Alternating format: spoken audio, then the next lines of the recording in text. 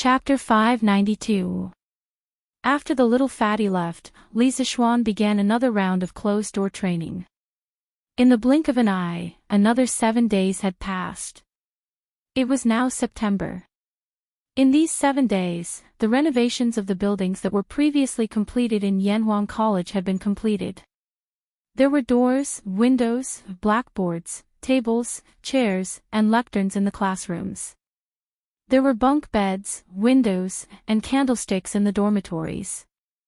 There were also small windows in the cafeteria that were similar to modern school cafeterias. There were also rows of neatly arranged tables and chairs. There were also rows of shower heads in the bathhouse. The current appearance of Yanhuang College was infinitely similar to that of a modern university. Other than the lack of electrical, multimedia, and other high-tech equipment, the gap between the two was getting smaller and smaller. From this point of view, Lisa Schwan had spent a lot of money to buy a feeling of modernity. If a modern person were to transmigrate and see Yanhuang College, they would definitely think that they had transmigrated back. It was a pity that Lisa Schwan had been busy compiling the teaching materials and did not see this scene at the first moment. Feiji. Send this book to the Prince of Wei's residence now. You must deliver it personally. Do not lose it on the way. In the Li residence, Lisa Schwan walked out of the west courtyard with a haggard expression. He handed a book to Pang Feiji and solemnly instructed him. Of the 4 teaching materials, the one that required the most effort was undoubtedly geography. Other than the names of various places that needed to be corrected, there were also many maps. It was very troublesome to draw. Even with Lisa Schwan's abnormal mental strength, he was still somewhat exhausted after so many days of work. If not for the fact that this college was the foundation for his family to establish themselves in the Tang dynasty, he would not have worked so hard even if he was given a mountain of gold and silver.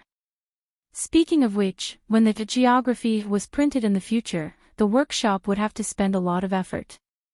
This was because the text could be directly printed with movable type. However, the maps and the like would have to be carved by a master carver before they could be printed. The cost of this would be much higher. Yes, Lord Ju. Seeing Lisa Schwan's serious expression, Pang Feiji knew that this book was very important.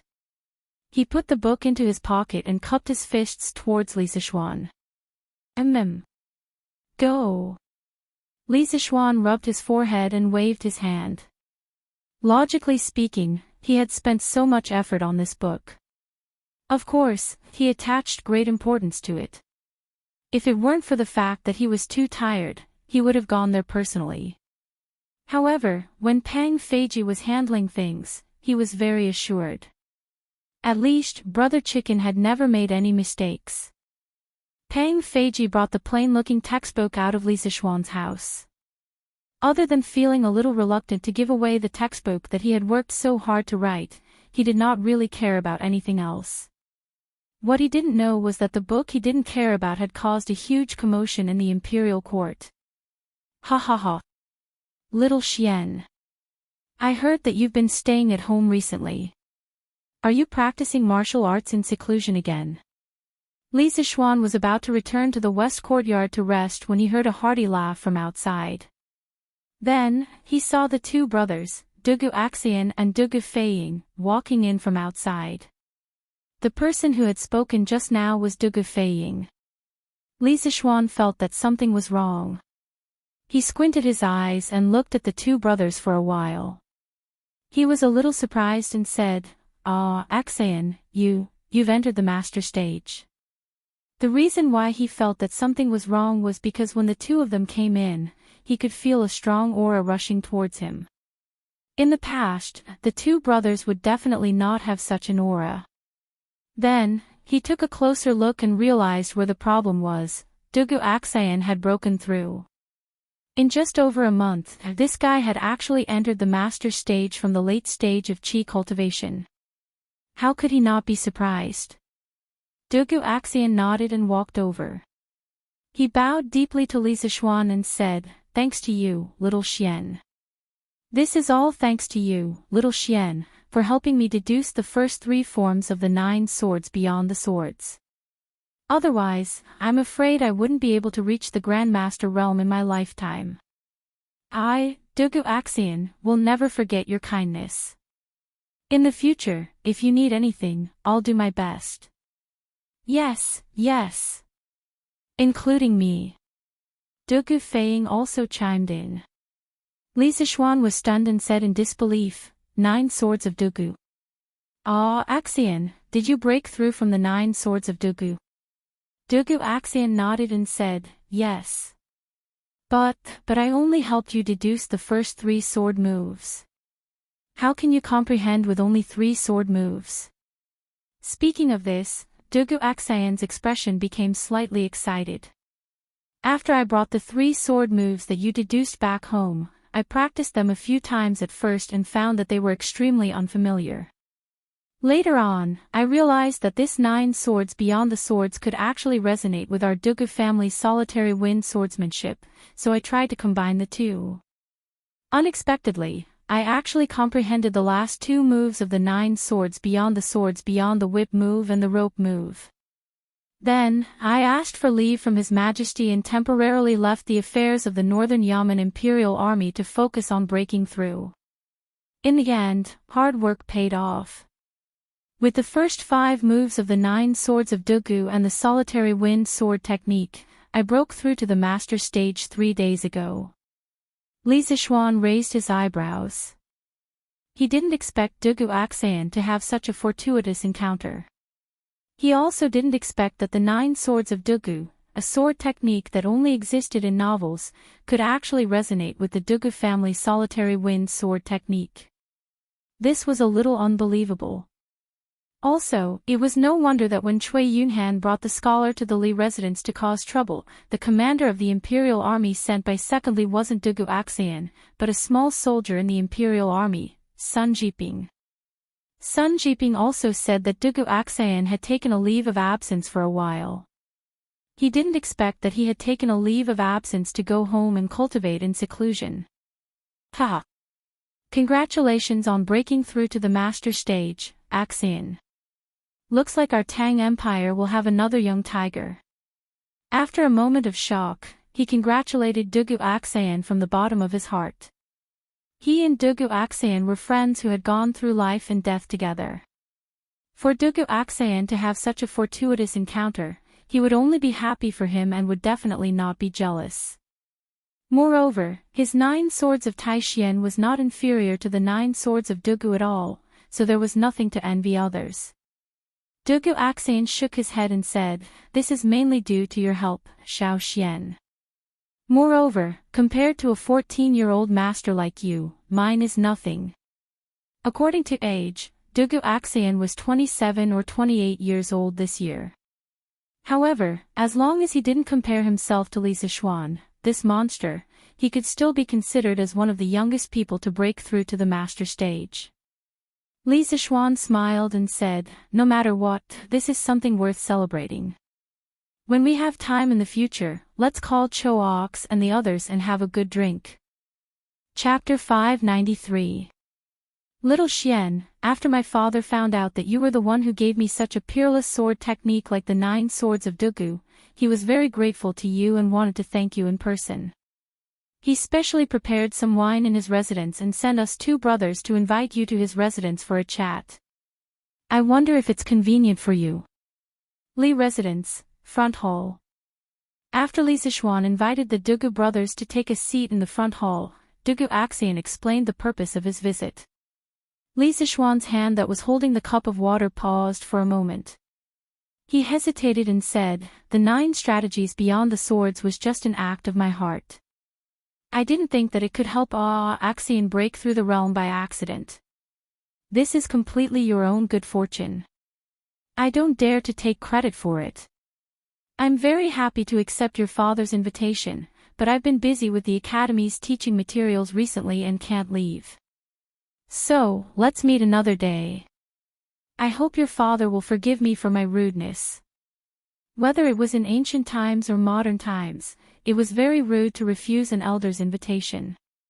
What's more, Li Zixuan was rejecting the head of a powerful family. If it wasn't for the fact that he really couldn't get away, he wouldn't have done this. Dugu Axayan came to a sudden realization. He glanced at Li Zishuan and said, "No wonder I heard that you've been cooped up in the manor recently, little Xian. So it's because of your Yanhuang College. It's okay, it's okay. Your academy matters more. My father definitely won't blame you." Dugu Axayan knew quite a bit about Yanhuang College. First of all, Li Zishuan had put a lot of effort into this college. Secondly, Li Zishuan also had high hopes for this college. Therefore, after hearing Li Zishuan's reason, he understood quite well. Li Zishuan smiled and said, "Thank you for your understanding. When I'm free in the future, I'll definitely pay your father a visit in person." Dugu Axayan nodded and got up to leave. Suddenly, he seemed to have thought of God. He stopped in his tracks and pulled out a small booklet with a blue cover. He handed it to Li Zishuan and said, "Li Zishuan. Xiao Xian, this is our Dugu clan's solitary wind sword technique. Take it." Li Zishuan was stunned. "Ha! Isn't this lonely wind sword technique your Dugu family's heirloom sword technique? Why are you giving it to me?" Dugu Axayan nodded. "The solitary wind swordsmanship is indeed our family swordsmanship. Logically speaking, it should not be passed to outsiders. However, you did not hesitate to pass the 9 swords beyond the swordsmanship to me. Without a doubt, the 9 swords beyond the swordsmanship is a better and more exquisite swordsmanship than the solitary wind swordsmanship. The solitary wind swordsmanship is almost equivalent to the introduction to the 9 swords beyond the swordsmanship. The solitary wind swordsmanship is almost equivalent to the introduction to the 9 swords beyond the swordsmanship. After obtaining the 9 swords beyond the swordsmanship, our Dugu family owes you a big favor. Therefore, my father has decided to give the solitary wind swordsmanship to you." When Li Zishuan heard this, his heart palpitated with eagerness, but he still refused. "No. This is too valuable. I can't accept it." Dugu Axayan did not take the sword manual back. Instead, he insisted, "You must accept this.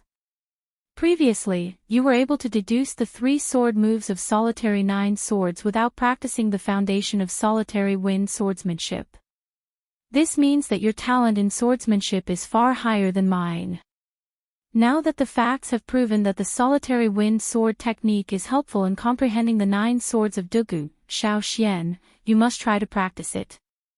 Who knows, you might be able to deduce all 9 sword moves of the 9 swords of Dugu." Seeing Li Zishuan's hesitation, Dugu Feiying chimed in, "That's right.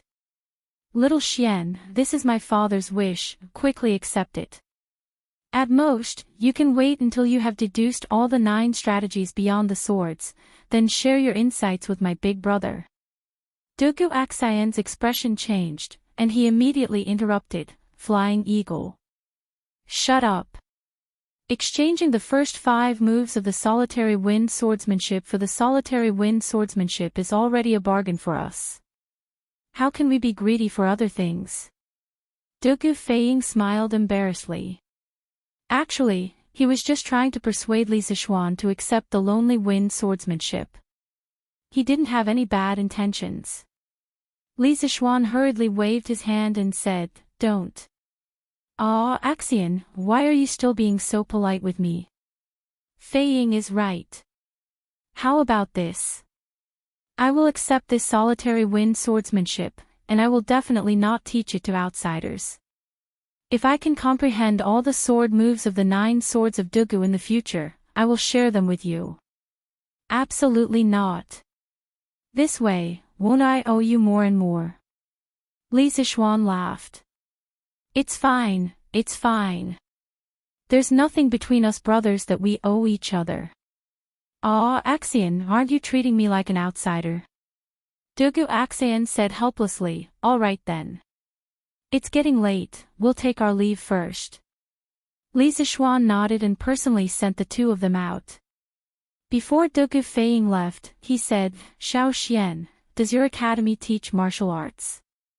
If it does, I'll enroll in it later." Teach martial arts. Well, it's not like it's impossible.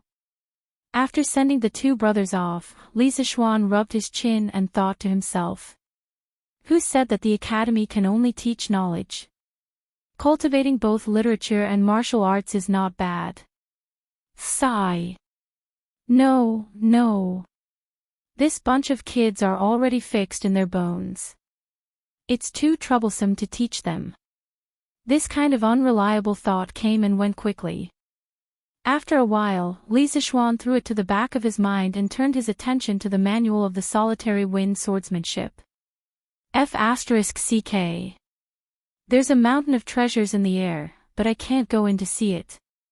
School was about to start soon, and he had to finish the last textbook, chemistry. He had no time to study swordsmanship. After stuffing the manual into the bookshelf, Li Zishuan bitterly became a porter again, a porter of knowledge. Gonlu Hall. Li Er put down his brush and leaned on the couch. After a while, he suddenly asked, what has Li Zishuan been doing recently? Why haven't I heard anything about him? Ever since Li Zishuan returned at the beginning of the year, he had been stirring up trouble in Chang'an City. Recently, he had suddenly been quiet for so long that Li Er was not used to it. That was why he asked this question. Zhao Song stepped forward and said, Your Majesty, Li Xiannan has been in his residence recently. He should be busy with Yanhuang College. However, 7 days ago, Li Xiannan personally went to Yunshan and brought His Highness Prince Wei back to Chang'an from the mountain. After hearing this, Li Er was puzzled and asked, Qingke. How could he bear to come back from there? What is he doing now? Zhao Song replied, I don't know. Ever since His Highness Prince Wei returned, he has been in his residence. I don't know what His Highness is busy with. However, there have been many scholars coming in and out of the Prince Wei's residence recently. Li Er said curiously, Hey. All of them are not coming out. Zhao Song, let Qingke enter the palace to see me later. After returning to Chang'an for so long, I haven't seen this child enter the palace to greet his mother.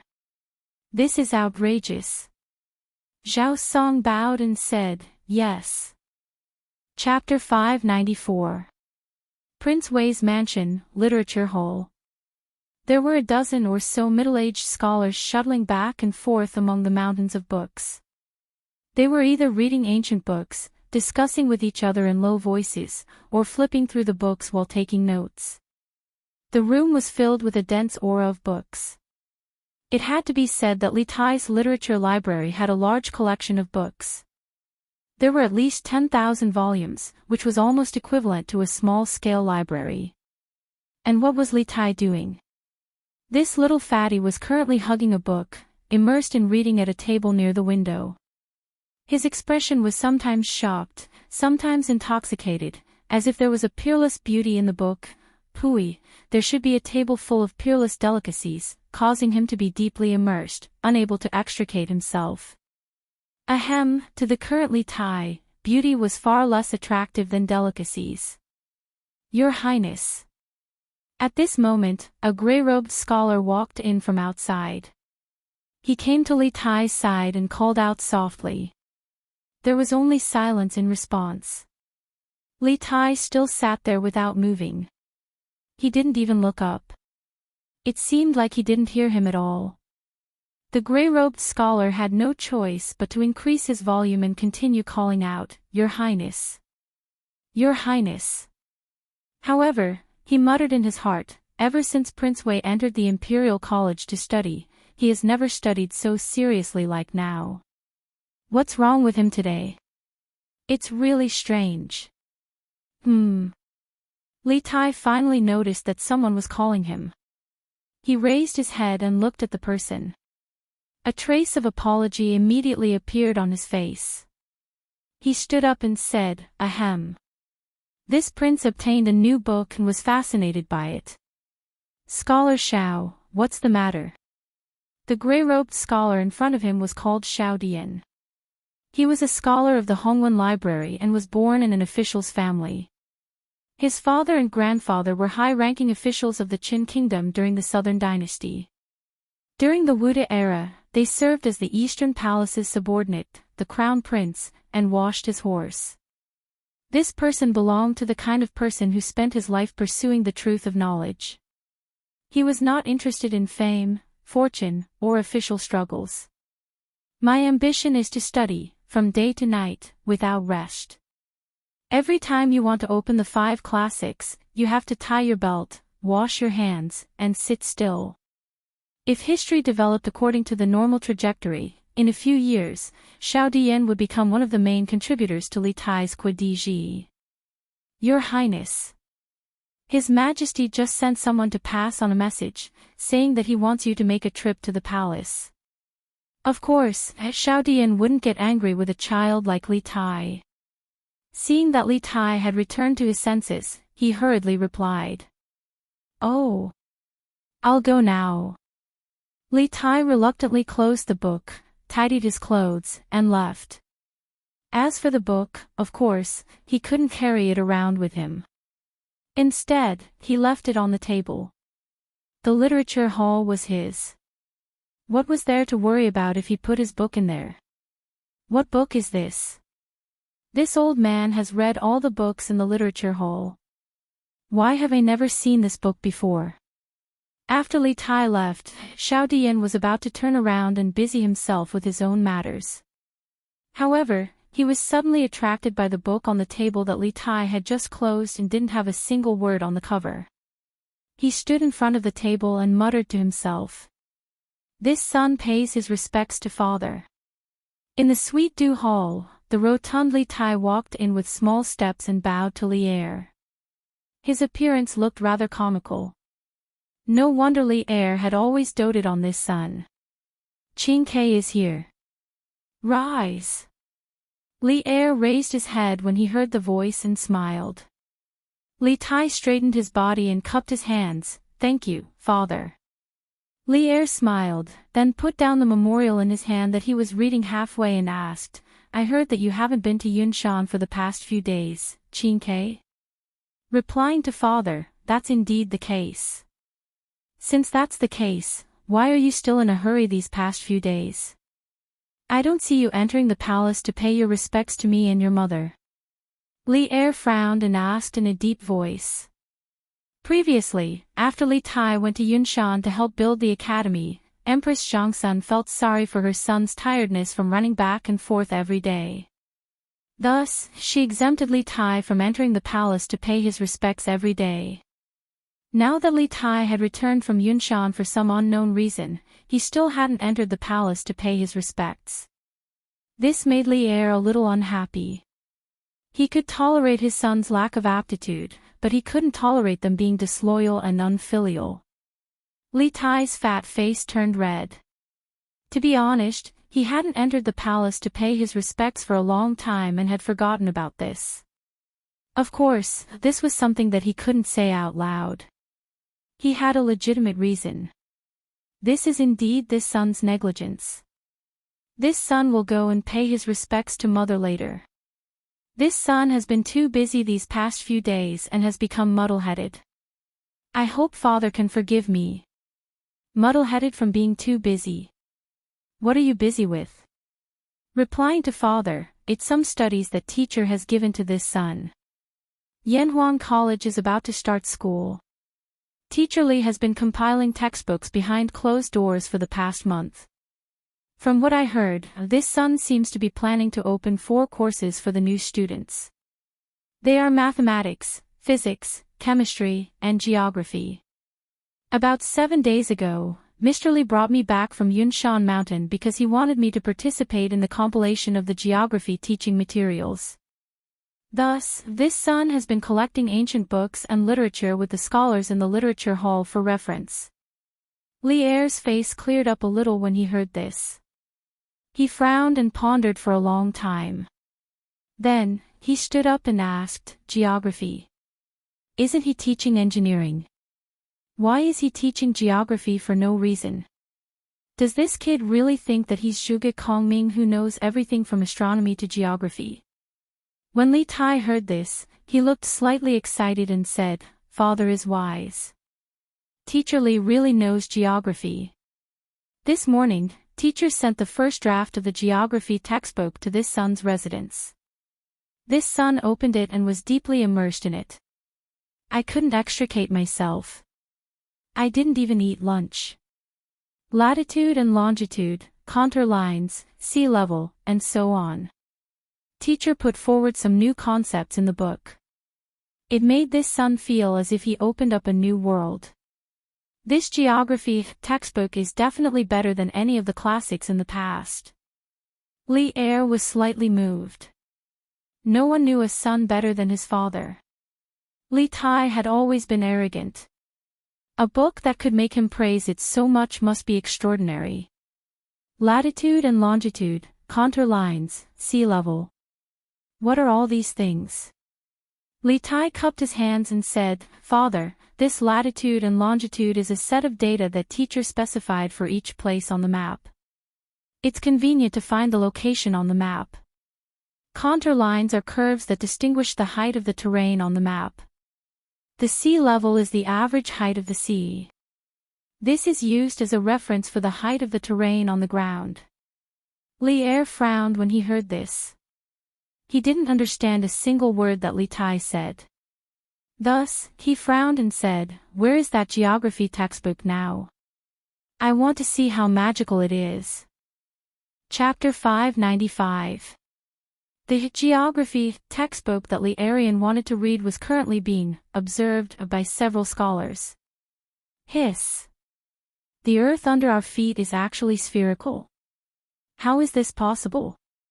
Lee Tai already knew that the earth was spherical, so he wasn't surprised at all when he saw these things. At first, Xiao Dian didn't suppress his curiosity and quietly opened the book that Lee Tai left behind. When he saw the first page, he couldn't help but exclaim. This inexplicable exclamation also attracted the attention of the two scholars beside him. However, Xiao Dian couldn't care about this at this moment. He had already put all his attention into the book. He wanted to find out the truth. The first chapter of the geography textbook compiled by Li Zixuan talked about the Earth and maps. After saying that the Earth was spherical, Li Zixuan gave some evidence that could be given under the conditions of this era to prove that the Earth was spherical. After Xiao Dian finished reading, he felt as if he had been struck by lightning. His head was buzzing. He originally wanted to refute the point of view in this book, but after reading this small chapter, he could no longer refute it. However, he found it hard to accept that the Earth was spherical for a moment. Oh my God! The Earth under our feet is so big. The Tang Empire only occupies such a small area. There are so many countries in the north, west, and south of the Tang Empire. 70% of the Earth's surface is ocean and 30% is land. How is this possible? The meridian from the south to the north that passes through the Taiji Palace is called the prime meridian or the 0-degree meridian. From the 0-degree meridian to the east and west, it increases to 180 degrees. From the equator, 0-degree latitude, to the north and south poles, it increases to 90 degrees. It divides the Earth, and each part corresponds to a latitude and longitude. Hiss. Who wrote this book? Who proposed the longitude and latitude? It's too bold. He wants to use the Tang Empire as a reference to divide the world. This idea. This boldness. It's simply amazing. At first, only 2 people were attracted, but when they saw the wonderful parts of the book, the 3 people exclaimed again and again. Finally, all the scholars in the room were attracted. Gradually, as time went by, the people in the room were all shocked by the spirit of pointing at the sky and drawing the Earth. No one had ever told them that the Earth was round, no one had ever told them how big the Earth was, and no one had ever told them how big the Earth was, or how many oceans and lands there were, and no one had ever divided the Earth by latitude and longitude. Just by reading the first chapter of the book, these grand scholars felt that their worldview had been completely overturned, and they were still in a state of confusion.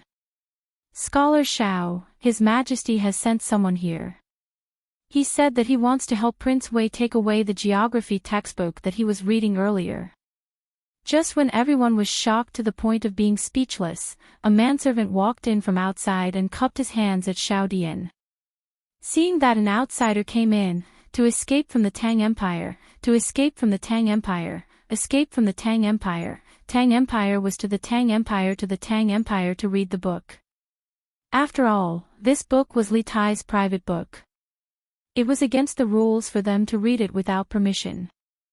Xiao Dian's face turned red. He stood up and looked at the servant and asked, "Geography teaching material? What geography teaching material? Did His Highness say it clearly?" Although the servant felt that the atmosphere in the room was strange, he did not dare to raise any questions. He directly answered, "His Highness said that it was the book that he read earlier." Xiao Dian suddenly understood. He picked up the book on the table and looked at it. He reluctantly handed it over and said, "Then it's this book. Take it and give it to the person sent by His Majesty." "Yes." The servant took it solemnly and then left. Everyone in the room looked at each other. Xiao Dian sighed and said, "So this book is called Geography. It's really a peerless book." Another scholar also sighed and said, "Yes. Let's not talk about whether the things in this book are correct or not. The person who can come up with these ideas is definitely a peerless genius. Just this courage and boldness is something that this old man can't compare to." Xiao Dian nodded in agreement and said, "Brother Xie's words are reasonable. I just don't know who wrote this book. How did it appear in the literature hall out of thin air?" This brother Xia was Xia Yan. He was also a scholar in Li Tai's literature hall. He was also one of the people who would revise and write Ji in the future. Xia Yan replied, "This book seems to have been sent to His Highness Prince of Wei by someone in the morning. After His Highness Prince of Wei received the book, he has been reading it. He didn't even eat lunch." Xiao Dian frowned and said, "His Highness said that this book is a geography teaching material. What kind of literature hall would use this kind of teaching material? I have never heard of this before." Xia Yan thought for a while and suddenly shouted in shock, "Yanhuang College. Only a strange existence like Yanhuang College would use such a strange teaching material. Also, His Highness asked us to search for the past few days. It's very likely that it has something to do with this geography teaching material." When Xiao Dian heard this, he agreed and said, "Brother Xie's analysis is right. If that's the case, then the person who wrote this book can only be, pointing to the sky and drawing the earth, dividing the world. This kid is really bold. Not bad, not bad." In the Sweet Dew Hall, Li Er received the geography book from Prince of Wei's residence. After reading it for half an hour, he clapped his hands and laughed. The reason why he said it was not bad was mainly because Li Zixuan defined the zero meridian as the meridian that passed through Taiji Palace. This made Li Er, who valued the holy name, very proud and satisfied. As for the theory that the earth was spherical, Li Tai had introduced it to him before. Now that he saw it written in the book, he wasn't too surprised. "Is this a world map? Why does my Tang Empire only occupy such a small area? And why are there so many gaps in my Tang Empire's territory?" Casually flipping through the teaching material, a large map instantly attracted Li Er's attention. After looking at it carefully for a while, Li Er raised his head and frowned. Li Tai coughed and explained, "Father, although the Tang Empire has a vast territory, it's really only so big on Earth. As for why there are gaps, it's because Mr. Li doesn't know much about our Tang Empire's mountains, rivers, provinces, and counties, so he handed the task of perfecting this book to me. After receiving the book today, I'm planning to start perfecting it." Li Er nodded and stared at the map for a long time. Then, he raised his head and an indescribable expression flashed in his eyes. He said to Li Tai, "Good. Then, Qing Ke, you can go back. You must pay attention to the perfection of this book. Chapter 596. Scholar Xiao, Scholar Xie, you guys haven't left yet. Li Tai hugged the geography book. When he came back from the palace, he saw that no one was missing in the literature hall. He couldn't help but be surprised. When Li Er called him to the palace, it was already very late. At this time, the sky would probably turn dark in a while, so Li Tai was surprised. Xiao Dian went forward and chuckled, "We were all waiting for your highness to come back. May I ask your highness, why is his majesty looking for you?" Under normal circumstances, Xiao Dian definitely wouldn't ask such an unruly question. But today, he was already stunned by the views in the geography book. Moreover, Li Er specially sent people to retrieve the geography book. This meant that Li Er looking for Li Tai today definitely had something to do with geography. He really wanted to know what Li Er thought of this book. Li Tai was startled. Although he felt that Xiao Dian's question was very impolite, he still answered, It's nothing big. This prince had already planned to do this long ago. It doesn't matter if Father Emperor sends a mission or not. Oh. Damn. Speaking until here, Li Tai seemed to have suddenly thought of something. He slapped his head and said with regret, "AI. After getting the book in the morning, I was too engrossed in it and actually forgot to tell everyone about proper business. AI. It shouldn't be. What proper business?" Xiao Dian, Xia Yan, and the others asked in unison. Li Tai took out the book from his chest and said, "This book is called Geography. It's Yanhuang College's teaching material. This morning, Mr. Li asked someone to send it to this prince. This teaching material was compiled by him, but there are some missing contents and needs to be supplemented. This is the reason why this prince gathered everyone to help collect the mountain and river records. AI. This prince has accidentally wasted another day." Xiao Dian's eyes lit up, and he said somewhat excitedly, "Does your highness mean that you want us to help perfect this geography book?" Xiao Dian had already guessed who the author of this book was, so he was not surprised at all. But now, he was suddenly interested in the task that Li Tai was going to assign to them. To Xiao Dian, who had been pursuing knowledge and truth all his life, it was simply too blissful to have the opportunity to participate in the compilation of such a peerless book. Li Tai nodded and replied, Scholar Xiao is right. That is exactly what I meant. Next, I will have to trouble you all. My imperial father is also very concerned about this matter. Therefore, from tomorrow onwards, everyone will start to improve the contents of this book. We must hand over a complete textbook of geography within 7 days. When the time comes, I will reward you handsomely." When the scholars heard this, some frowned, and some rejoiced. Xiao Dian thought for a while and asked, "Your Highness, isn't 7 days a little short?" Li Tai spread his hands helplessly and said, "That can't be helped. Yanhuang College will start school in half a month, so we must complete it as soon as possible. This prince will work hard with everyone in these few days. What's more, Mr. Li only spent 7 days to complete 90% of the book's contents. With so many of us, can't we complete the remaining 10% of the book in 7 days? Ah. Only 7 days. This? When Xiao Dian heard this, he couldn't help but be flabbergasted. He never would have thought that the book that overturned his worldview was actually written by a single person in just 7 days. This directly made him doubt his life. The rest of the scholars were not much better. Their eyes were even bigger than Qing Yaojin's eyes.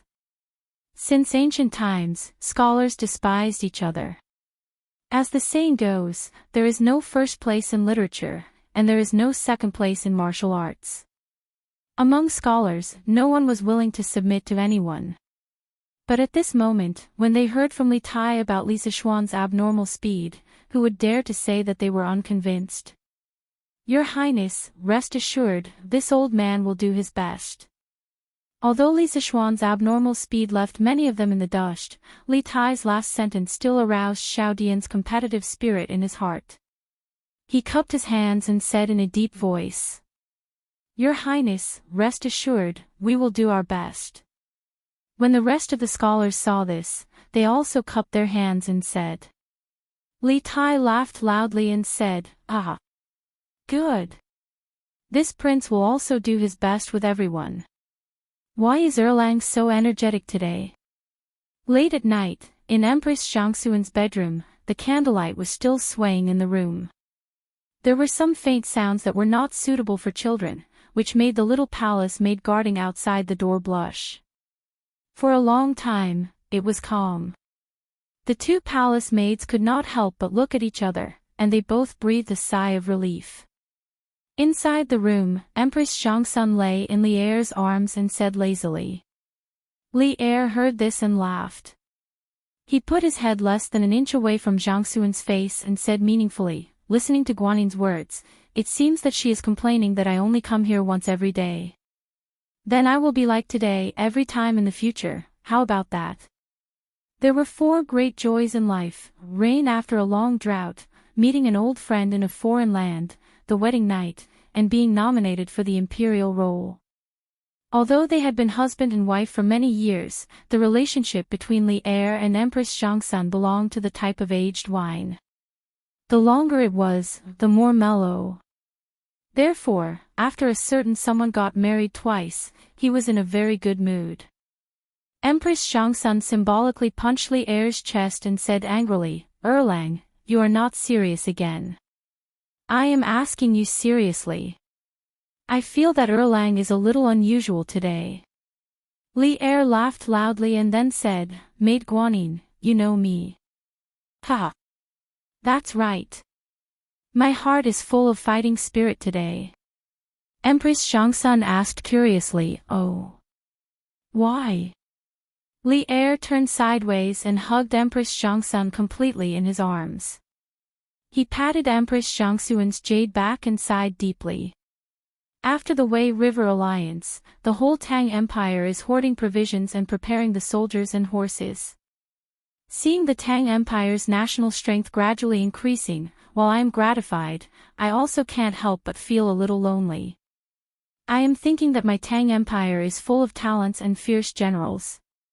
According to this trend, in less than 2 years, the Turks will be destroyed. At that time, who can be my opponent? Ha! I didn't expect that child Qin Ke to give me something today that actually untied the knot in my heart. Maid Guanin, guess what it is?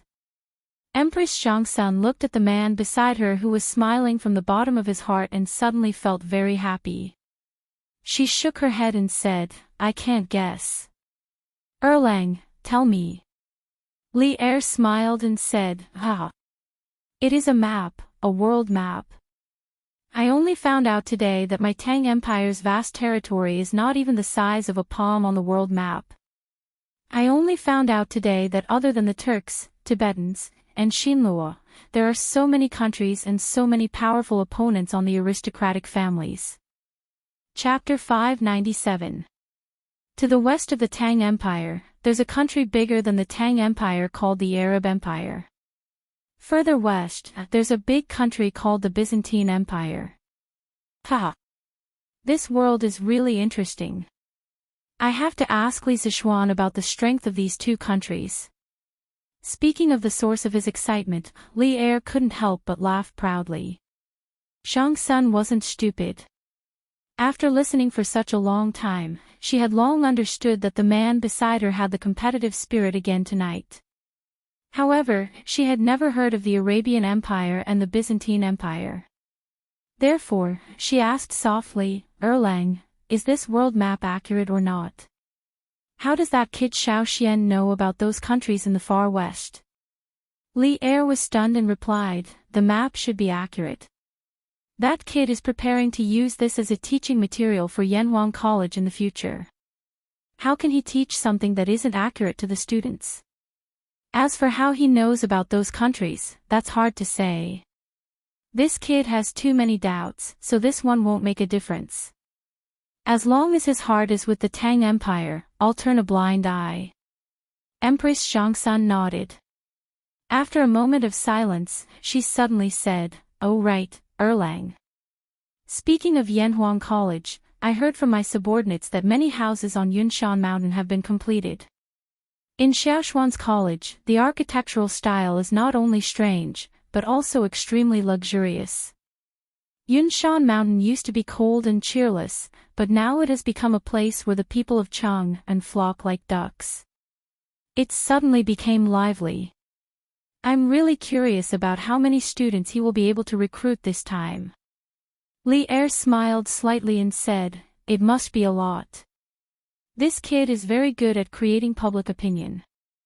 With the overwhelming publicity of Datong Daily, there's no place in the 358 provinces of the Tang Empire that doesn't know about the engineering school and Yanhuang College.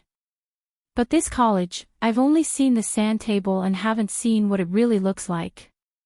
When I'm free in the future, I'll accompany Maid Guanyin to take a look." Empress Xiangsun smiled sweetly and said, Okay. Li Er used his chin to press against Empress Xiangsun's forehead, slowly saying, "Just geography, this brat gave Jin such a big surprise. I heard from Qingke that this batch of students from Yanhuang College will be learning 4 courses. We are now looking forward to what surprises the other 3 courses will bring to us and the Great Tang. Dad, why do you have to wake me up early in the morning every day?" The next morning. Duke Lu's mansion. Qing Chumo rubbed his sleepy eyes and complained to Qing Yaojin. "Good morning. Early my ass. Don't you see that your schoolmates are already on their way to Yunshan? You're the only lazy one who's late every day." Qing Yaojin slapped the table and reprimanded in a bad mood. Qing Chumo pursed his lips and said nonchalantly, "Isn't it the same whether we go sooner or later? Xiao Xian and I are good brothers. Xiao Xian won't blame me if I go late. This is really a dead pig that isn't afraid of boiling water, thick-skinned, stinking shameless." Qing Yaojin was so angry that he glared. He picked up the stick next to him and waved it over. "You stinking brat. You don't know how to make progress and you still have a reason. You don't let Lousy study hard and always score last in the exams. You don't let Lousy practice martial arts well. You're already so old and you're still a dabbler in the body tempering stage. How did Lousy give birth to such a disappointing son?" Qing Chumo fled in all directions while shouting, Hey, hey. Dad, stop it. Why are you acting crazy so early in the morning? So what if my grades are last? I'm not in the last 5, and I've never been on the roll of shame. So what if I'm in the body tempering stage? A lot of people haven't even succeeded in drawing qi. To be honest, Qing Chumo felt wronged. He knew what he was capable of and he also knew that he wasn't outstanding. However, he originally thought that his father would also know. He hadn't been outstanding for so long, so why did his father suddenly explode today? Could it be that he was provoked by something? Humph. You little bastard, you're really shameless. See if Lousy doesn't beat you to death today. When Qing Yaojin heard his son's shameful words, he, who was already angry, completely exploded. He dodged and easily caught Qing Chumo, who was still trying to escape. Then, he raised the stick and greeted Qing Chumo's butt. Ouch! Mother! Save me! Qing Chumo's stick hit hard. Qing Chumo immediately cried out in pain. Ah, no, it should be crying for his mother. Stop! Sure enough, Madame Qing didn't let her son down. She came out after being called for a long time. She angrily walked over and snatched the stick from Qing Yaojin's hand. Then, she scolded, You old thing, why are you acting crazy so early in the morning? It's fine if you're crazy, but why are you venting your anger on ugly cow? Qing Yaojin snorted. I'm educating this ignorant thing. Madam Qing didn't let it go. What do you mean ignorant? Did you only know what kind of character your son has today? If you're angry, go to the backyard and move stones. Don't vent your anger on your son. Did you only know what kind of character your son has today? Qing Chumo was so touched that he almost cried. For the first time, he felt that the feeling of being looked down on was so good. Qing Yaojin was hit where it hurt, and he angrily said, "Humph. A loving mother is a loser. Let's not compare Xiaoxian. Look at that kid from the Dugu family. He became a master before he was 30. What about this kid? He only knows how to be lazy and idle all day long." Qing Chumo was stunned. He finally understood why his father went crazy this morning. It was because he saw someone else's outstanding child and was provoked. He chuckled and said, "Ah. Dad, so that's why you're angry. That kid, Dugu Axian, only became a master by luck with Xiaoshuan's help.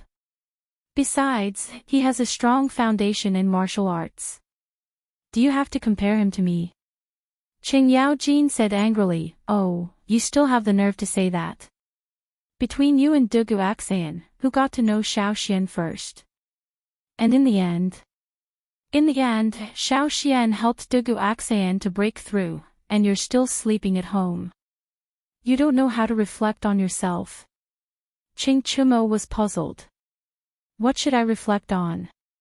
Reflect on why Xiaoxian helped Dugu Axian to break through and not you. How would I know why?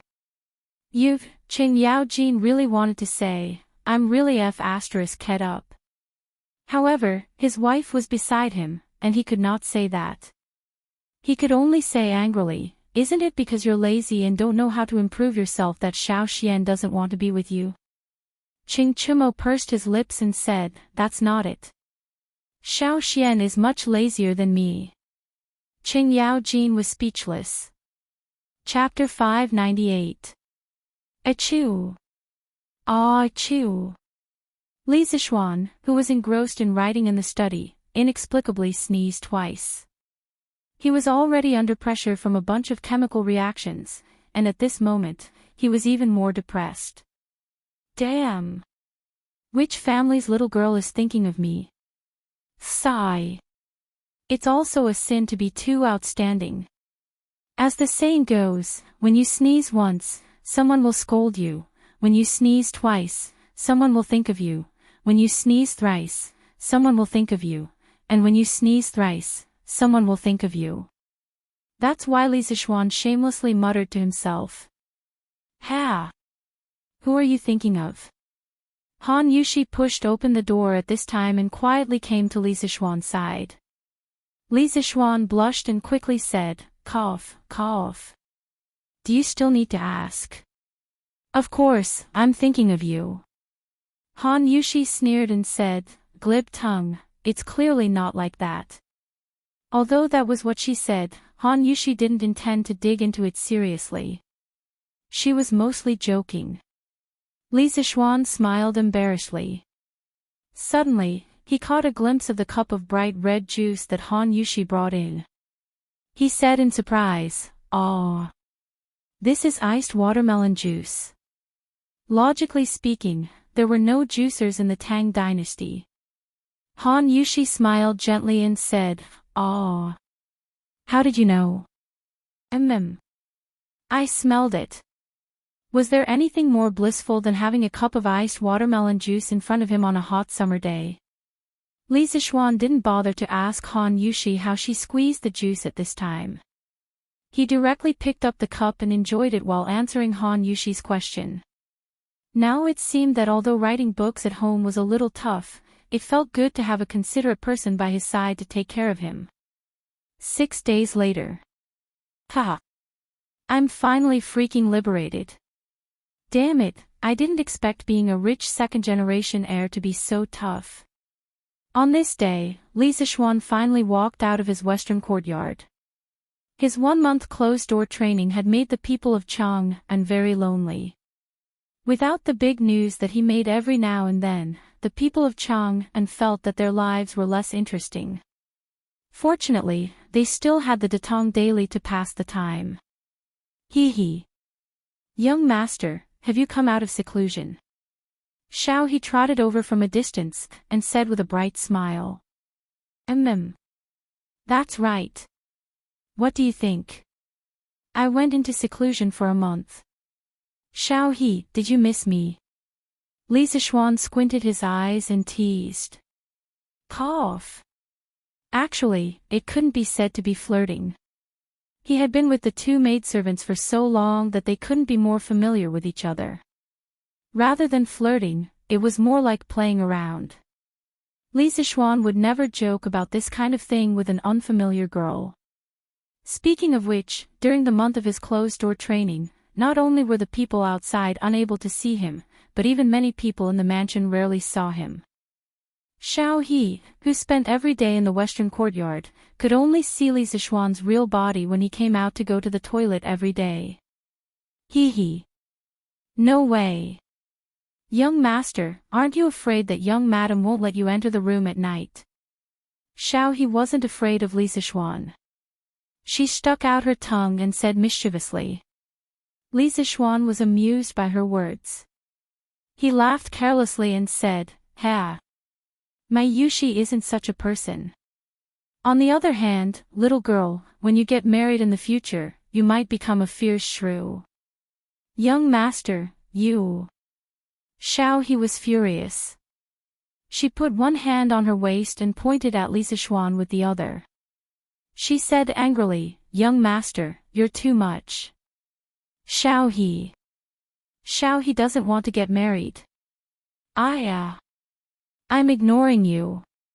If the person in front of her wasn't Li Zixuan, with Xiao He's unruly temperament, she would have already verbally abused him or punched him.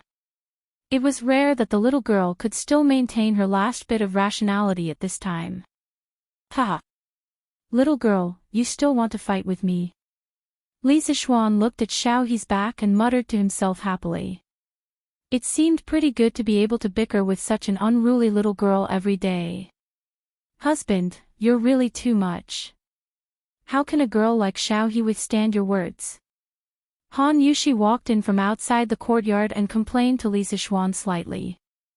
Li Zixuan laughed and said, Ha! It's fine. This little girl forgets everything after a meal and a nap. Han Yushi was speechless. She looked at Xiao He's back and then turned to Li Zixuan and said, By the way, Mother just said that the villagers of the Han family manor and Plum Village have begun to urge us to collect rent. It just so happens that you've finished your work, husband, so I won't participate. Li Zixuan was stunned.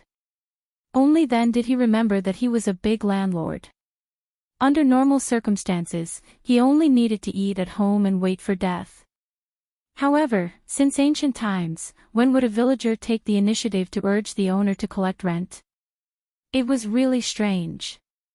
Shaking his head and throwing away the messy thoughts in his mind, Li Zixuan replied, That's fine. I'll go on a trip. But wife, how's the harvest on the farm this year? With his current wealth, of course, he didn't care about the rent.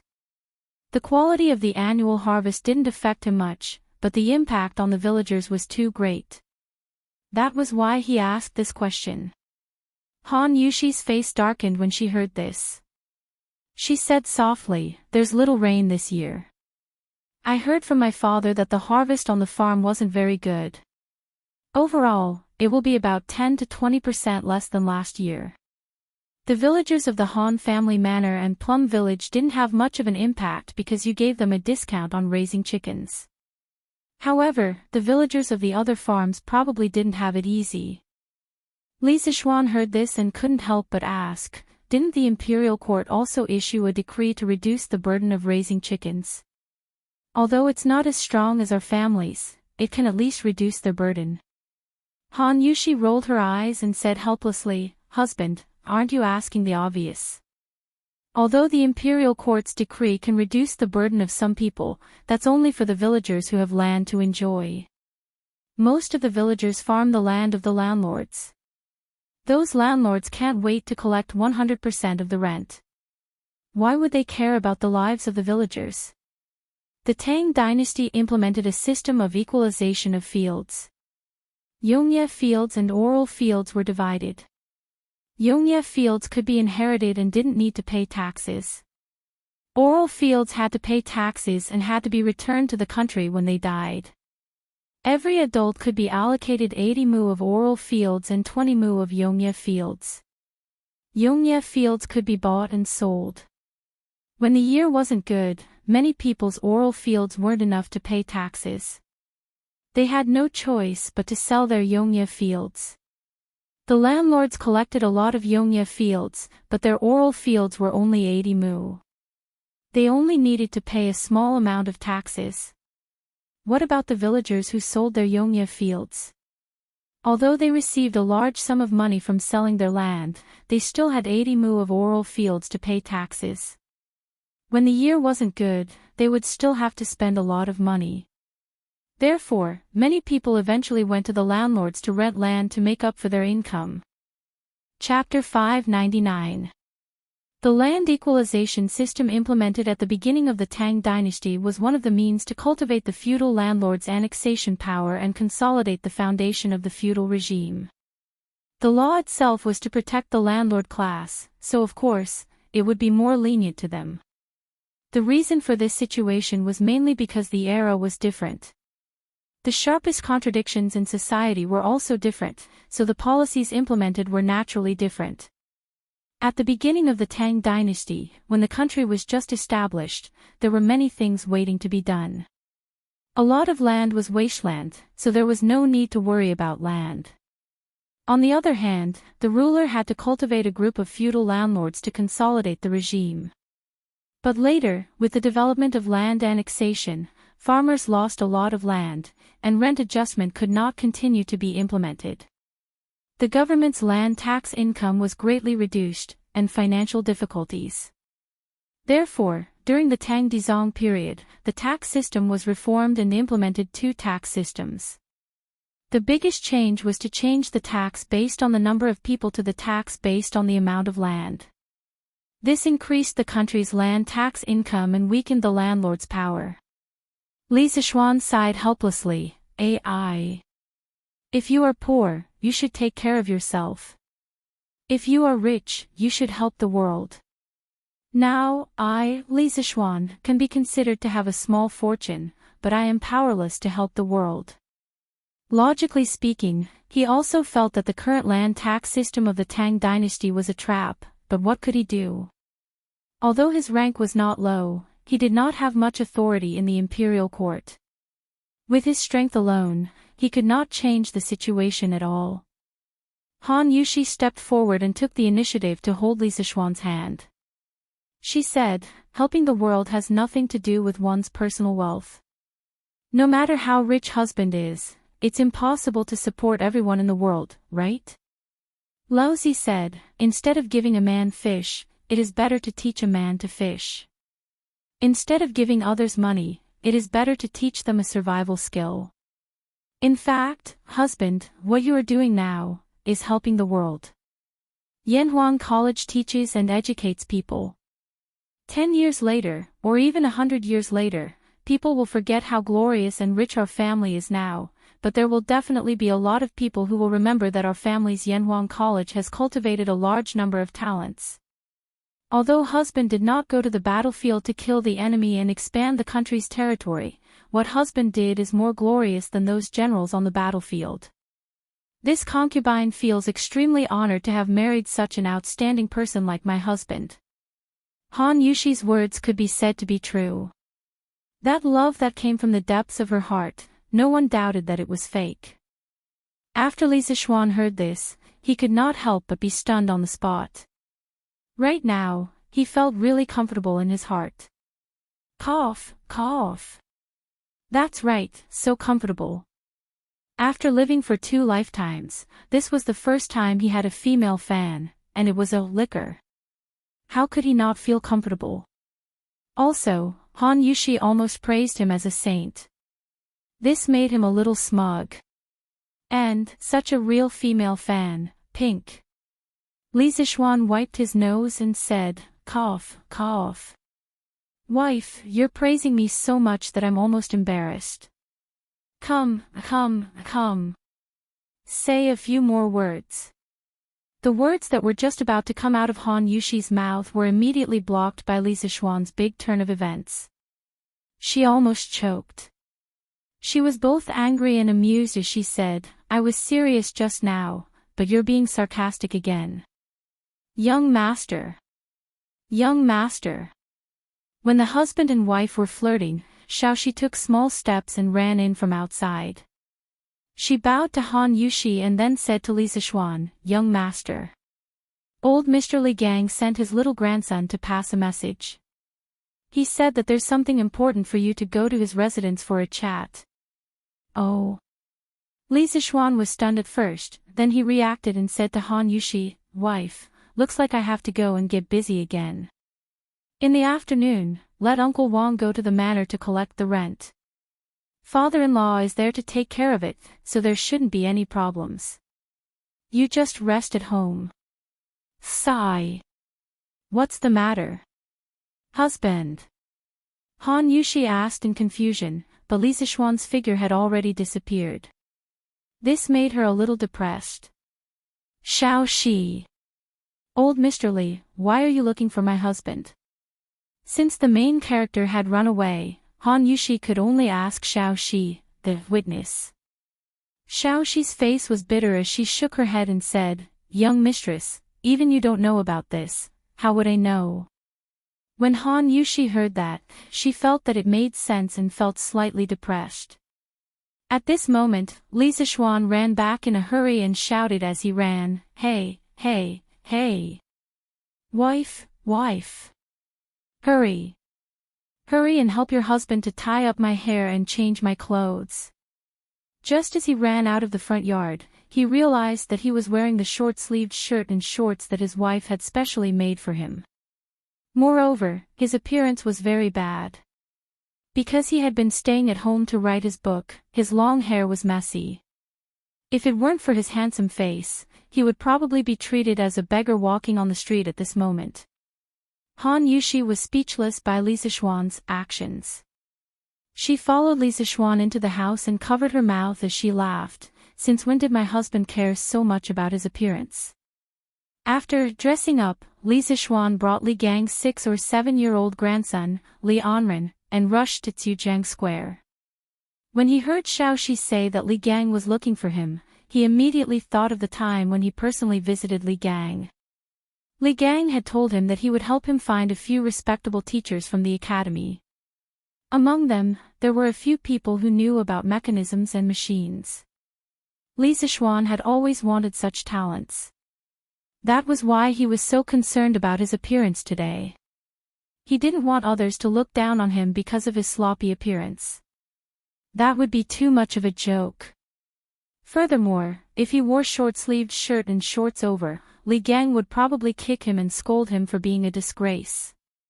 "Anren, how can your grandfather be at ease and come over alone?" Li Zixuan had his own way of coaxing children. After stuffing a few pieces of the Li family's exclusive delicacies, Li Anren instantly started calling out, "Brother Xian, Brother Xian." The speed of his betrayal was within Li Zixuan's expectations. An old grandpa and 2 big brothers came over. Grandfather couldn't leave, so he asked Anren to come over. Li Anren licked the syrup at the corner of his mouth and said in a childish voice. When Li Zixuan heard this, he couldn't help but feel happy. Haha. Good. Looks like Li Gang really found a teacher for me. A teacher from Yanhuang College is here. When he thought of this, Li Zixuan patted Li Anren's head and smiled. "Anren, let's go. Let's go see your grandfather." When he thought of the mysterious teacher that Li Gang mentioned who was proficient in machines, Li Zixuan couldn't help but feel unusually excited. Chapter 600.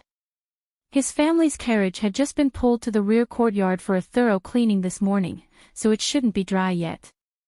Li Gang didn't seem to be in a hurry either. From the looks of it, he should be freeloading at Li Zixuan's house for lunch. Therefore, Li Zixuan brought Li Anren with him and rushed to Crooked River Square on foot. For nearly a month, they had not strolled outside like now. Li Zixuan looked at the people coming and going around. He felt that Chang'an City seemed to be more lively than before, but this was only a guess in his heart. He was not sure. Hey! Little brother, please wait. At this moment, a young man carrying a bookcase, who looked like a scholar going to the capital to take the exam, walked over quickly and greeted Li Zixuan. Li Zixuan looked around. After making sure that the scholar was asking him, he asked curiously, "Your Excellency, what's the matter?" The scholar smiled shyly, then cupped his hands and said, "I heard that Yanhuang College is spreading the knowledge of making mortals soar in the sky, and on the 18th of this month, they are recruiting students. Therefore, I came all the way from Bingzhou to see this grand event. I am ashamed to say that I have just arrived in Chang'an and am not familiar with the place. I have passed by several inns, but there are no vacant rooms. I don't know if there are any other inns where I can stay. I hope this little brother can give me some guidance." Li Zixuan was stunned.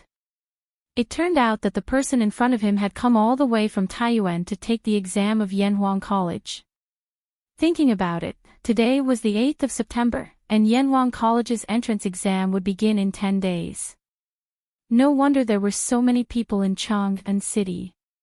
Most of them should be candidates from other places. Thinking of this, Li Zixuan could not help but smile and said, "So you are here for Yanhuang College. Sorry for the disrespect. Brother, if you want to stay in a hotel, I recommend you to go to Chongren Square. There are all kinds of inns there, and I am sure there will be vacant rooms for you." Chongren Square in the northwest of the East Market of Chang'an was a place where inns gathered. To the west of this square was the Imperial City, where the government was located. It was very convenient to go there for the examination. To the southeast was the East Market, where it was convenient to go shopping. To the south was the Peace Square, where it was convenient to talk to the prostitutes. Because of these advantages, this square became the residence of scholars from other places who came to Chang'an for the selection of officials and the imperial examination. The service industry such as restaurants that were attached to it were also very prosperous. It was noisy day and night and the lights were endless. It was just like the nightlife center of Chang'an. Of course, the cost of living in a bustling place was naturally incomparable to other places. Li Zixuan also saw that the young scholar in front of him was dressed exquisitely and had a good temperament. He reckoned that his family background was not bad, so he recommended him to Chongren Lane. Now that so many examinees had gathered in Chang'an, those cheap inns were almost full.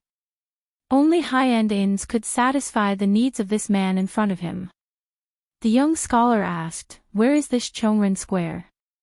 Little brother, please enlighten me." Li Zixuan felt his teeth ache. He thought that this scholar's speech was a little troublesome. He pointed to the north and said, "Brother, follow this road to the north. After passing through 4 residential squares, you will see Chongren Lane." The scholar's face lit up. He hurriedly cupped his hands and thanked, "Little brother, thank you for your advice. I am Di Zixuan. If fate allows us to meet again in the future, I will definitely invite you to drink and chat." Di Zixuan. Li Zixuan's heart skipped a beat.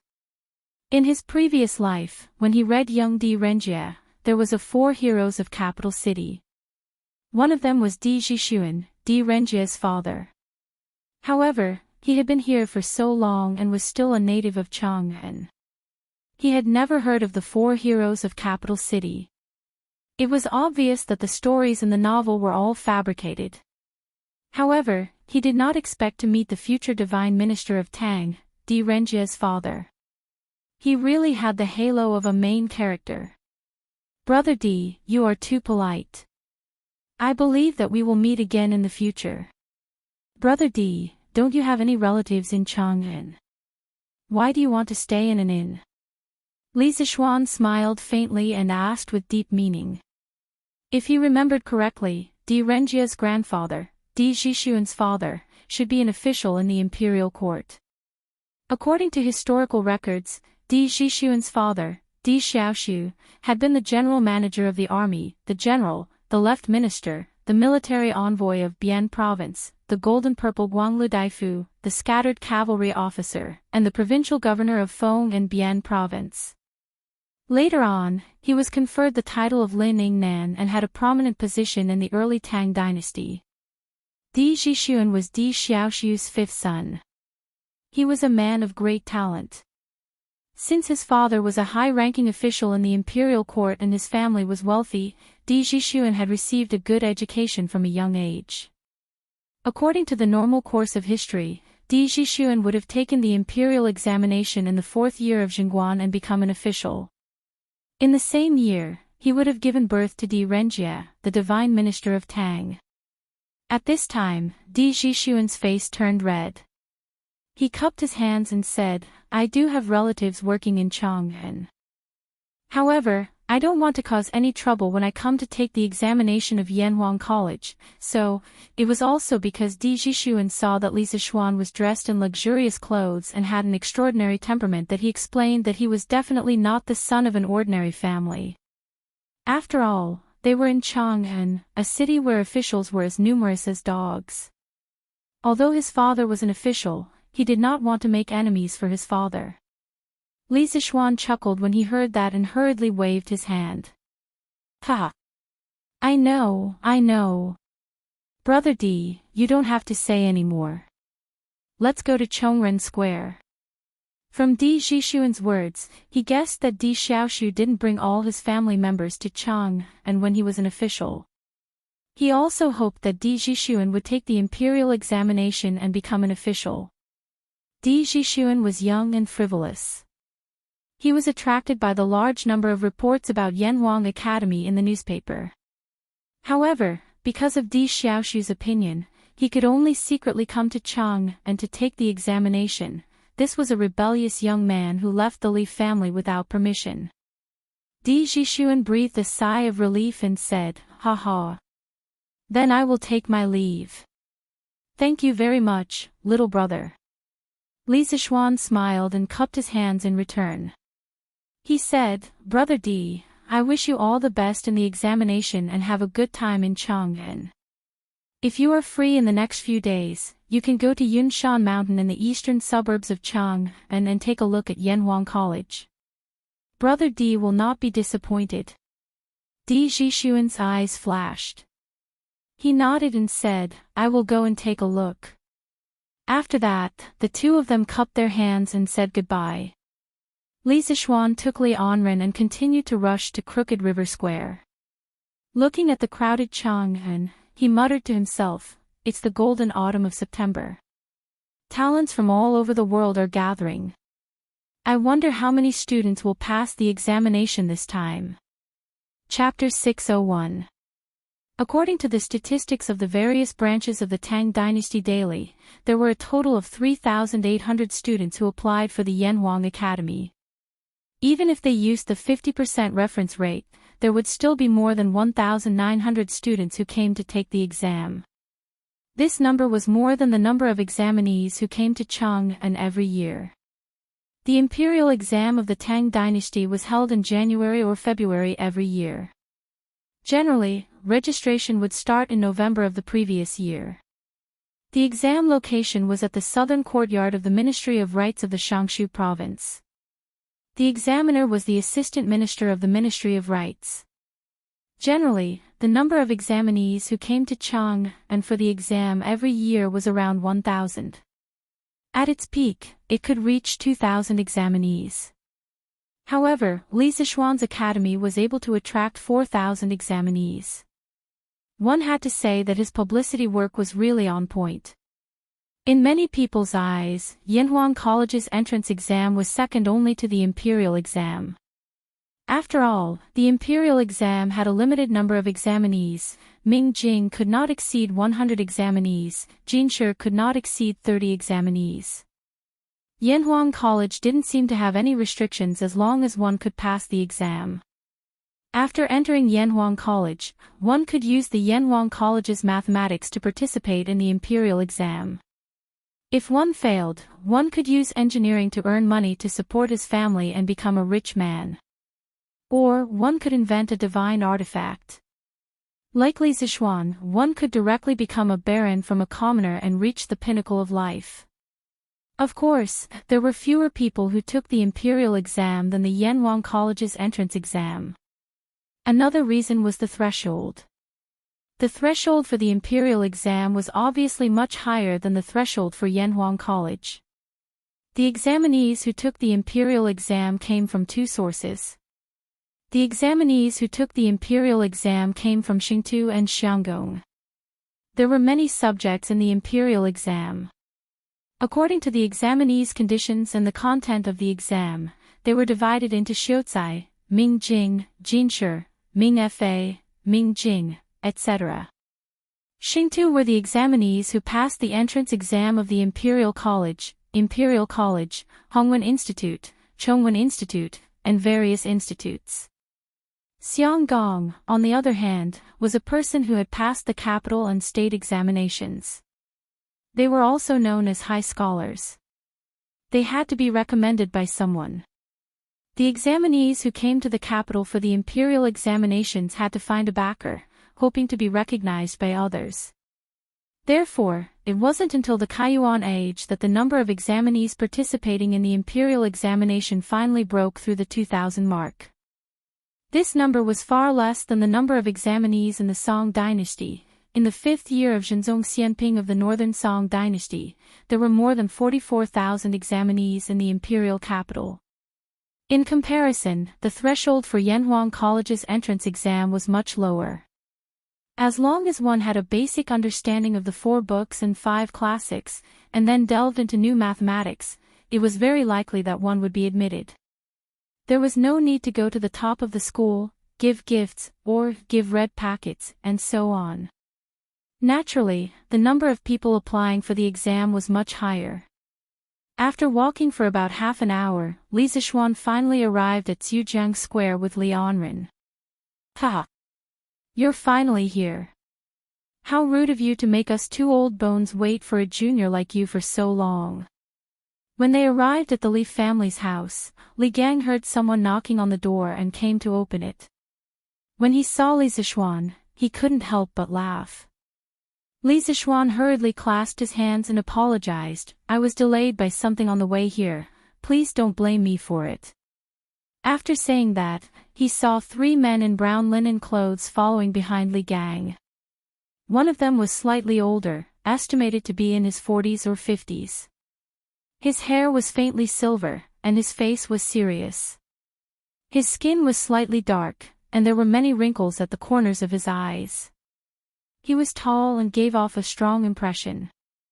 However, why did this person look like a laborer and not a teacher? Why did Li Gang invite him over? Could it be that he guessed wrong? The other 2 people were slightly younger, but they were a little thin, and belonged to the kind of people who were only skin and bones.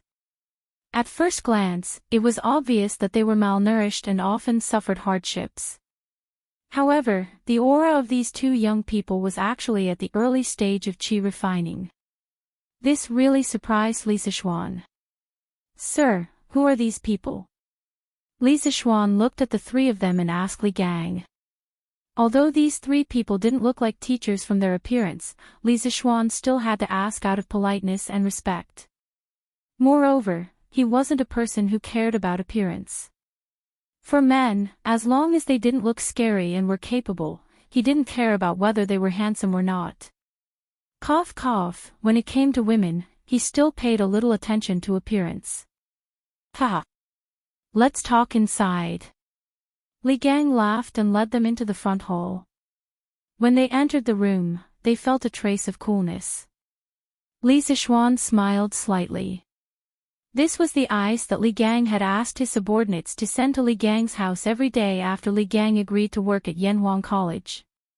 It could be considered an exclusive benefit from the college. After they sat down, Li Gang raised his hand and laughed. Ha! Little Xian, let me introduce you. This is the 45th generation of the Mo family, Mr. Mo Huai. These two are the younger generation of Mr. Mo's family. They are Mo Zhong and Mo Yun. Brother Mo, this is Li Zishuan that this old man told you about. Don't be fooled by his young age, his ability is not small at all. After Li Gang finished speaking, Li Zishuan's eyes widened in shock. There was a huge wave in his heart. The Mo family's giant, this top school or top organization that originated from the Warring States period, its leader actually looked like this? And sat in front of him. The Mo family's giant. In the legend of Qin, the Mo family's giant, the six-fingered black warrior, wore a black cloak and held an ink plum that looked like a sword but not an attack. He had black eyebrows without a sharp edge and was all-powerful. Even the 5 elders of the Yin Yang school could not take him down. There was also the 3rd generation of the Mo family's giant, the mysterious Yen Dan. What kind of existence was that? Why did the Mo family's giant in front of him look so unsophisticated? Even if he was a low-level version of the six-fingered black warrior, he would not be so low-level. Also, the Mo family's chivalry was so strong. From the Qin dynasty to the Han dynasty, the various rulers had never stopped suppressing the Mo family. Under such an environment, how could the Mo family survive until the Tang dynasty? Li Zishuan did not read about this in his previous life. His understanding of the Mo family was still limited to the anime of the Legend of Qin dynasty. As for the status of the Mo family in the Tang dynasty, he had no idea at all. Greetings to Mr. Mo and the 2 brothers Mo. With his stomach full of questions, Li Zishuan cupped his hands and greeted the 3 of them. I'm just a villager in the mountains. I can't accept the courtesy of Mr. Li. Mo Huai's cheeks moved slightly as he said with a solemn expression. There was no trace of a smile on his wrinkled old face. Li Zishuan's mouth twitched. This old man was not someone who was easy to get along with. That's right, he was the giant of the Mo family. How could he become a teacher so easily? Looks like my mission today is not easy. Ha! This is the first collision of modern and ancient scientific knowledge, right? Let's see who's stronger and who's weaker. Li Zishuan thought maliciously in his heart. His principle in life was that if others were not convinced, then he would torture them until they were convinced. Chapter 602. Cough cough. Old brother Mo, little Xian is outstanding in both martial arts and knowledge among the younger generation of our great Tang. Don't look down on him because of his age. In the main hall, Li Gang stroked his beard and said to Mo Huai with a spurious smile. He had lived a lifetime, from the emperor to the common people. What kind of person had he not seen? He had seen Mo Huai's reaction just now and remembered it in his heart, which was why he had reminded him. Of course, he was extremely dissatisfied with Mo Huai's contemptuous attitude because Li Zishuan was his superior. Mo Huai's contempt was also an insult to him, Li Gang. Mo Huai's expression froze. He looked at Li Gang and said with some dissatisfaction, Wenji, you came all the way here to send this Mo to Chang, and just to let this Mo work under a 14 or 15-year-old child. Although the Mo clan has declined and disappeared from the world today, our Mo clan has not fallen to the point of listening to the orders of a child. Mo Huai, you. Li Gang's face flushed red. Li Gang had wanted to give the dying Mo clan a chance to prolong its feeble existence and display its remaining strength. But now, not only did Mo Huai not appreciate his kindness, he was even so arrogant. Li Gang could not help but feel anger rising in his heart. Ha! A hero's background does not matter, and a man's ambition does not depend on his age. Every dog has its day. Don't bully the young for being poor. The great son of the Mo clan is actually so short-sighted. It seems like the Mo clan's decline is not without reason. Before Li Gang could finish speaking, Li Zishuan mocked him. Some people, even at the lowest point in their lives, were still unwilling to give up their lofty status and exuded an air of arrogance. This kind of person needed to be taught a lesson, and Lisa Schwan would never indulge this bad habit of theirs. Mo Zhong and Mo Yun paled at these words. Mo Huai slapped the table and stood up, scolding Lisa Schwan angrily, impudent. How dare an ignorant child humiliate our Mo clan?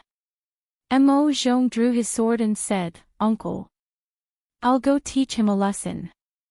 Then, he ignored Li Gang's attempt to stop him and channeled his qi into his sword to stab Lisa Schwan. Tisk!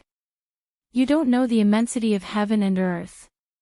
Lisa Schwan sneered. With his current strength in the Grandmaster realm, Mo Zhong's sword was like a child's play, so he didn't even bother to dodge. He just stood there and stretched out two fingers in an extremely pretentious manner, accurately capturing the trajectory of Mo Zhong's sword. With a clang sound, Mo Zhong could no longer move forward. Silence. Everyone in the room, including Li Gang, widened their eyes in disbelief. Mo Zhong's face turned red.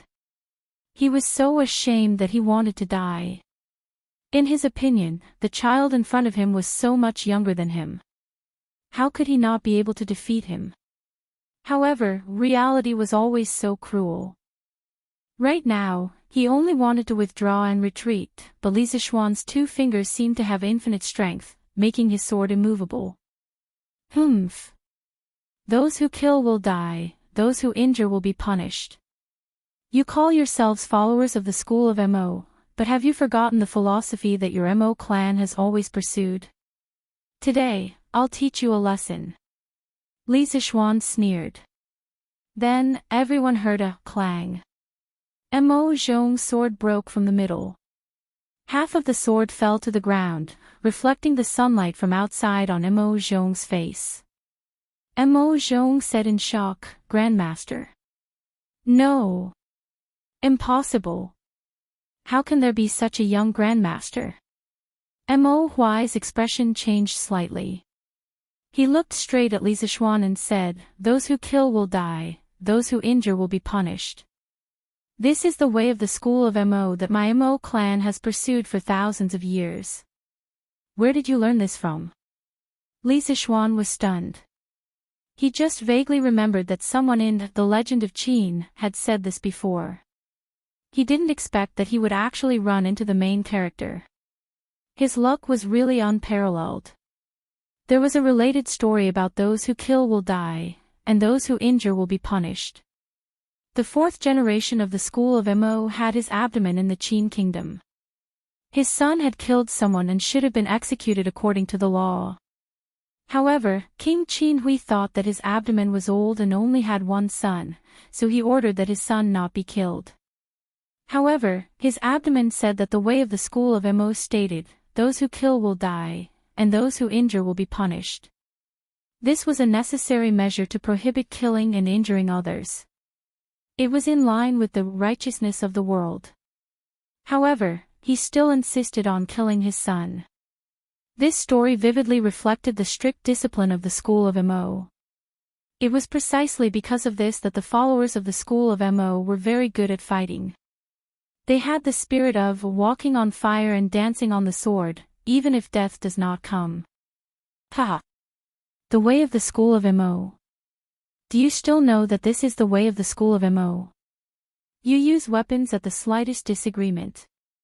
Not to mention that I'm an official of the imperial court, even if I'm just a commoner. Do you people of the school of Mo have the right to draw your swords against me? Li Zichuan stood with his hands clasped behind his back. With a righteous look on his face, he spat out unforgiving words. Mo Huai's face darkened. He hesitated for a moment, then lowered his voice and ordered, Mo Zhong. You violated the way of the school of Mo. Hurry and apologize to Li Xiannan. Ah. Mo Zhong's face turned red. He said reluctantly, Uncle, go quickly. If Li Xiannan doesn't forgive you, you will no longer be a member of the school of Mo. Mo Huai waved his hand and said coldly. When Mo Zhong heard this, his body couldn't help but tremble. Bean-sized beads of sweat rolled down his forehead. One had to know that there were ice cubes in this room to lower the temperature. Li Xiannan. Just now was.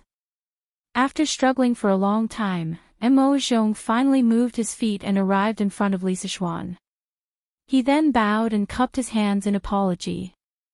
Li Sichuan shook his head and didn't let Mo Zhong continue. He said directly, "No need. I, Li Sichuan, am not someone who will seek revenge for the smallest grievance. Just treat today's matter as a misunderstanding." Before figuring out what these three members of the school of Mo had, Li Sichuan didn't want to offend them too much. Mo Zhong was in disbelief. He thought that Li Sichuan would definitely not let go of such a great opportunity to hit someone when they were down, but he didn't expect the outcome to be like this. Mo Zhong opened his mouth. After a long while, he finally squeezed out the words, "Thank you." Then, he returned to his original position gloomily.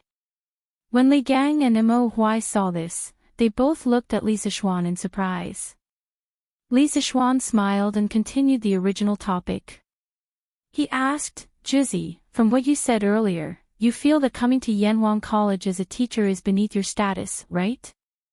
The corners of Mo Huai's mouth twitched when he heard this. This kid is really cunning. A moment later, he replied, "Earlier, Brother Wenji said that you're outstanding in both martial arts and knowledge among the younger generation of the Great Tang. You've already proved that you're indeed very talented in the path of martial arts. Now, it's time to prove your knowledge. Then, we will talk about other things." Chapter 603.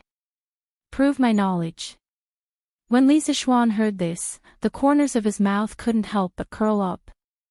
If Kong Yingde wanted to compete with him in terms of knowledge, he might be afraid because he didn't know much about the Confucian classics. However, the person in front of him was a big shot of the school of Mo, so it was a different story. Although his engineering knowledge did not originate from the Mo family, it had a lot to do with them. The Mo family was most famous for machinery.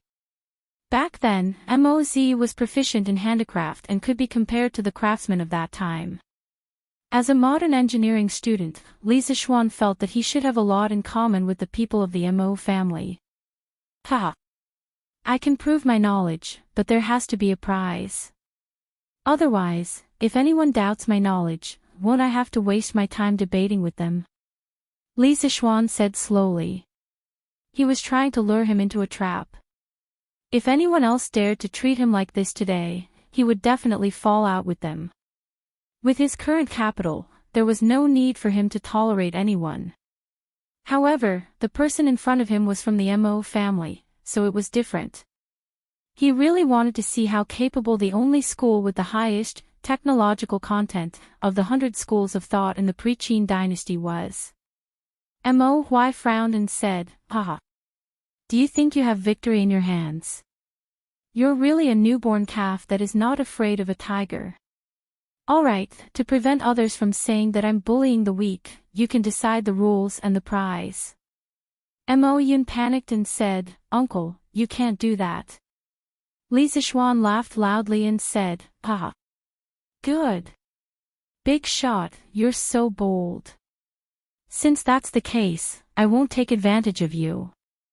Next, you and I will each come up with 5 questions in our field of expertise. The 5 questions will be limited to 1 hour. Whoever can answer the most questions will be the winner. If I win, you will have to stay in Yanhuang College to teach your knowledge. If I lose, I'm willing to take out 1,000 taels of gold as compensation. How about that? 1,000 taels of gold." Mo Zhong and Mo Yun's eyes widened and their breathing quickened. They were so shocked by this huge sum of money that they lost control of their hearts and souls. Although the Mo family was glorious for a period of time and had hundreds of thousands of disciples at its peak, after Moz, the Mo family no longer had a master of Moism. Coupled with the suppression of the ruling class, the Mo family's glory was long gone and there were fewer and fewer followers of the school of Mo in the world. Today, Only the core followers of the school of Mo were still adhering to and carrying out the original intention of the school of Mo. In terms of life, they were no different from farmers and could barely afford to eat and wear. Mo Zhong and Mo Yun probably couldn't even imagine how much this 1,000 taels of gold was worth. Even Mo Huai's eyelids couldn't help but twitch.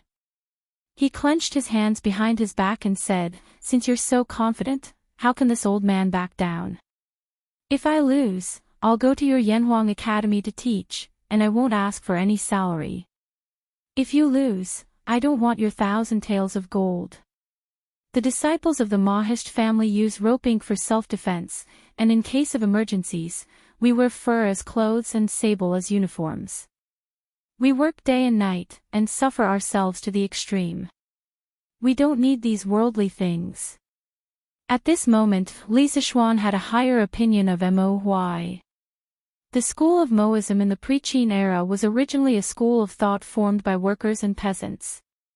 Unlike the Confucian school of thought, which was never tired of eating and never tired of eating, the members of the school of Moism had to endure the hardships of life and had to have a heart of universal love for everyone. They could not talk about personal feelings. The current Mo Huai had a very good character, but he was a little arrogant. "Then, Jizzy, please set the question first," Li Zishuan said with a smile. If Mo Huai wasn't willing to accept the 1,000 taels of gold, then he wouldn't force him. Mo Zhong and Mo Yun had a look of pity on their faces, but they didn't dare to object. Li Gang, who was watching from the side, glanced at Li Zishuan rather worriedly. He wasn't worried that Li Zishuan would lose face if he lost this competition, but he was worried that if Li Zishuan lost this competition, then it would be a blow to the current momentum of Yanhuang College. At that time, there would probably be many people who would kick Li Zishuan while he was down. Mo Huai nodded. Actually, ever since Li Zishuan took the initiative to let Mo Zhong off, he didn't have much ill will towards Li Zishuan. However, that didn't mean that he was willing to teach at Yanhuang College. These were two different things. After pondering for a while, Mo Huai said in a deep voice, "First question, what is the universe?" Li Zishuan was shocked and cursed in his heart. He didn't expect Mo Huai, a person from the Tang dynasty, to know about the universe. He just didn't know if the universe he was asking about was the same concept as the universe he knew. After hesitating for a while, he could only bite the bullet and answer, "The universe is the general name of all things. It is the unification of time and space. It is the existence of a time is endless, space is boundless, and mass is infinite." This answer was the broad definition of the universe in the books of his previous life. The narrow definition of the universe referred to the space and matter outside the Earth's atmosphere. Of course, he couldn't explain the latter concept. What Li Zishuan didn't expect was that after hearing this answer, Mo Huai didn't laugh at him, nor did he have any doubts or confusion. Instead, he was a little shocked. Yes, he was shocked. At this moment, Mo Huai's heart was in turmoil. He said over and over again in his heart, "Impossible. Impossible. How could this little kid in front of me know the holy ancestors' definition of the universe?" That's right, as early as the pre-Qin era, Moz had a detailed definition of the universe. He believed that the universe was a continuous whole, and that individuals and parts were separated from this unified whole. They were all parts of this unified whole. In other words, the whole contained individuals, and the whole was made up of individuals. There was an inevitable organic connection between the whole and the individuals. Starting from this continuous view of the universe, Moz then established a theory of spacetime. He believed that spacetime was both limited and infinite. To the whole, spacetime was infinite, but to parts, spacetime was limited. He also pointed out that continuous spacetime was made up of spacetime elements. He defined spacetime elements as beginning and beginning was the smallest unit in time that could not be divided again, and was the smallest unit in space that could not be divided again. This formed the theory that spacetime was continuous and infinite. This continuous and infinite spacetime was made up of the smallest units. There was a limit in infinity, and there was a discontinuity in continuity. Although Lisa Schwann's theory couldn't be said to be completely consistent with Mo's theory, it coincided with the general idea. How could Mo not be shocked? At the same time, it also showed how awesome Moz was in the field of ancient science. Correct, please listen to this old man's next question. Mo didn't argue and directly admitted that Lisa Schwann had answered correctly. Then, he continued. Chapter 604. Please ask, Juicy. Lisa Schwann heaved a sigh of relief when he heard Mo's affirmative answer. At the same time, he couldn't help but feel shocked. Since Mo said so, didn't it mean that people in this era were really beginning to understand what the universe was? This made Lisa Schwann feel incredulous. The second question, what is force? Lisa Schwann was shocked, but how could Mo not be? He had read the definition of the universe from Mo's handwritten notes. He thought that this question alone would make Lisa Schwann retreat. He didn't expect Lisa Schwann, a 14 or 15-year-old kid, to be able to turn the tables. This made Mo very puzzled. After thinking for a while, Mo asked the second question. Force. Is it the force of force? Lisa Schwann suspected that he had heard wrong and asked uncertainly. Mo nodded and said, yes. Lisa Schwann smiled and answered, force is the interaction between several objects. Interaction refers to the movement of an object that changes due to the existence of other objects. Objects only have two attributes, mass and speed. Therefore, force can change the state of motion of an object. If the speed of increase is defined as acceleration, then for the same object, the greater the force it receives, the greater its acceleration will be. Lisa Schwann talked non-stop about all the knowledge points about force in the physics books of the later generations into words that the ancients could understand.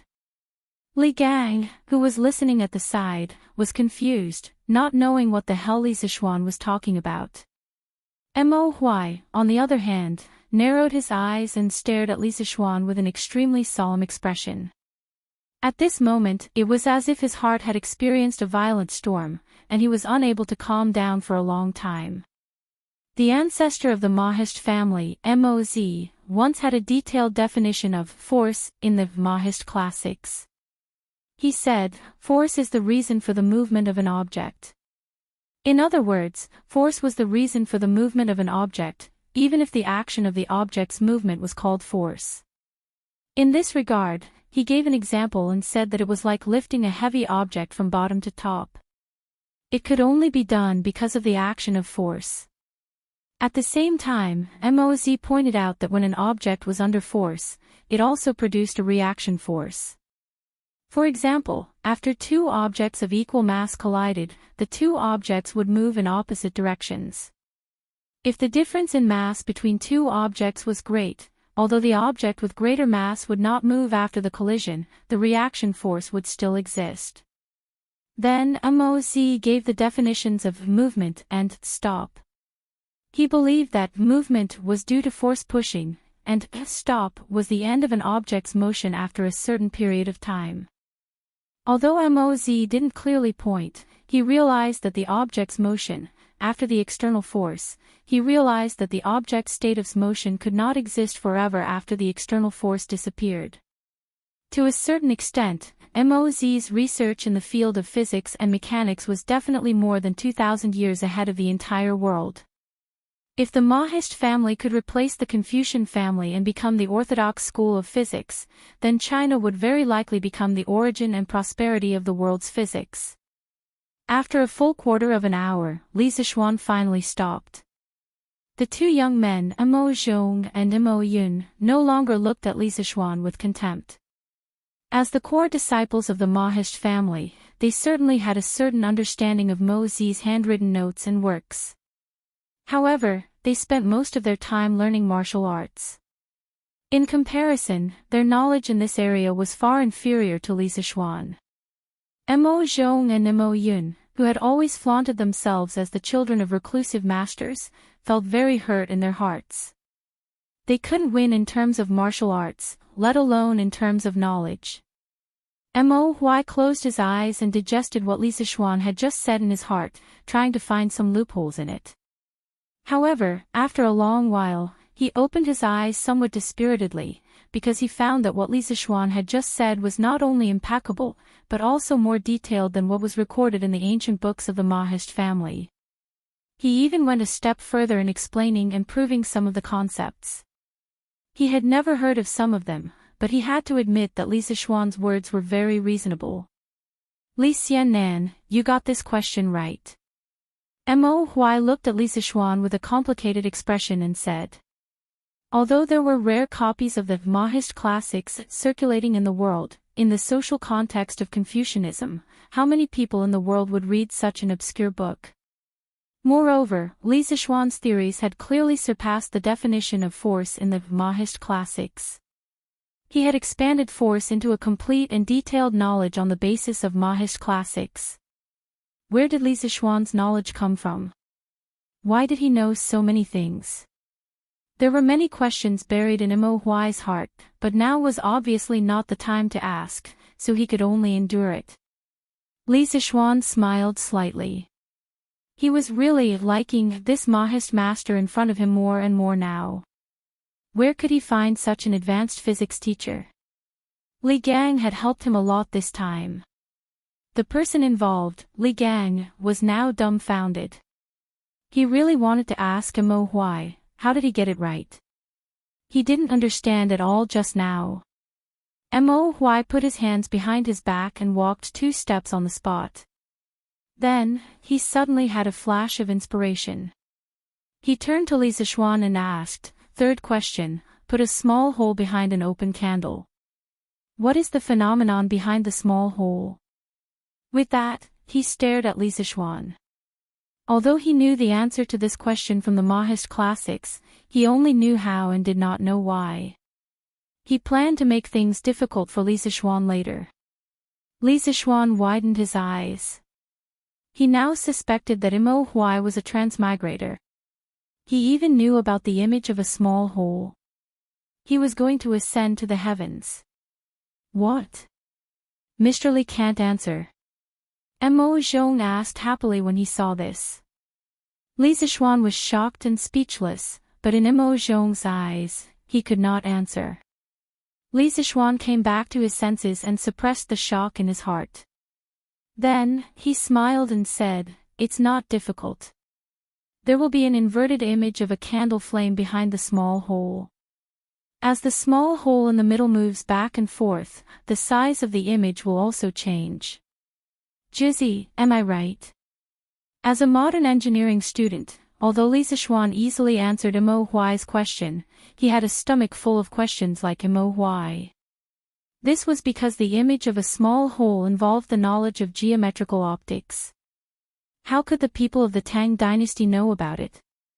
However, he did not know that Mo Huai only saw this knowledge from the Mahist classics. The real person who proposed the image of a small hole was Mozi. Not only did Mozi research in mechanics, but he also had deep attainments in geometrical optics. Chapter 605.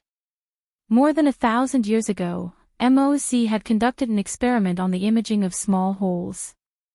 He clearly pointed out that light traveled in a straight line, and the image formed by an object passing through a small hole was an inverted image. This was because when light passed through an object and then passed through a small hole, due to the straight line travel of light, the upper part of the object would be reflected below, and the lower part of the object would be reflected above. He also discussed the relationship between the size of the image, the object's tilt, and the distance of the light source. He pointed out that if an object was tilted or far, the shadow would be long and thin. If it was reflected light, the shadow would be formed between the object and the light source. In addition, Mozi also conducted a systematic research on flat mirrors, concave mirrors, convex mirrors, and so on, and came up with a series of basic principles of geometric optics. He pointed out that flat mirrors formed images of the same size and symmetrical distance, but left and right were reversed.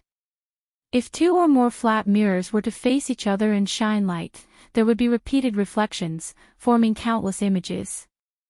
The image formed by a concave mirror was a positive image within the middle, a large image if far from the middle, a small image if near the middle, and a large image if near the middle. Outside the middle, an inverted image would be formed, a large image if near the middle, and a small image if far from the middle. A convex mirror only formed a positive image, a large image if near the middle, and a small image if far away. The middle here was the center of the spherical mirror.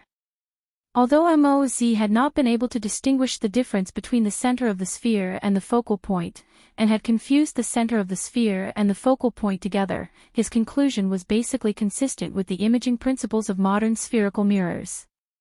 In the history of optics, Moz was the first scientist to conduct systematic research on geometric optics. It was not an exaggeration to say that Moz had laid the foundation of geometric optics, at least in China.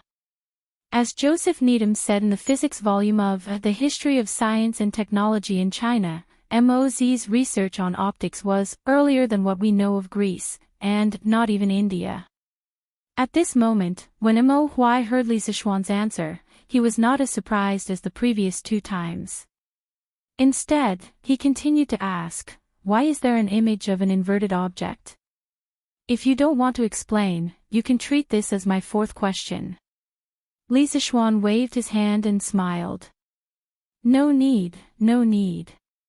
Since you want to know why, then I'll explain it to you. It's not considered one of the 5 questions. His desire to rope Mo Huai in was growing stronger and stronger. Therefore, he had changed the way he addressed himself. Although he was confident that he would win this bet, he had to give Mo Huai some face and make him accept his loss wholeheartedly. This way, Mo Huai would be willing to teach his students wholeheartedly in the future. This is not called cowardice, but the demeanor of a winner. Li Gang, on the other hand, frowned slightly. He secretly thought that Li Zixuan was a little careless. However, Mo Huai was also his old friend. He couldn't possibly jump out to stop him at this time, right?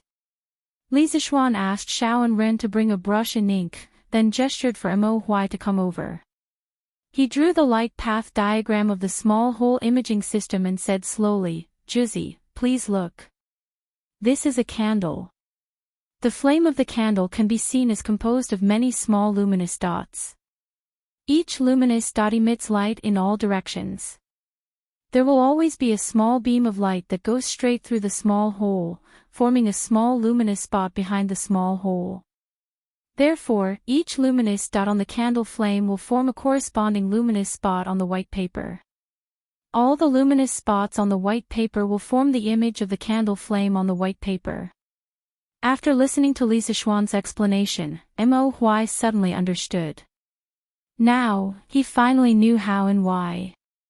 However, at the same time, he looked at Li Zixuan very strangely, as if he was looking at a monster.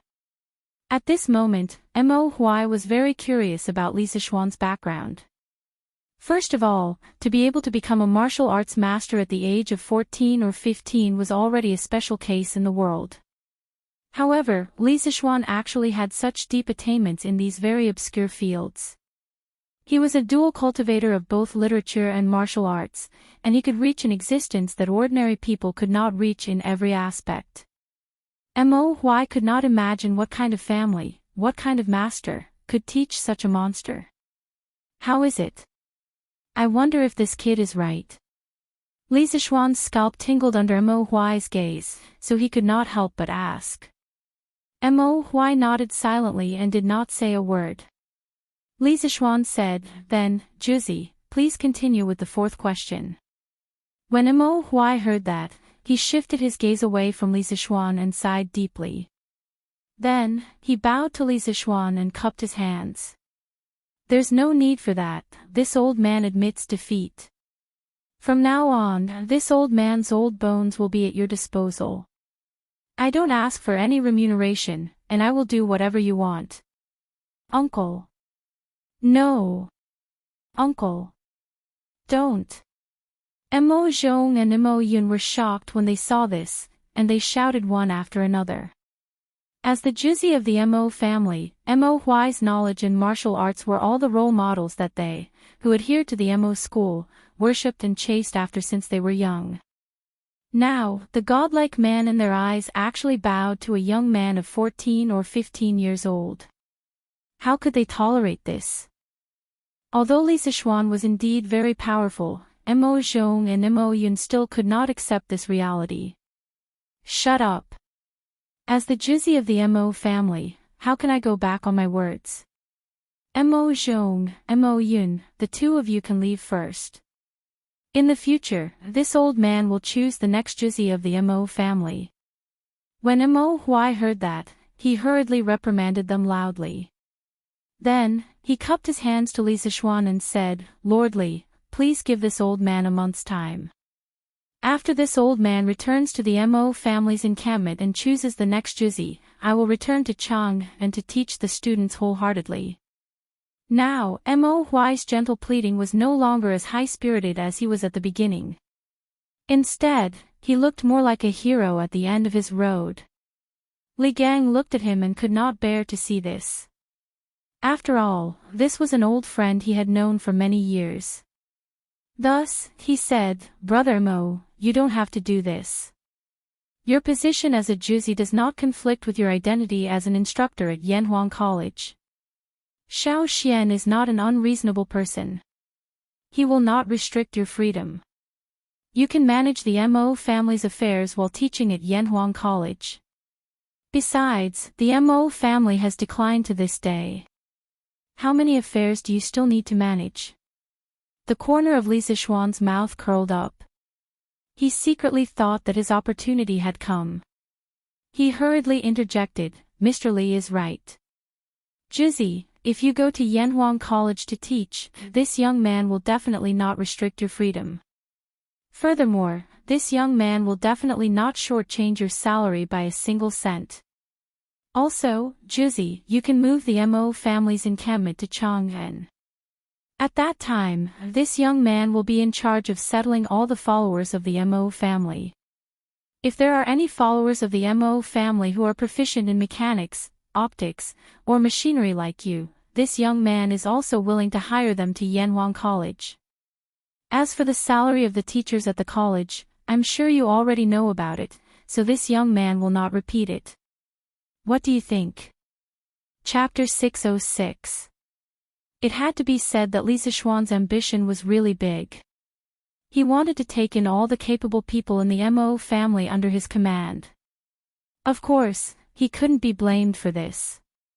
Mo Huai's abilities, especially in astronomy, physics, and optics, made him the perfect candidate for Li Sichuan, who had just finished building Yanhuang College. With Mo Huai's addition, his workload at Yanhuang College would be greatly reduced.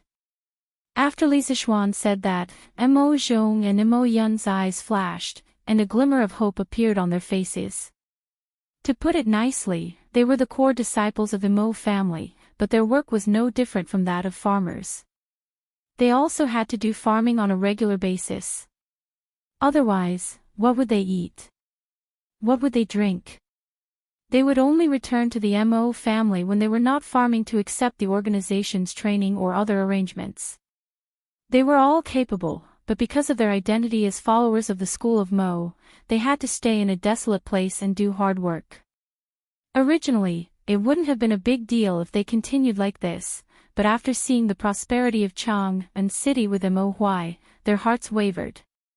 The suffering of the followers of the school of Mo was something that the disciples of other sects could not understand. Now that Li Sichuan had said this, they could not help but let their imagination run wild. Why couldn't they rely on their own abilities to let their families live a good life? However, although that was what they thought, they wouldn't easily say it out loud. After years of being a follower of the school of Mo, the organization's discipline was deeply engraved in their hearts. Mo Huai frowned. He straightened his body and stared at Li Sichuan seriously. This old man appreciates Lord Li's good intentions. However, as a follower of the school of Mo, I have to wear fur as my clothes and sassafras as my clothes. I have to work day and night, and I have to suffer myself to the extreme. How can I be a follower of the school of Mo if I only covet worldly pleasures? This old man has already violated the school of Mo's laws by agreeing to become an instructor at Yanhuang College. In the future, I will no longer be qualified to lead the followers of the school of Mo in the world and carry forward the school of Mo. Therefore, this old man must resign from this position. As for the other followers of the school of Mo, I advise you not to waste your efforts. As soon as Mo Huai finished speaking, Mo Zhong and Mo Yun's faces instantly became 70% ashamed and 30% regretful. They lowered their heads and didn't say a word. Li Gang frowned and said, "Younger brother Mo, you're muddle-headed. The Mo clan had hundreds of thousands of disciples during the peak of the pre-Qin dynasty, but now, there are less than 100 disciples. Have you not thought about the reason for this? Do you think that the decline of the school of Mo was only caused by the suppression of the various emperors?" Mo Huai said indignantly, "Isn't that so? If it wasn't for the martial emperor dismissing the 100 schools of thought and respecting only Confucianism, how could the Mahist school have fallen to such a state?" When Li Gang heard this, he said rather painfully, "Ridiculous. I didn't expect Brother Mo to still be unable to see the true reason behind the decline of the Mo family. Fine, this old man will enlighten you. The onlooker sees more clearly than the person involved. Although this old man studies Confucianism, this old man will not help the Confucian school or your school of thought today. This old man will analyze with you as an outsider. You said that the decline of the Confucian school of thought was due to the suppression of the various emperors. However, ever since the martial emperor dismissed the 100 schools of thought and respected only Confucianism, why did the school of thought, which was known as a prominent school of thought in the world, decline so quickly while the school of thought and the school of thought could survive until now in the cracks of Confucianism? Have you ever thought about the reason behind this?" Li Gang's words directly revealed the fundamental reason for the decline of the school of thought. Mo Huai could not help but be stunned, and his face turned pale. Li Zishuan listened seriously at the side. It was obvious that Li Gang knew more about these old matters than him. It was not bad to take this opportunity to learn. Li Gang did not wait for Mo Huai to reply and continued, "In my opinion, the reason why the school of thought fell to its current state is because your school of thought's requirements for your disciples are too harsh. Why can sage Confucius not be tired of eating and not be tired of eating, but you school of thought can only wear fur as clothes, wear silk as clothes, work day and night without rest, and suffer to the extreme? Perhaps this is because you have your own beliefs, but who says that people with beliefs can't rely on their own hands to live a good life? Could it be that living in the abyss of suffering every day makes you school of thought superior to the rest of the world?" It had to be said that Li Gang's words could be said to hit the nail on the head. Li Zishuan could not help but clap and cheer when he heard it. What he said made too much sense. Among the 100 schools of thought in the pre-Qin dynasty, the ones with the greatest influence were naturally the 4 schools of Confucianism, Moism, Taoism, and legalism. However, after the unification of the Qin and Han dynasties, their fates began to diverge. Confucianism became the orthodox and mainstream of Chinese culture. Legalism, due to its special nature, dominated the politics of the imperial court for 2,000 years. Taoism, on the other hand, recruited believers and occupied civil society, becoming the spiritual home of the secluded people. Only the school of Mo, after a moment of glory, disappeared into the long river of history, whether as a school of thought or as an organization. Why did the school of thought end up so tragically? Was the school of thought not brilliant enough? Definitely not. The school of thought was filled with great humanitarianism and scientific spirit. Even from the perspective of a modern person in the 21st century, it was still so dazzling. In addition to the external reason of dismissing the 100 schools of thought and respecting only Confucianism, there was also an internal reason for the demise of the school of thought. If a person wanted to be a loyal believer of the school of thought, he must have a strong spirit of sacrifice and dedication. He must have a heart of universal love for everyone, and he could not talk about personal feelings.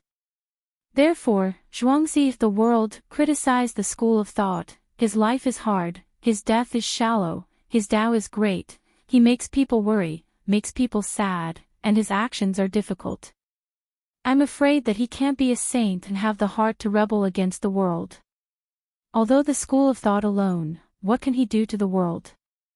Apart from the world, he is also far away from the king. In contrast, being a disciple of Taoism was much better. The goal of Taoism was to become an immortal. This was a beautiful wish that could attract a large number of believers. Moreover, for Taoism, especially for Jingyi, which had a long history, there were not many rules about abstinence. Sexual intercourse was even a secret technique of the immortals. As a religion that was born, although Buddhism required abstinence, the monks could enjoy spiritual satisfaction while abstinence. Thus, they saw all suffering as a raft that led to happiness. It was because of this chicken soup for the soul that devout Buddhist disciples could ignore the physical hardship and pursue the metaphysical Zen. However, the school of thought's love with impartiality, non-aggression, respect for the virtuous, respect for the common, non-life, non-pleasure, frugality, and frugality in funerals. These ideas were not enough to be the foundation of the school of thought's belief. If it was not based on a firm belief that bitter and abstinent life would not attract new blood to join the school of thought, the number of followers of the school of thought in the world would only decrease. This was the internal reason for the decline of the school of thought. Chapter 607. In the main hall. Li Zixuan saw that the time was right, so he stood up and said, "Juzi, the previous causes and effects are all gone, but they will also serve as a warning. If you don't want the Mo family to continue to decline, you have to make some changes." Didn't Moz establish the Mo family to use his talent in manufacturing to let the farmers in the world live a good life? Although the Mo family is declining now, Moz's knowledge must have been passed down. You are content to stay in a corner and forget Moz's original intention to save the world. In the long run, the only thing waiting for the Mo family is complete extinction. Back then, Moz called himself a humble man and was called a commoner. He used to be a doctor in the Song Kingdom and was a scholar with considerable cultural knowledge. He was also closer to the workers and farmers. He boasted that there was no ruler above, no farmer below. He was a scholar who sympathized with farmers and workers. Moz had once studied under a Confucian scholar and learned the skills of Confucius. He was called Yao Shun the Great and learned Confucian classics such as poems, books, spring and autumn. But later, he gradually became tired of the cumbersome etiquette of Confucianism and finally abandoned Confucianism to form his own school of thought. Before the rise of legalism, which represented the interests of the new landlord class, the Mo family was the largest school of thought in opposition to Confucianism in the pre-Qin dynasty. Han Fizi, Eminent Learning, recorded, "The eminent learning of the world is Confucianism. Where Confucianism is, Confucius is. Where Mo is, Mod is." At this moment, Mo Hui sighed deeply and looked at Li Zixuan with a complicated expression.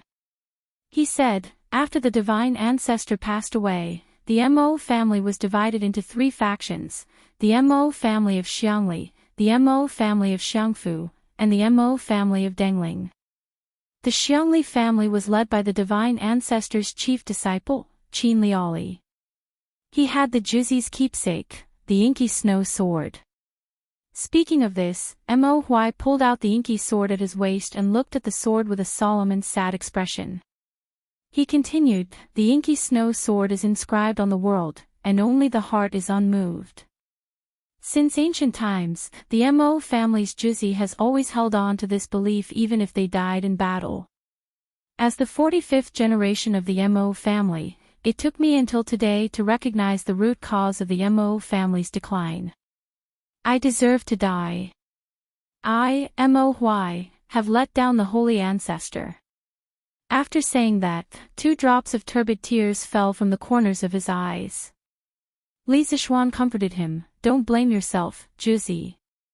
It's never too late to mend the pen after the sheep is lost." Truth be told, the reason why I was able to answer all 3 of Juzi's questions was because my skills have a lot in common with the Mo family's Mo school. If you're willing to bring your school of Moism disciples to Yanwang College to teach, then not only will we be able to discuss knowledge together, we'll also be able to bring engineering and Moism to greater heights, allowing the students to bring this knowledge to the people of Great Tang. Mo Huai was puzzled. Engineering. What is engineering?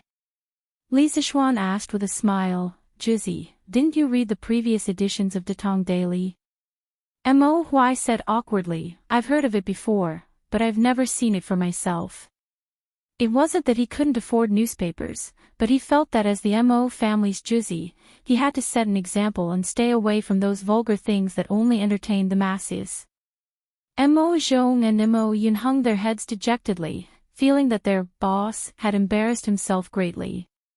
Li Zishuan didn't mind and explained patiently, "Engineering is the study of engineering. Its main purpose is to serve the needs of the people and improve their lives. Its ultimate goal is to achieve prosperity for all. Civilian houses, palace pavilions, river dams, imperial tombs, and agricultural production can all be supported by engineering.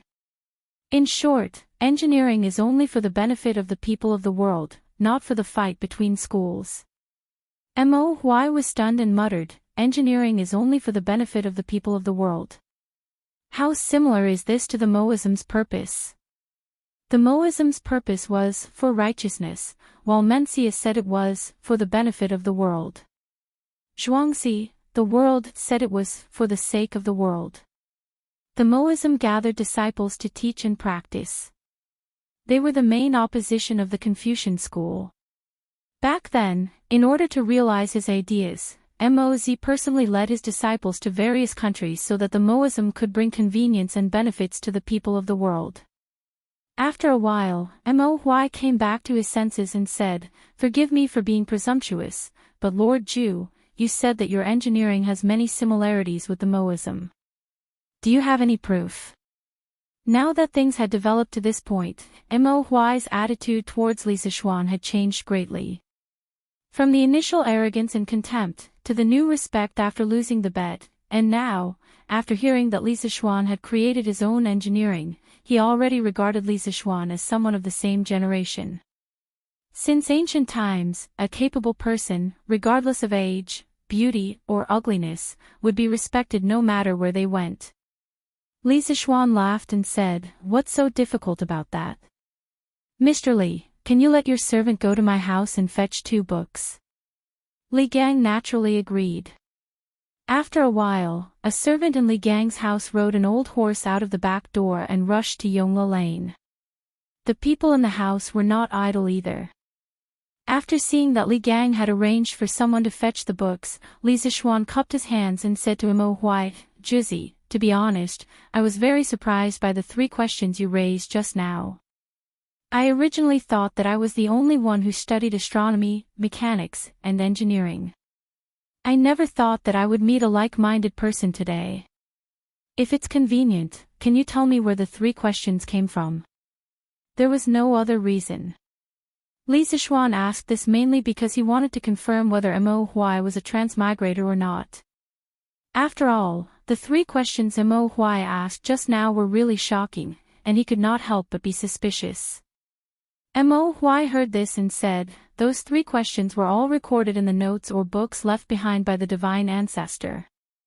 I originally thought that I only needed to use one of them to stump Lord Ju, but I never thought that Lord Ju would be so knowledgeable about these things at such a young age.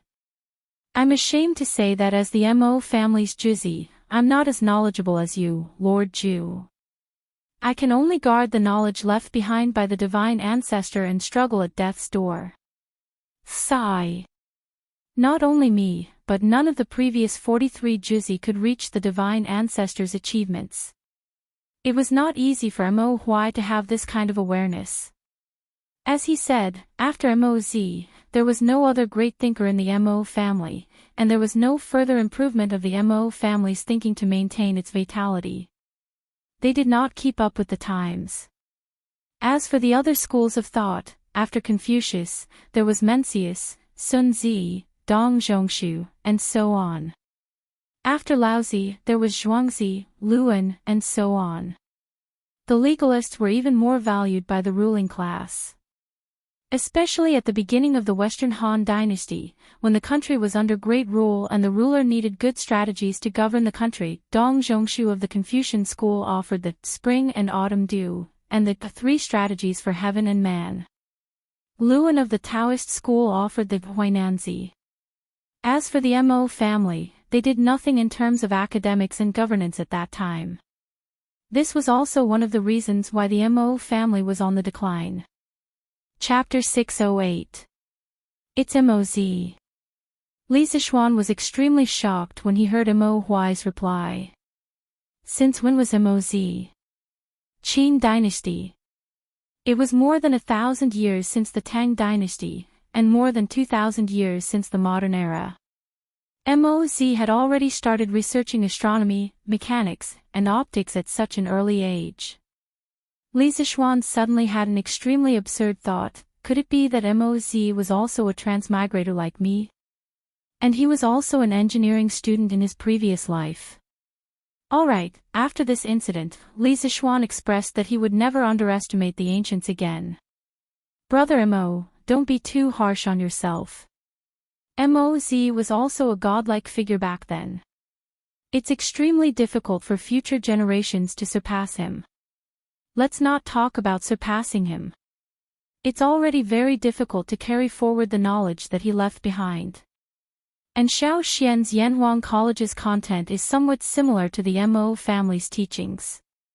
Brother Mo, why don't you take this opportunity to carry forward the Mo family's teachings and benefit the world? Li Gang couldn't help but console Mo Huai when he saw his dejected expression. However, as he spoke, he took the opportunity to advertise Yanhuang College. As the saying goes, the older you get, the wiser you become. Although Li Zishuan concealed it well, how could Li Gang not see that Li Zishuan wanted to recruit Mo Huai? Li Gang admired Li Zishuan very much for this rather ambitious young man. Naturally, he would help him if he could. Mo Huai was silent for a while. He narrowed his eyes and didn't reply. No one knew what he was thinking, but Li Zishuan caught a fleeting glimpse of interest in Mo Huai's eyes.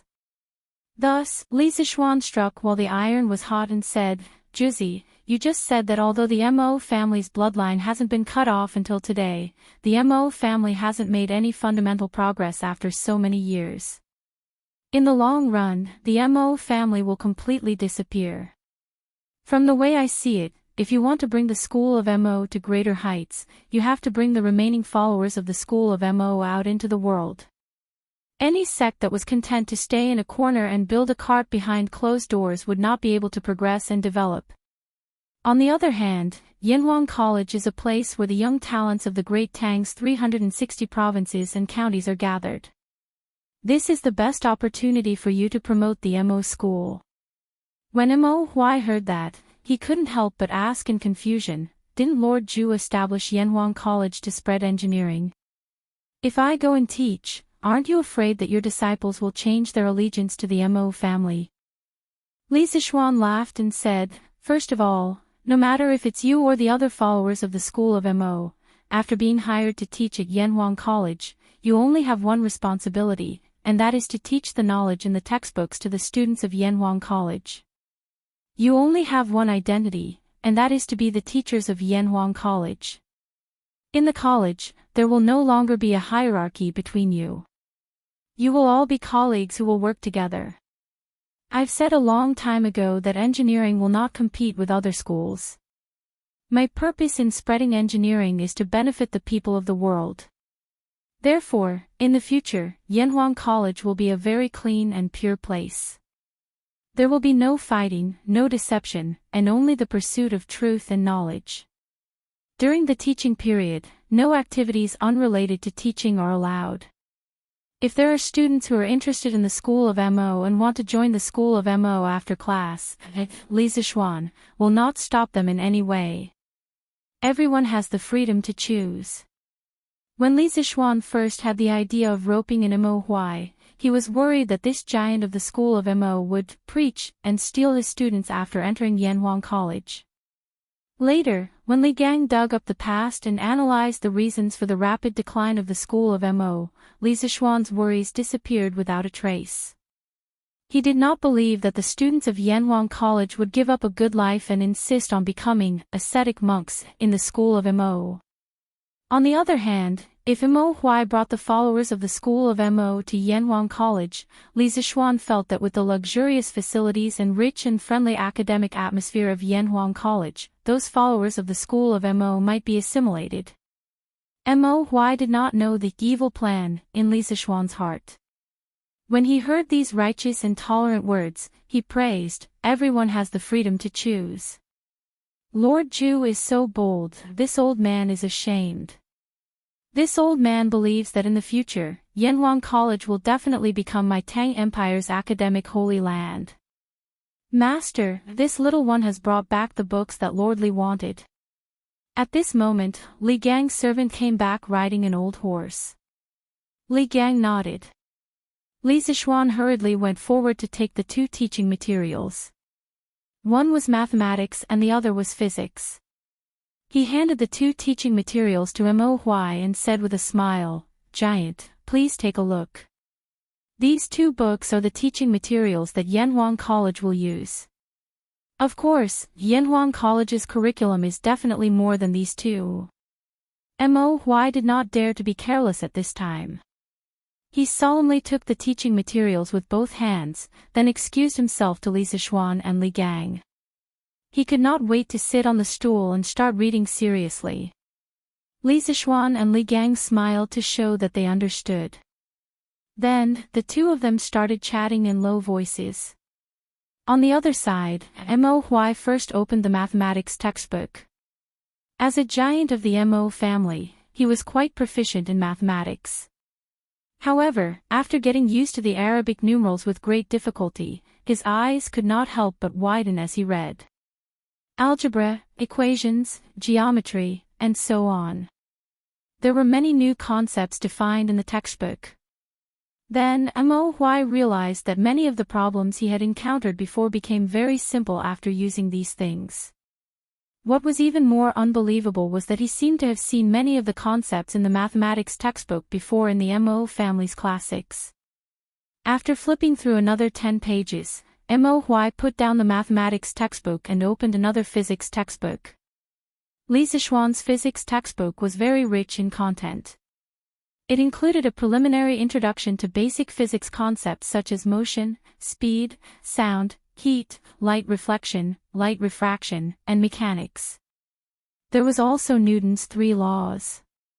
Ahem, of course, Li Zishuan shamelessly used his name here again. He called it Xiaoshuan's 3 laws. Unlike the mathematics textbook, Mo Huai flipped through the physics textbook very quickly. In less than half an hour, he had flipped through more than half of the physics textbook.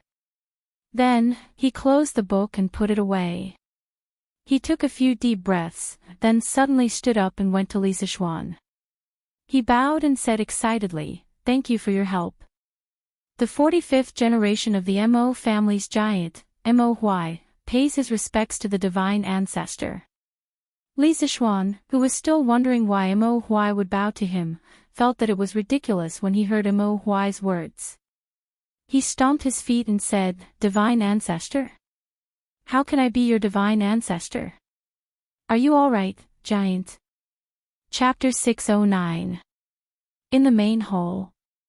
Li Gang, who was sitting on the couch, was so shocked that he almost pulled his beard off when he saw this absurd scene. Mo Zhong and Mo Yun, who were supposed to be guarding Mo Huai, saw that their boss actually bowed to Li Zishuan and even called him divine ancestor. Both of them looked as if they had seen a ghost. As disciples of the Mo family, no one knew better than them what the two words, divine ancestor, meant. In the Mo family, the giant was called a saint, and there was only one person who could be called the divine ancestor since ancient times, the founder of the Mo family, Moz. As the giant of the Mo family, would Mo Huai use the two words, divine ancestor, as a joke to others? Obviously not.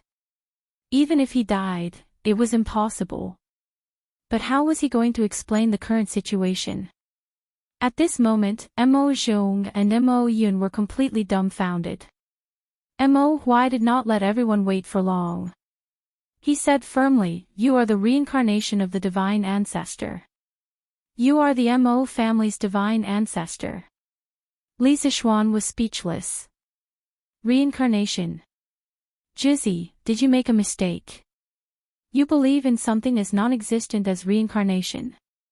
Actually, he was more certain than anyone that he was not the reincarnation of Moz because the soul in his body had transmigrated from the modern world and had nothing to do with Moz. Yes. Brother Mo, reincarnation only exists in supernatural novels. There is no such thing as reincarnation in reality. Brother Mo, are you too tired? Why don't you go back and rest first? Li Gang could not help but frown and interrupt. If it wasn't for the fact that he knew Mo Huai well, if it were someone else like Mo Huai, he would definitely think that this person was crazy. No. Brother Wenji, I am very clear-headed. I know that no one will believe in the existence of reincarnation. I didn't believe it at first either. However, after reading those two books, I am convinced that Sir Li is the reincarnation of the Mo family's divine ancestor. Mo Huai first shook his head and declined Li Gang's good intentions. Then, he began to analyze, for example, in this book of arithmetic, that the multiple, midpoint, circle, decimal system, and so on are basic concepts that I have seen in the divine ancestor's handwritten notes. 1,000 years ago, the divine ancestor proposed these concepts. What shocked me the most was that the things recorded in this book of arithmetic were actually more detailed than the divine ancestor's handwritten notes. Also, this physics textbook covers the concepts of motion, speed, sound, heat, reflection of light, refraction of light, mechanics, and so on. I've read all of these things in the sacred ancestor's notes. Moreover, this physics textbook's research on these problems is obviously more in-depth. Back then, the divine ancestor was a genius and spent his entire life to have some attainments in these aspects. However, Li Xiannan, you are so young, but you can study these aspects more thoroughly than the divine ancestor. Other than the fact that you are the reincarnation of the divine ancestor and are born with the will of heaven, I really can't think of any other reason. Li Zishuan was dumbfounded. It turned out that Moz had studied the concepts written in his book before. He had to admit that Moz's interests and hobbies were really broad. His understanding of the world had been refreshed once again. However, did he count as being unjustly implicated? In fact, what Mo Huai said was not nonsense. In history, Moz was the first scientist in China's history to treat mathematical problems from a rational perspective. He gave a series of propositions and definitions of mathematical concepts. These propositions and definitions were highly abstract and rigorous. Secondly, Moz's research on physics involved the branches of mechanics, optics, acoustics, and so on. He gave many definitions of physics concepts and made many important discoveries, summarizing some important physics theorems. These included the principle of leverage, small hole imaging, light and shadow, as well as the imaging characteristics of flat, concave, and convex mirrors. Lastly, Moz himself was also an expert in mechanical manufacturing. He once spent 3 years to meticulously develop a type of wooden bird, kite, that could fly. He was also an expert at manufacturing vehicles. He could build a vehicle that could carry 30 tons in less than a day. Combined with the new horse carriage that was popular in Chang and City, Don't Touch Me, and the crane that had just appeared recently, Mo Huai was even more certain that Li Zishuan was the reincarnation of Moz. Juzi, this kid really isn't the reincarnation of your divine ancestor. The knowledge recorded in these 2 books were all taught to me by my master, spiritual master Ling Su, when he was still alive. I call them all the knowledge. The reason I set up Yanhuang Academy is to spread my master's knowledge to the world. Li Zixuan rubbed between his eyebrows and explained helplessly. Li Zixuan felt a little uncomfortable being the reincarnation of someone else's divine ancestor for no reason. Although this divine ancestor used to be a very awesome existence, this had nothing to do with him. He just wanted to be himself. Mo Huai said in disbelief, impossible. Other than the divine ancestor, who else in the world could have such deep attainments in these aspects? Li Zixuan spread out his hands and said, you haven't seen it, but it doesn't mean that it doesn't exist. Moreover, my abilities came from my master. There's probably no one in the Great Tang who doesn't know about this, right? Wake up. I'm definitely not the reincarnation of your divine ancestor. Li Gang also nodded and said, Brother Mo, although there are many coincidences in this matter, Xiao Xian's abilities are also open and aboveboard. He definitely isn't the reincarnation of the Mo family's divine ancestor. Hearing Li Gang's words, Mo Huai finally wavered a little. His face was filled with disappointment as he muttered, is it really not? Li Zixuan couldn't help but feel a little sympathy for this old man's disappointed look. He thought for a moment and said, Juzi, I know what you're thinking. You're hoping that there really is the reincarnation of the Mo family's divine ancestor and then lead the Mo family to become strong again. But it's better to rely on yourself than on others. The spread of the Mo school still depends on you and the current followers of the Mo family. Mo Huai was stunned. Li Zixuan's words stabbed him in the heart. He did have such thoughts before. After a while, he cupped his hands and bowed to Li Zixuan. Thank you for your advice, Lord Li Zixuan. I've made up my mind. I'll issue an order for all followers of the Mo family to come to Chang and help Lord Ju impart knowledge and enlighten the people. When Mo Zhong and Mo Yun heard Mo Huai's words, they couldn't help but look at each other. It seemed like they were happy with this result. Li Zixuan was overjoyed. He said excitedly, That's great, that's great. Juzi, welcome to Yanhuang College. When the rest of the followers of the Mo family arrive in Chang'an, just let me know and I'll take care of them. Chapter 610. Little Xian, although the Mo family's Juzi has agreed to lead the rest of the Mo family into Yanhuang College, you mustn't reveal their identities to others. Moreover, many of these followers of the school of Mo are skilled in martial arts. You must pay attention to management and don't let these people go out and cause trouble. You must know that there are many people watching you now. After Mo Huai, Mo Zhong, and Mo Yun left with their mission, Li Gang looked at Li Zixuan and said earnestly. Li Zixuan was stunned. He didn't understand, so he asked, Sir, why is that? Do you know why the emperors of the past have been suppressing the Mo family ever since the Qin dynasty unified the world? Li Gang clasped his hands behind his back and sighed deeply. Then, he turned around and stared into Li Zixuan's eyes with a burning gaze. Li Zixuan answered matter-of-factly, Isn't it because Confucianism can better govern the people? That's why the other schools of thought can only slowly die out. This question was something that any modern person could answer, because countless historians had analyzed this problem.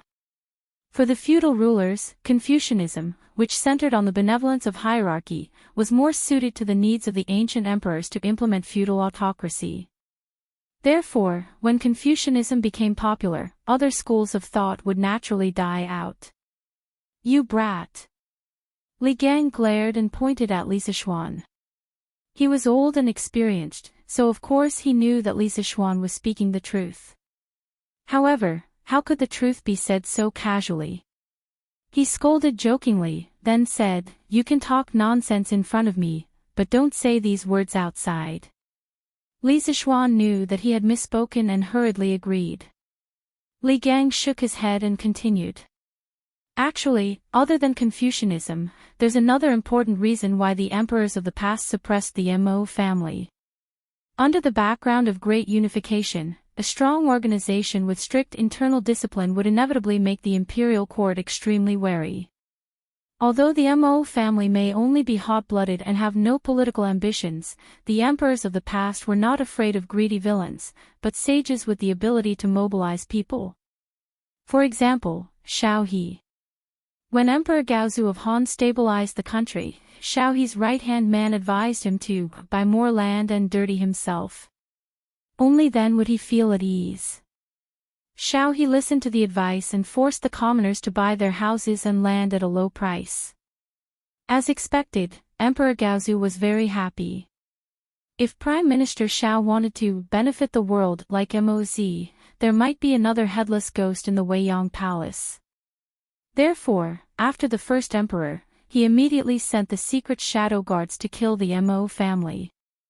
In the Han dynasty, the imperial court suppressed the Mo family several times and almost wiped out the entire Mo family.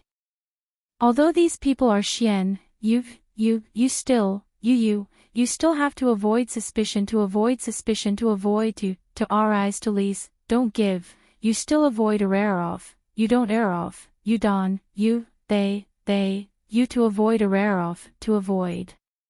Li Gang's words were not wrong. To a ruler, the most terrifying thing was not the ambition to rebel, but the ability to rebel. Therefore, as an organization, the Mo family could only exist in the era of the various kingdoms. At that time, there was no unification of the four kingdoms. The greatest danger that the rulers of the various kingdoms faced was the enemy countries around them. Therefore, they were much more relaxed towards the commoners under their rule. Once the 6 kings are gone, the 4 kingdoms are one, the ruler would definitely treat his subjects as his enemy. Not only would organizations like the Mo family not be able to continue existing, even those who inherited some of the Mo family's ideas and took the responsibility of eliminating violence and protecting the common people would not be tolerated by the imperial court because of using martial arts to violate the law. Li Zishuan stood to the side. As he listened, he couldn't help but think of that turbulent and bloody era. He couldn't help but feel sad that such a great school of thought like the school of Mo was born in this terrible era.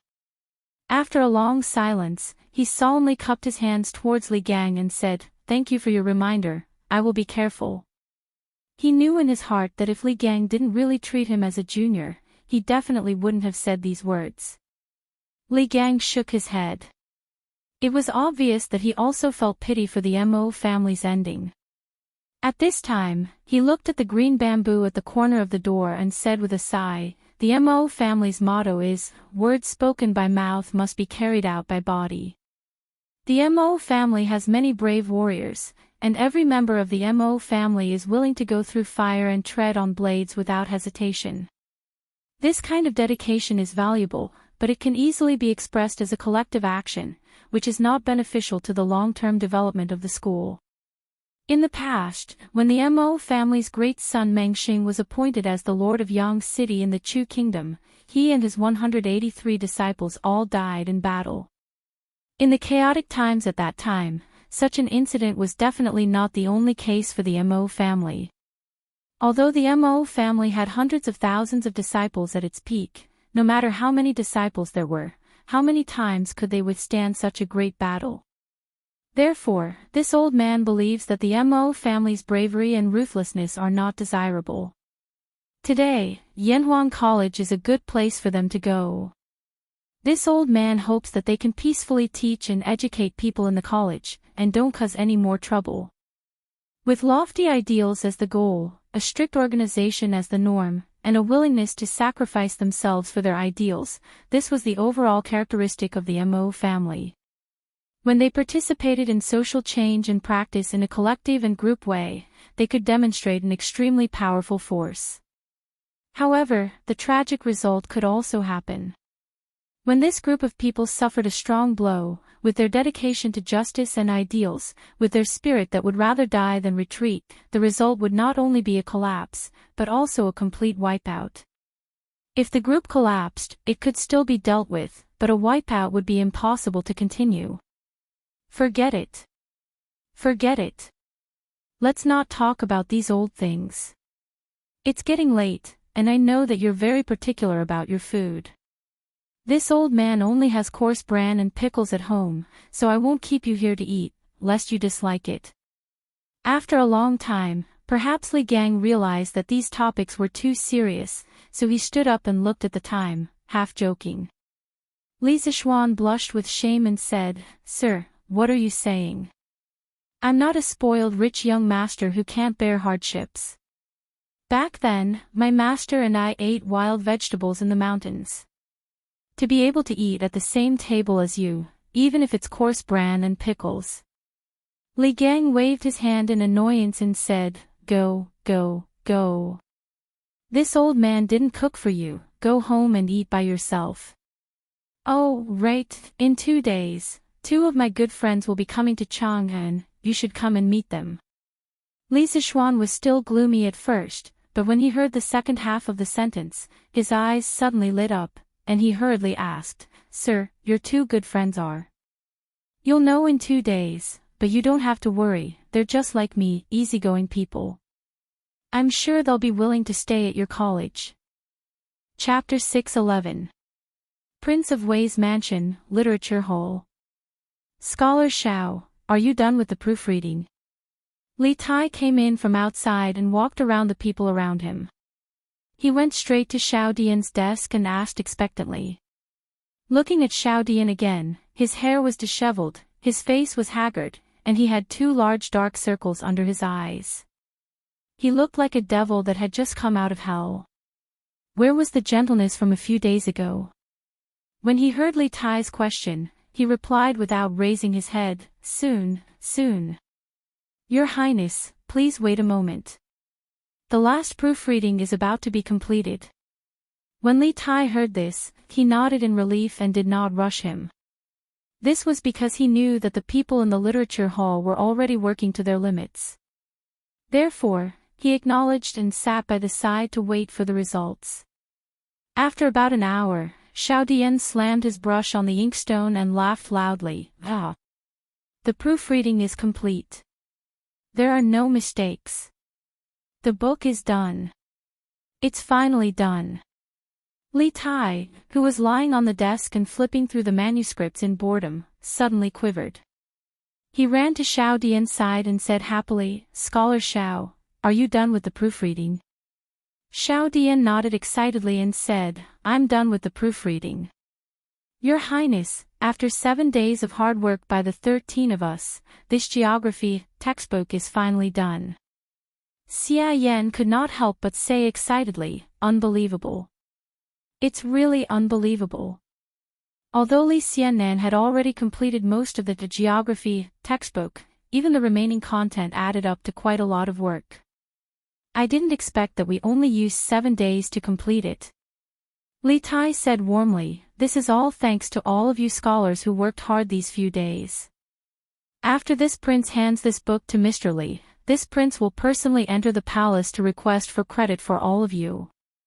Although Xiao Dian looked extremely tired, he could not help but laugh when he heard this. "Ha! Your Highness is too serious. Even if I don't make any contributions, Xiao Dian, I'm still extremely happy to be able to participate in the writing of such a peerless book." Xia Yan smiled and said, "Dian is right. This geography book will definitely become a masterpiece that will be handed down from generation to generation. At that time, we might even be able to leave our names in history because of it. We are still basking in the glory of Your Highness and Li Xiannan." "That's right. That's right." The rest of the scholars agreed with him. When little Fatty heard the praises around him, he couldn't help but feel a little proud. He secretly thought that he had the best foresight back then. He was the first one who thought highly of Li Zishuan. After everyone had quieted down, Li Tai said to them, "No matter what, you have been busy these past few days. You have stayed up many nights because of this. Now, please go and rest. This prince will return the revised textbook of geography to the teacher." With that, He reached out his hand, ready to pick up the book on the table and go to Yongle Lane to find Li Sichuan. In the end, he actually couldn't pick it up. Li Tai took a closer look. It turned out that there were 4 more hands on the book. He looked at the owners of the 4 hands again. It was Xiao Dian and Xia Yan. He couldn't help but wonder, "Scholars, what do you mean by this?" Cough, cough. Xiao Dian coughed dryly and said embarrassedly, "Your Highness, please forgive me. The content of this geography book is really too brilliant. I am a little reluctant to part with it and would like to borrow it for a few days to make a copy for my collection. May I know if it's possible?" Xia Yan looked at Li Tai and nodded, indicating that he also had the same intention. The rest of the people came back to their senses and couldn't help but whisper behind them. They were eager to try. Li Tai suddenly felt a lot of pressure. Logically speaking, these people had put in so much effort to perfect this book. Therefore, lending the book to them to make a copy for their collection was not an unreasonable request at all. However, Yanhuang College couldn't wait. After thinking about it, Li Tai tactfully refused. "Scholars, you must also know that Yanhuang College will start school on the 18th of this month. At that time, we will need a lot of teaching materials, so we have to print them in advance. Therefore, this revised book must be sent to Mr. Li as soon as possible. If you too want to keep a copy for your collection, this prince will get the workshop to print a few more copies. When the time comes, I will give each of you a copy. How about that?" Those who could get along with Li Tai for so long were definitely not the kind of people who were one-track minded. Xiao Dian nodded and said, "Your Highness is right. This way, we can save a lot of effort." Xia Yan said, that's right. We have to thank Your Highness for giving us the book." "Thank you, Your Highness." In the afternoon, Li Tai brought the revised geography teaching materials to the Li residence. Li Sichuan, who was taking an afternoon nap in the west courtyard, got up and went to the front hall after hearing the report. "What? Could it be that the geography teaching materials on your side have been revised?" Li Sichuan asked as he looked at little Fatty, who was drinking fine wine and eating fresh fruits in the front hall. It was not because he could count, but because there was an extra book on the corner of the table. Looking at the thickness of the book, it should be the geography teaching materials that he gave to Li Tai the last time. Yes. Li Tai excitedly chewed the fruit in his mouth and swallowed it. Then, he said excitedly, "I finished the revision yesterday afternoon." After that, all the scholars in the academy did not rest and spent the whole night proofreading this book. It was almost noon today when they confirmed that there were no mistakes in it. After that, I personally sent it to you.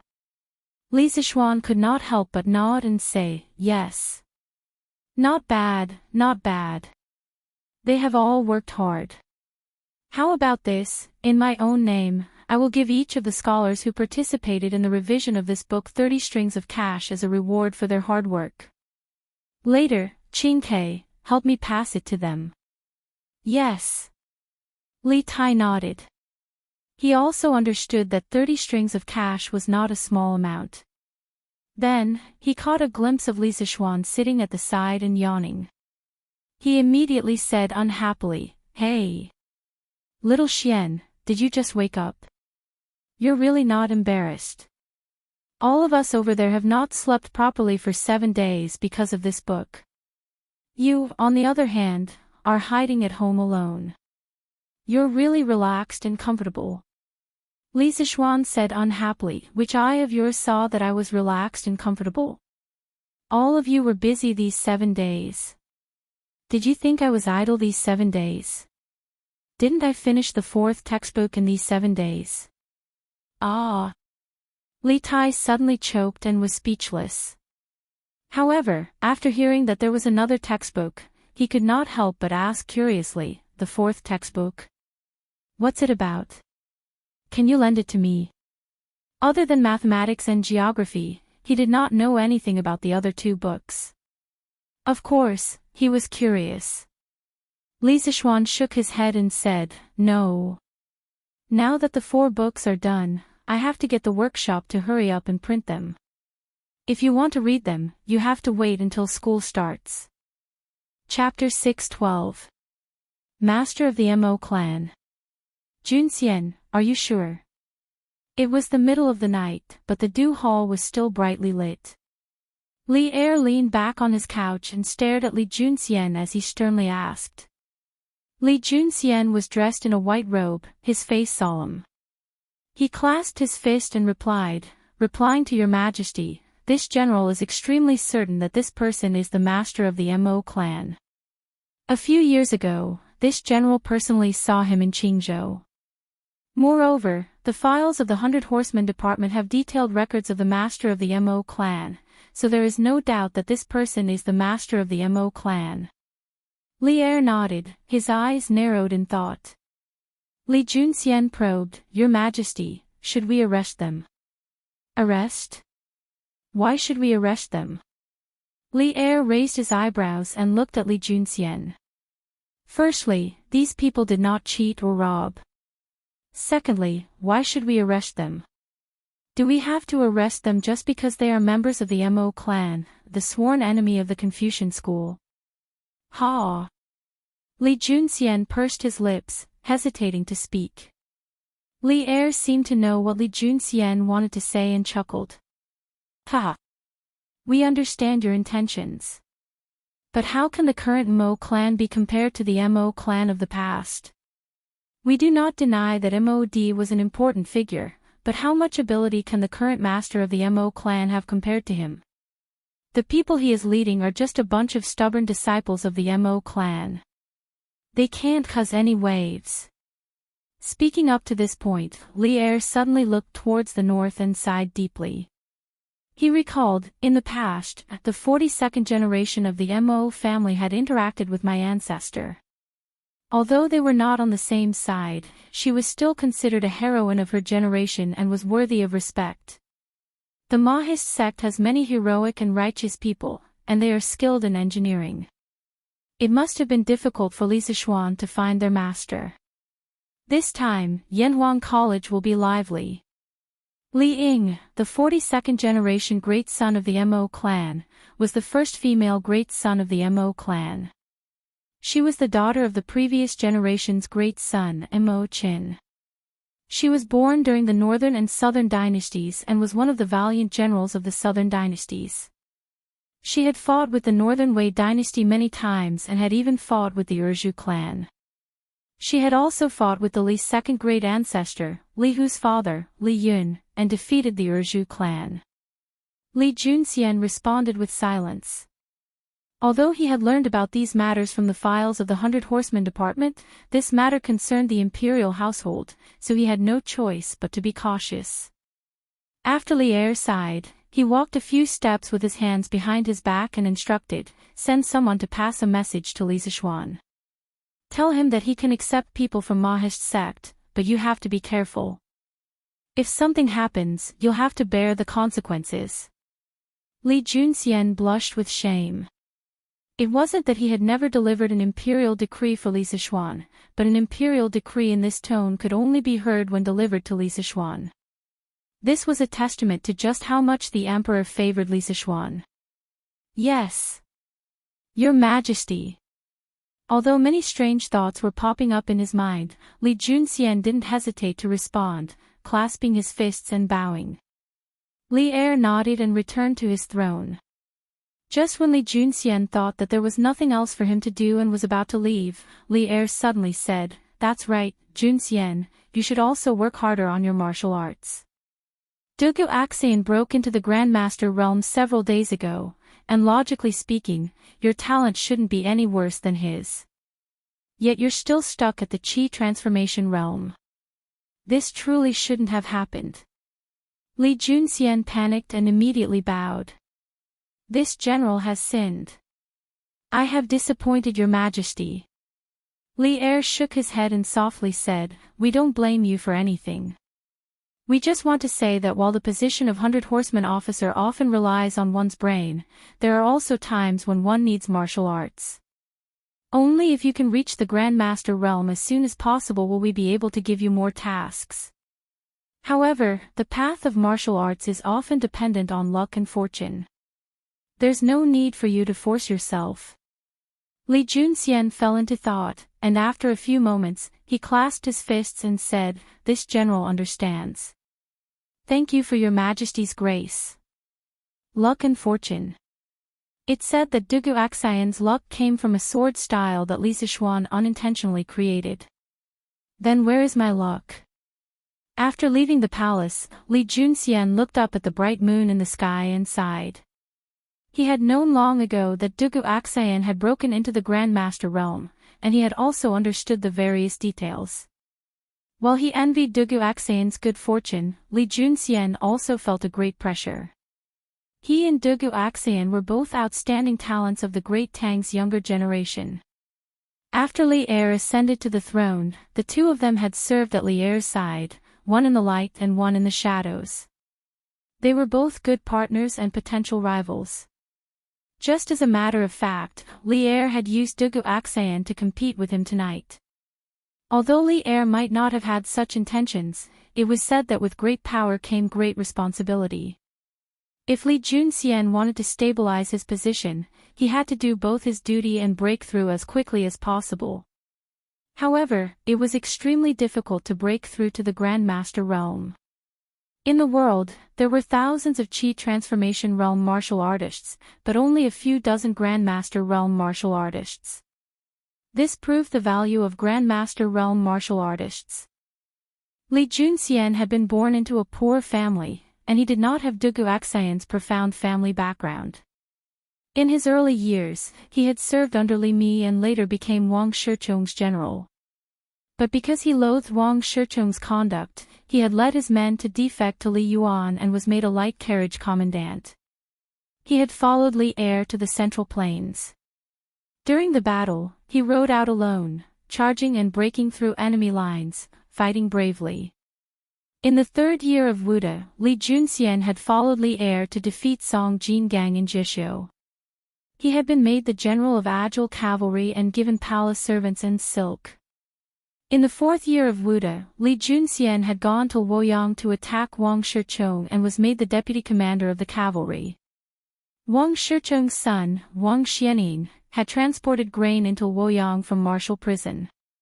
Li Junxian had captured his army, and Wang Xianing had fled. He had followed the army to defeat Dou Jianda and Lu Haida. After Li Er ascended the throne, he had been made the Left Guard Residence's assistant commander.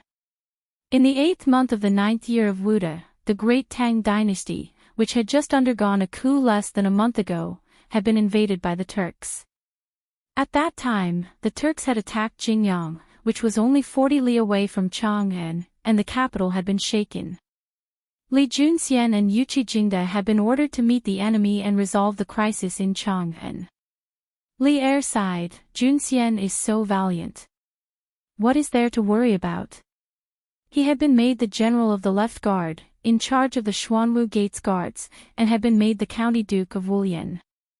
Li Junxian had been very diligent in his work during the war, and he had often been rewarded by Li Er.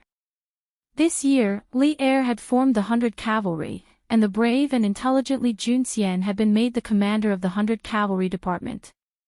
It could be said that he had been blessed by the Emperor for a long time. Sigh. I can only take one step at a time. Nothing can be forced. Let the heavens decide everything. Li Junxian shook his head and sighed.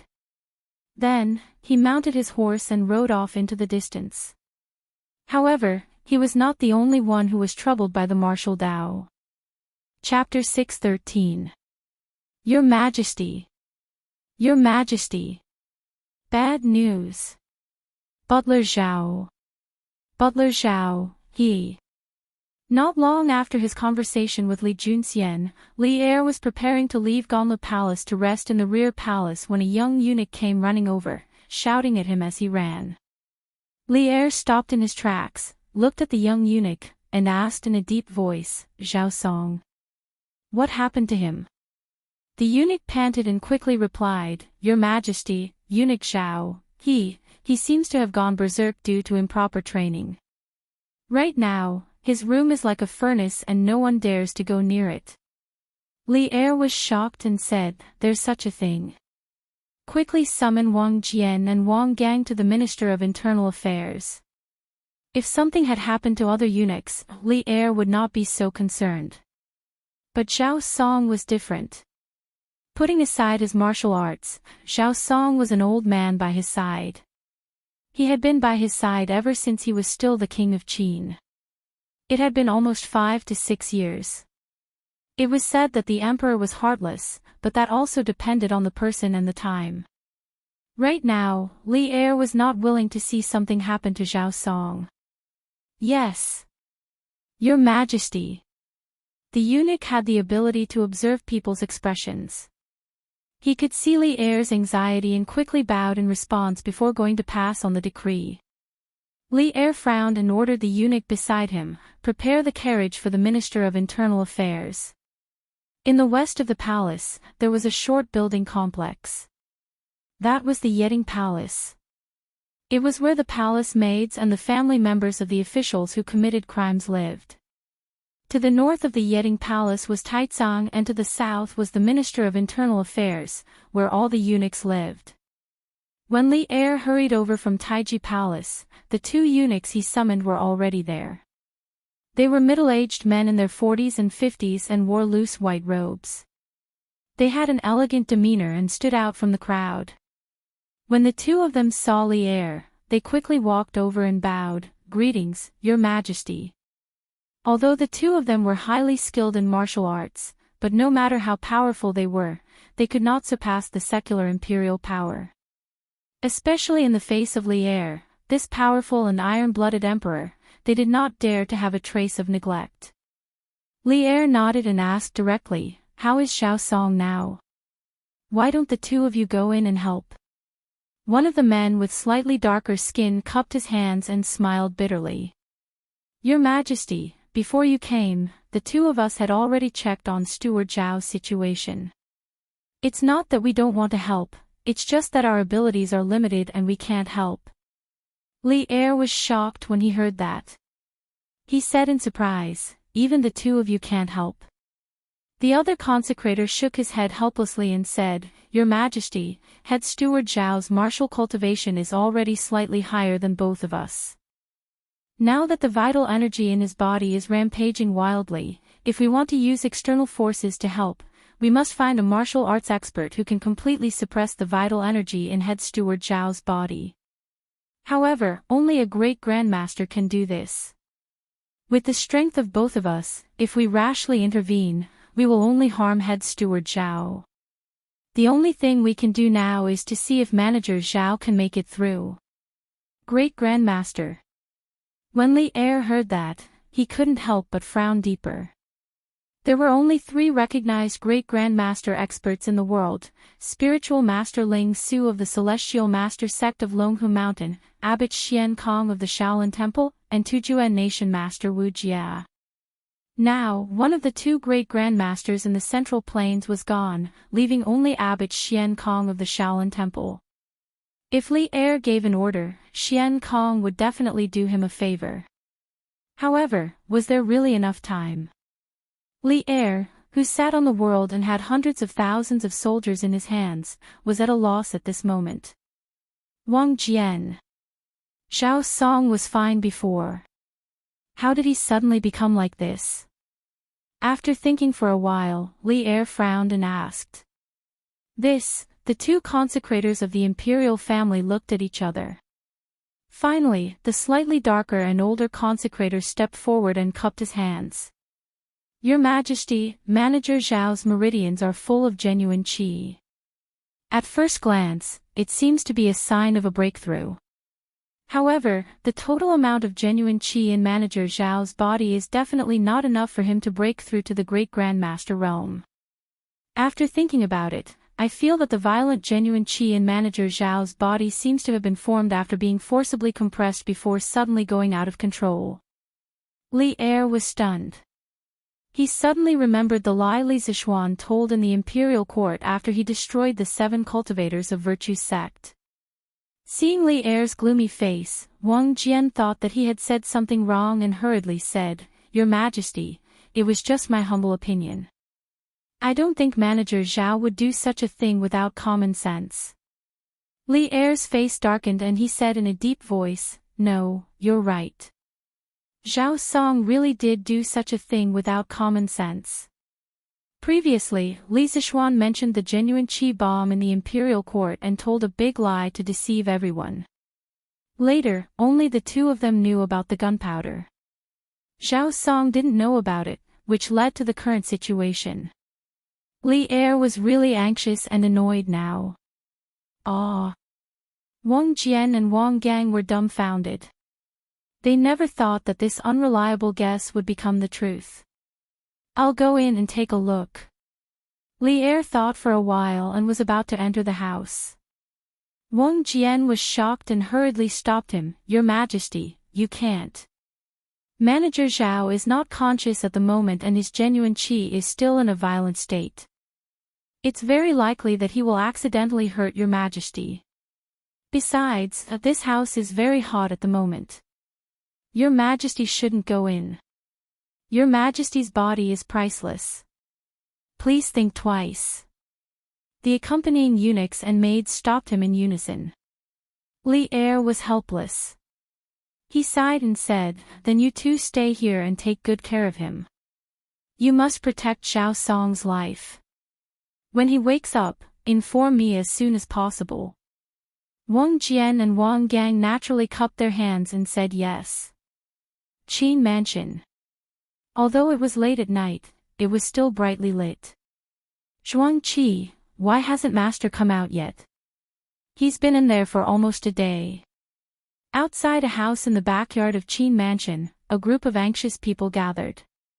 There was Madame Qin, Qin Huayu, and the maids, servants, and guards in the mansion. At this moment, Madame Qin glanced at the tightly shut door and asked the burly man beside her with a worried expression. Zhuang Qi was not sure himself, but he still forced himself to be calm and said, "Madame Qin, don't worry. Master's body has been getting better day by day for the past few months. Ever since he started practicing Tai Chi, his old injuries have been recovering faster and faster. It must be a good thing that he suddenly went into seclusion today. Who knows, maybe Master will be able to recover to his peak strength this time."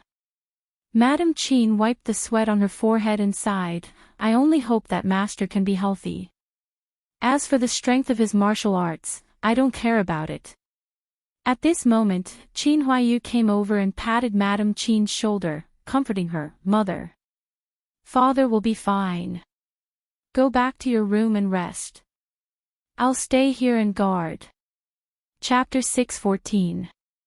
The next morning, Li Zishuan had just woken up when he heard a piece of big news. "What? Uncle Qin's injuries are completely healed. And he even broke through." Li Zishuan was eating breakfast in the main hall when Han Yushi suddenly came in and told him the news. Li Zishuan couldn't help but exclaim, "That's right. I heard that after practicing Tai Chi yesterday, Godfather suddenly felt something and locked himself up. Last night, Godfather broke out of seclusion.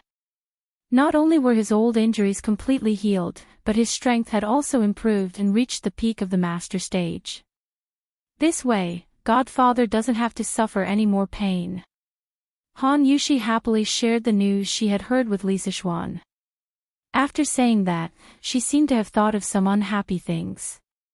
She immediately wrinkled her nose and said, "Previously, some imperial physician said that Godfather's body could only hold on for another 10 years at most. Humph. Let's see if they still dare to say that now. A bunch of quacks." Li Zishuan couldn't help sweating. He really wanted to say, "Wife, those imperial physicians were right. If it weren't for me, Qin Qiong wouldn't have lived for more than 10 years. Of course, he couldn't say that he had foresight. Transmigration was his biggest secret. Ahem. Wife is right. Those are all quacks." Li Zishuan coughed dryly and agreed. Han Yushi smiled and walked to Li Zishuan's side. Husband, let's go to Qin Manor to visit Godfather later, okay? You were busy with the matters of the academy previously and alienated some of the elders who are close to our family. Li Zixuan was stunned.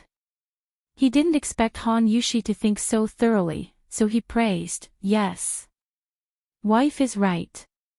Let's go and visit Uncle Qin after dinner. Although they were married, they still addressed Qin Qiong by their own names.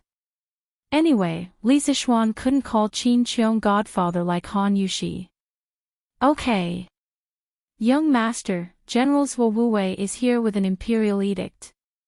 After breakfast, Li Zixuan asked the servants to prepare some gifts and prepared to go to the Qin family. After all, Qin Qiong's recovery and breakthrough this time could be considered a joyous occasion. It was necessary to bring some gifts to congratulate him. Unexpectedly, at this moment, the gatekeeper, Ah Fu, rushed in to report. Li Zixuan asked in confusion, General Zhuo Wuwei. Who is it? He already knew that there was one general and 2 generals in each of the 16 guards of the Tang dynasty. He also knew that the general of the Zhuo Wuwei was Qin Qiong. However, he really did not know who the general of the Zhuo Wuwei was. However, he could not be blamed for this. Ah Fu was dumbfounded by the question. There was no one else like this wastrel young master. He replied, Young master, it's General Li Junxian. Oh. Li Junxian. Hurry up and invite him in. Li Zixuan said hurriedly with a look of sudden realization.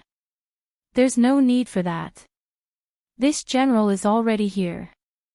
Mr. Li, you won't blame this general for being rude, right?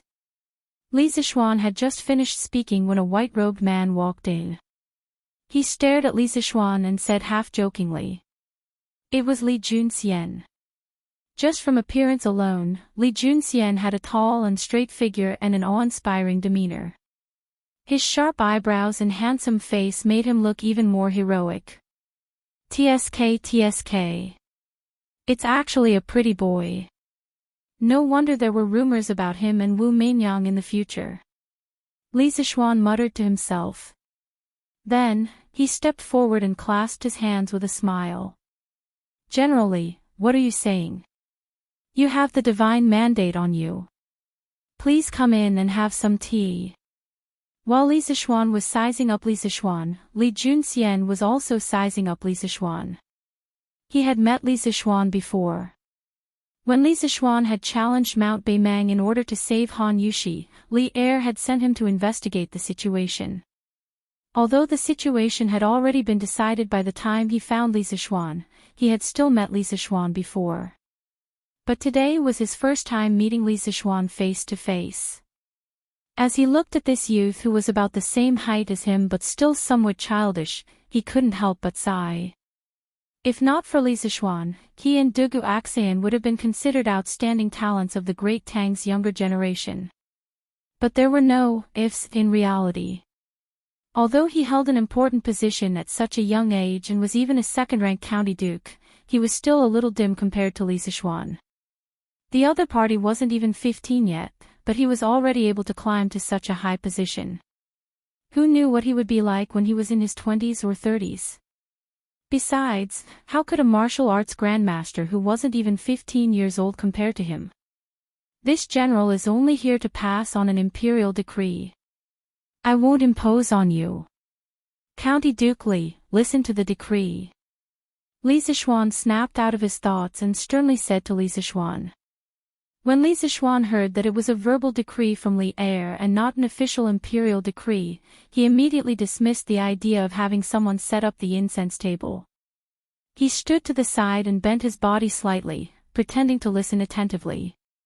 His Majesty wants this general to inform you that Yanwang College can accept people from the Mahist sect, but you have to know the limits. If something happens, you will have to bear the consequences. In the end, Li Junxian had to polish Li Er's words a little.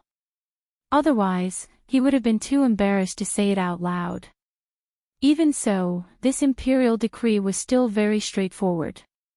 However, Li Zixuan really liked this kind of straightforward imperial decree. After hearing this, he hurriedly clasped his hands and said, "This subject receives the decree. Thank you for your grace." Li Zishuan's gratitude was sincere. Yesterday, after Li Gang analyzed the pros and cons of the Mahist sect joining Yanhuang College, he knew that the greatest power preventing the Mahist sect from entering the world wasn't the Confucians, but the imperial court and the emperor. Although the Confucians were powerful, their snobbishness couldn't be compared to Li Er's. Otherwise, how could there be a situation where Confucianism, Taoism, and Buddhism coexisted? Thus, Li Zishuan didn't really care about the attitudes of others. However, he had to care about Li Er's attitude. After all, Li Er was his immediate superior. After returning from Li Gang's house yesterday, Li Zishuan had been thinking about how to get Li Er to lower his guard against the Mahist sect. What he didn't expect was that he didn't do anything and Li Er took the initiative to deliver himself to his doorstep. This solved a huge worry in his heart. As for how Li Er knew that the head of the Mahist sect was going to join Yanhuang College, Li Zishuan could figure it out even with his eyes closed. Although he felt a little uncomfortable, in this feudal society, wasn't it easy for an emperor to know the movements of others? For Li Zishuan, it was fine as long as it didn't affect his life. Besides, even in modern society, did you really have privacy? When he thought of this, Li Zishuan felt a little better. Chapter 6:15. Husband, is His Majesty angry at you? After Li Junxian left with Li Er's decree, Han Yushi pulled on Li Zishuan's arm and asked. Those who didn't know the situation would immediately think that Li Er was reprimanding Li Zishuan, which was why Han Yushi was so worried. Haha. Of course not. There are times when one can't just look at things from the surface. This imperial decree is a good thing for our family. Wife, there's no need to worry. Li Zishuan stroked Han Yushi's coiled hair and comforted her gently. Then, he said, "Oh right, aren't you going to visit Uncle Qin? Sanbao and the others are just about done packing, so let's set off." Han Yushi naturally agreed. The husband and wife went out hand in hand. They rode a carriage with gifts and headed towards the Qin manor. When they arrived at the Qin residence, Li Zishuan realized that the place was already packed with carriages.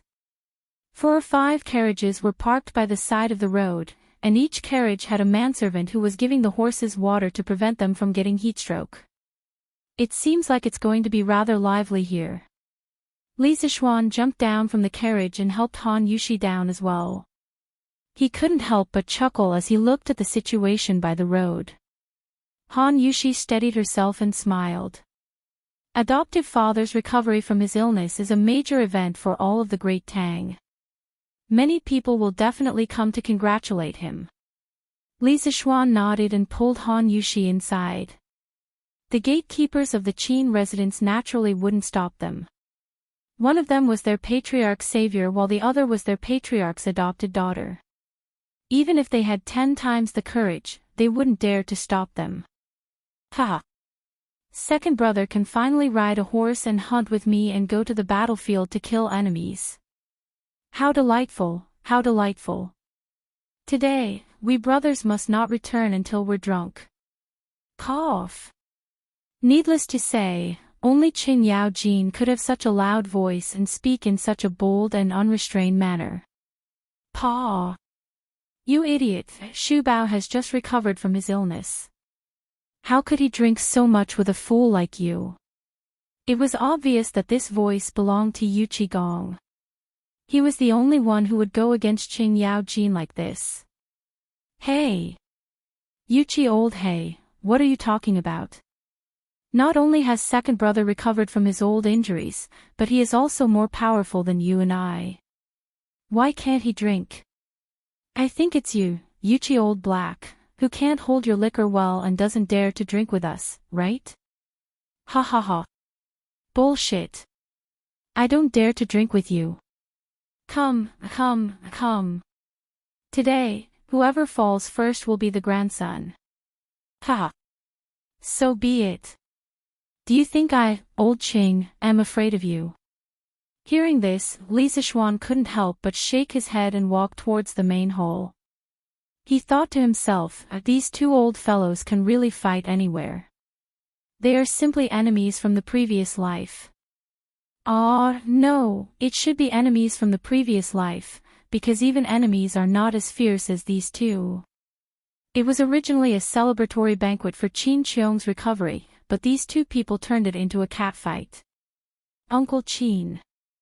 I heard that you've recovered. Congratulations. From now on, you can continue to carry your spear and gallop on the battlefield. Li Zishuan stepped forward and cupped his hands to Qin Qiong before congratulating him. As for Han Yushi, she had already been led to the backyard by the Qin Manor's servants to talk to Mrs. Qin.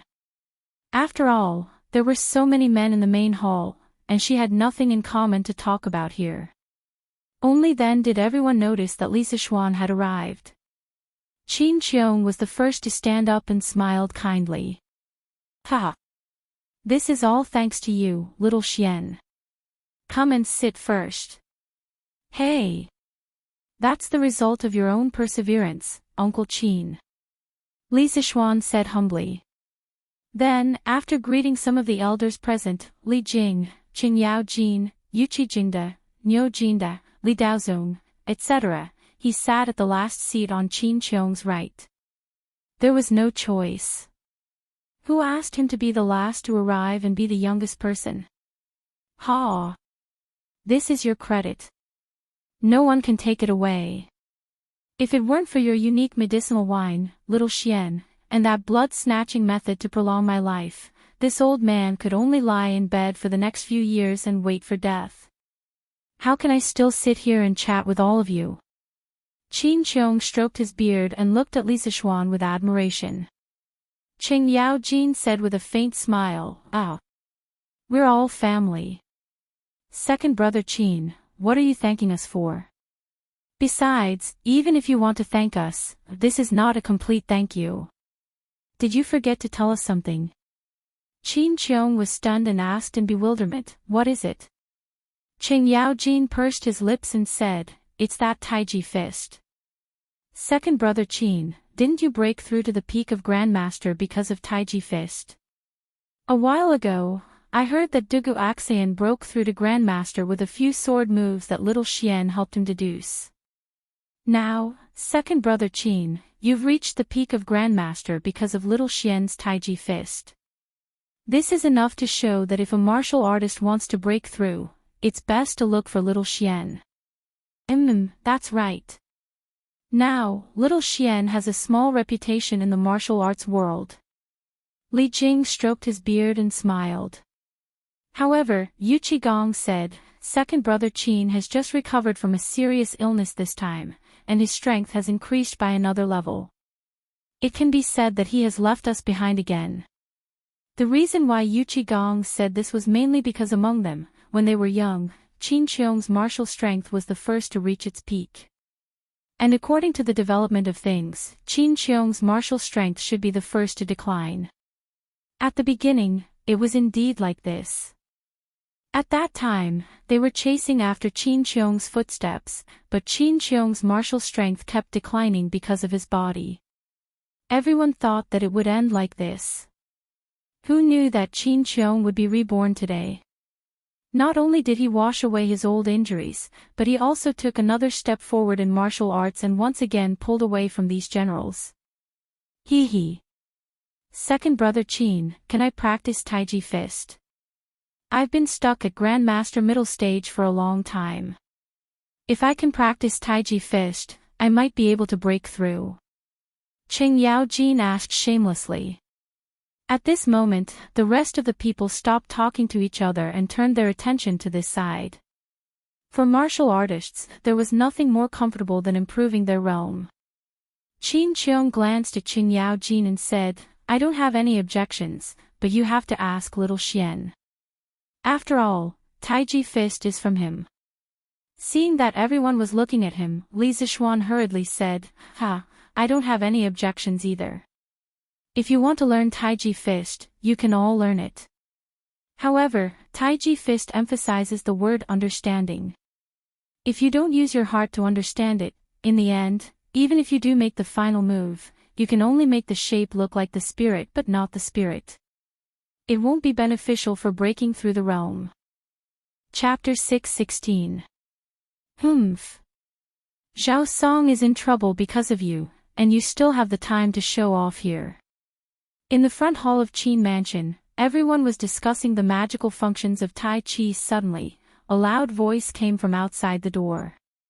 Then, Li Er stepped into the main hall in his regular clothes. Everyone in the room was shocked. They quickly got up and bowed. Greetings, Your Majesty. Li Er waved his hand and said, I'm here today to congratulate Shu Bao on his recovery. There's no need for formalities. Qin Qiong heard this and said gratefully, Your Majesty, thank you for your concern. Li Er stepped forward and helped Qin Qiong up. He smiled and said, Shu Bao is the pillar of the country. Shouldn't I be concerned about him? Qin Qiong's lips moved slightly and he said in a trembling voice, Thank you, Your Majesty.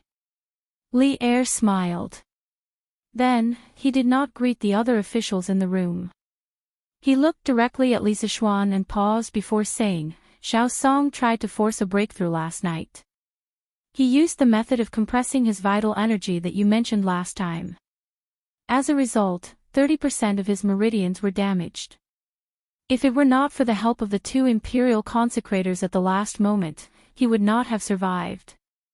Even so, his strength has fallen from Guru peak to Guru early stage. Li Sichuan's jaw dropped in shock. He never thought that Zhao Song, that lunatic, would dare to do something like this, and play it so big. It was as if he wanted to go to the heavens. He wiped the sweat from his forehead, he did not know if it was cold or hot, and said, Your Majesty, this. Why is Steward Zhao in such a hurry to break through? Logically speaking, the Tang Empire was at peace now.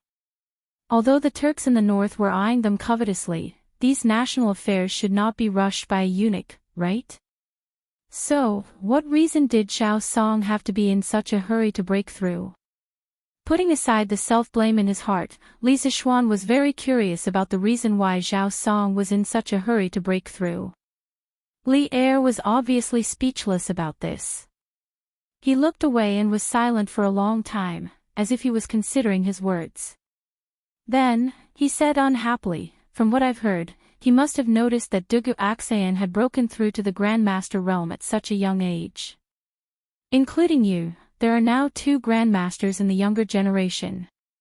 He felt the pressure and felt that if he didn't take the risk now, he wouldn't have a chance when he was old.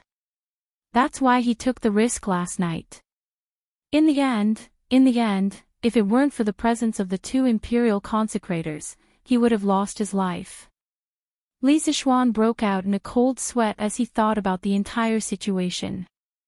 If Zhao Song had really lost his life because he had compressed his vital energy to practice martial arts, then even if he was not punished by Li Er, Li Sichuan would not be able to rest easy. He thought for a moment, then stepped forward and bowed. This is all my fault. I misspoke in the imperial court that day and misled head steward Zhao. I even caused him to almost lose his life. Your Majesty, please punish me.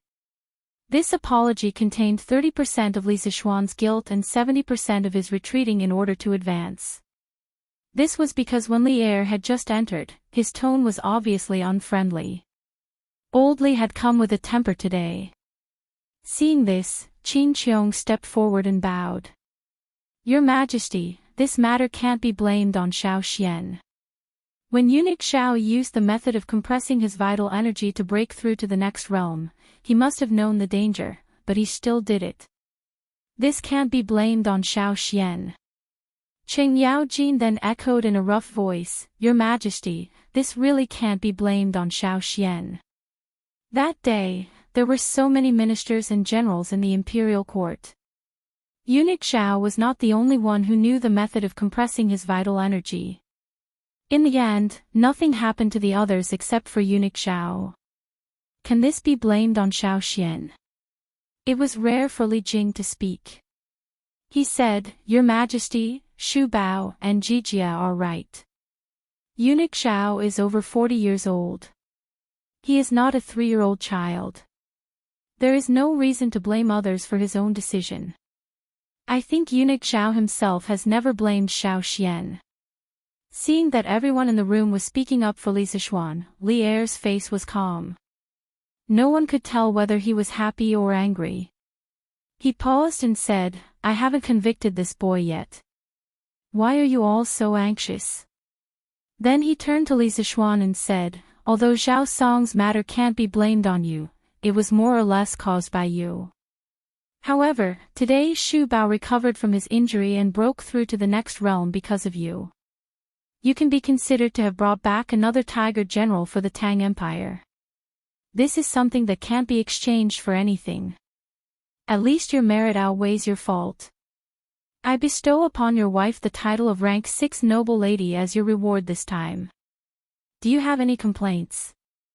Li Sichuan said happily, thank you, your majesty. I have no complaints. The more time he spent with Han Yushi, the more Li Sichuan knew about the inferiority complex in Han Yushi's bones. He was now a higher and higher official, but the pressure on Han Yushi was getting greater and greater. Sometimes, he was also very troubled. He only wanted to live a simple and happy life without any external interference. However, in Han Yushi's heart, she still could not get rid of the secular concept of a well-matched family. Perhaps she agreed to marry him because she was moved by his persistent pursuit. However, ever since she married into the Li family, she didn't have a moment of rest. She learned this and that every day, and even learned poetry. Li Sichuan once told her that she didn't need it. However, she said that she wanted to improve and she wanted to be worthy of him. Humble love, humble self. Many people felt that this kind of humble love was not worth cherishing, but Li Sichuan did not think so. In love, if someone loved more, naturally, there would be someone who loved less. It couldn't be equal. People who loved more would give more, and naturally, they would be hurt more. This wasn't because she was cheap. It was because she loved him and didn't want to lose him. After understanding this, Li Sichuan wouldn't not cherish this relationship. He would only feel that this woman really made people feel sorry for her. And the 6th rank title that Li Er gave to Han Yushi today could be said to be timely reign. In this era, the title of a noble was very rare. If a 6th rank noble was placed in a place, even the county magistrate would have to greet them with the courtesy of an official.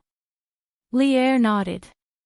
Qin Qiong and the others quickly cupped their fists and said, Your Majesty is wise. Li Er laughed and said, That's enough. Let's not talk about this anymore. Today, Shu Bao's body has recovered. I am really happy in my heart. Jijie, pharmacist, Jinda, Jingda, since you guys are here, don't leave. Today, we are here to celebrate with wine. We won't go back until we are drunk. Speaking of drinking, Qin Yaojin suddenly became excited. He didn't care about the etiquette of a monarch and minister. He patted his arm and laughed loudly, Okay. We originally planned to eat wine at Second Brother's place at noon. It's good that your majesty is here. Speaking of which, we brothers haven't eaten at the same table with your majesty for a year, right? Ha! Yes, yes, yes. Today, Xiao Xian is here. This kid's culinary skills are excellent. He can cook a few dishes for us to eat with wine. Wouldn't that be wonderful? Chapter 6:17. When it came to cooking, many people would subconsciously think of the phrase, a gentleman should stay away from the kitchen. It was clearly inappropriate for Li Sichuan, the founding baron of the country, to personally cook. However, the elders in the backyard clearly didn't think so. Qing Yaojin, Qin Qiong, Niu Jinda, and Yuqi Jingda had always treated Li Sichuan as their own junior. If something happened to Li Sichuan, the 4 of them would definitely be the first to act. As for Li Sichuan, because of Han Tianhu's Han family, he was considered relatives of Li Sichuan. Needless to say, Li Zixuan himself also wanted to try the dishes personally cooked by Li Zixuan. After all, in the entire Tang dynasty, who didn't know that Li Zixuan was the best at eating? Therefore, Li Zixuan was unquestionably sent to cook for these elders and big shots to go with the wine. As the emperor, if he wanted to eat lunch at the Qin residence, Li Zixuan obviously wouldn't be the only one busy. When Madame Qin, who was chatting with Han Yushi in the backyard, heard that Li Zixuan was going to eat at the Qin residence, she quickly ordered the servants to prepare the ingredients. Then, she personally went to the kitchen. Han Yushi followed behind her. Xiao Xian. Why are you here? Why aren't you in the front room with His Majesty? They all say that a gentleman should stay away from the kitchen. Why are you, a man, in the kitchen? Go out and let Auntie. Madame Qin originally planned to personally cook lunch. After all, it was for the emperor. However, she couldn't be careless. If the servants didn't pay attention or had any evil intentions and something happened to Li Zixuan while he was eating at the Qin residence, then the hundreds of people in the Qin residence would be finished. After entering the kitchen, Madame Qin saw Li Zixuan cutting the pork and couldn't help but reprimand him. Han Yushi, who was following behind, also couldn't help but open her mouth in shock when she saw this scene. When Li Zixuan heard this, he smiled as he cut the pork. What gentleman should stay away from the kitchen?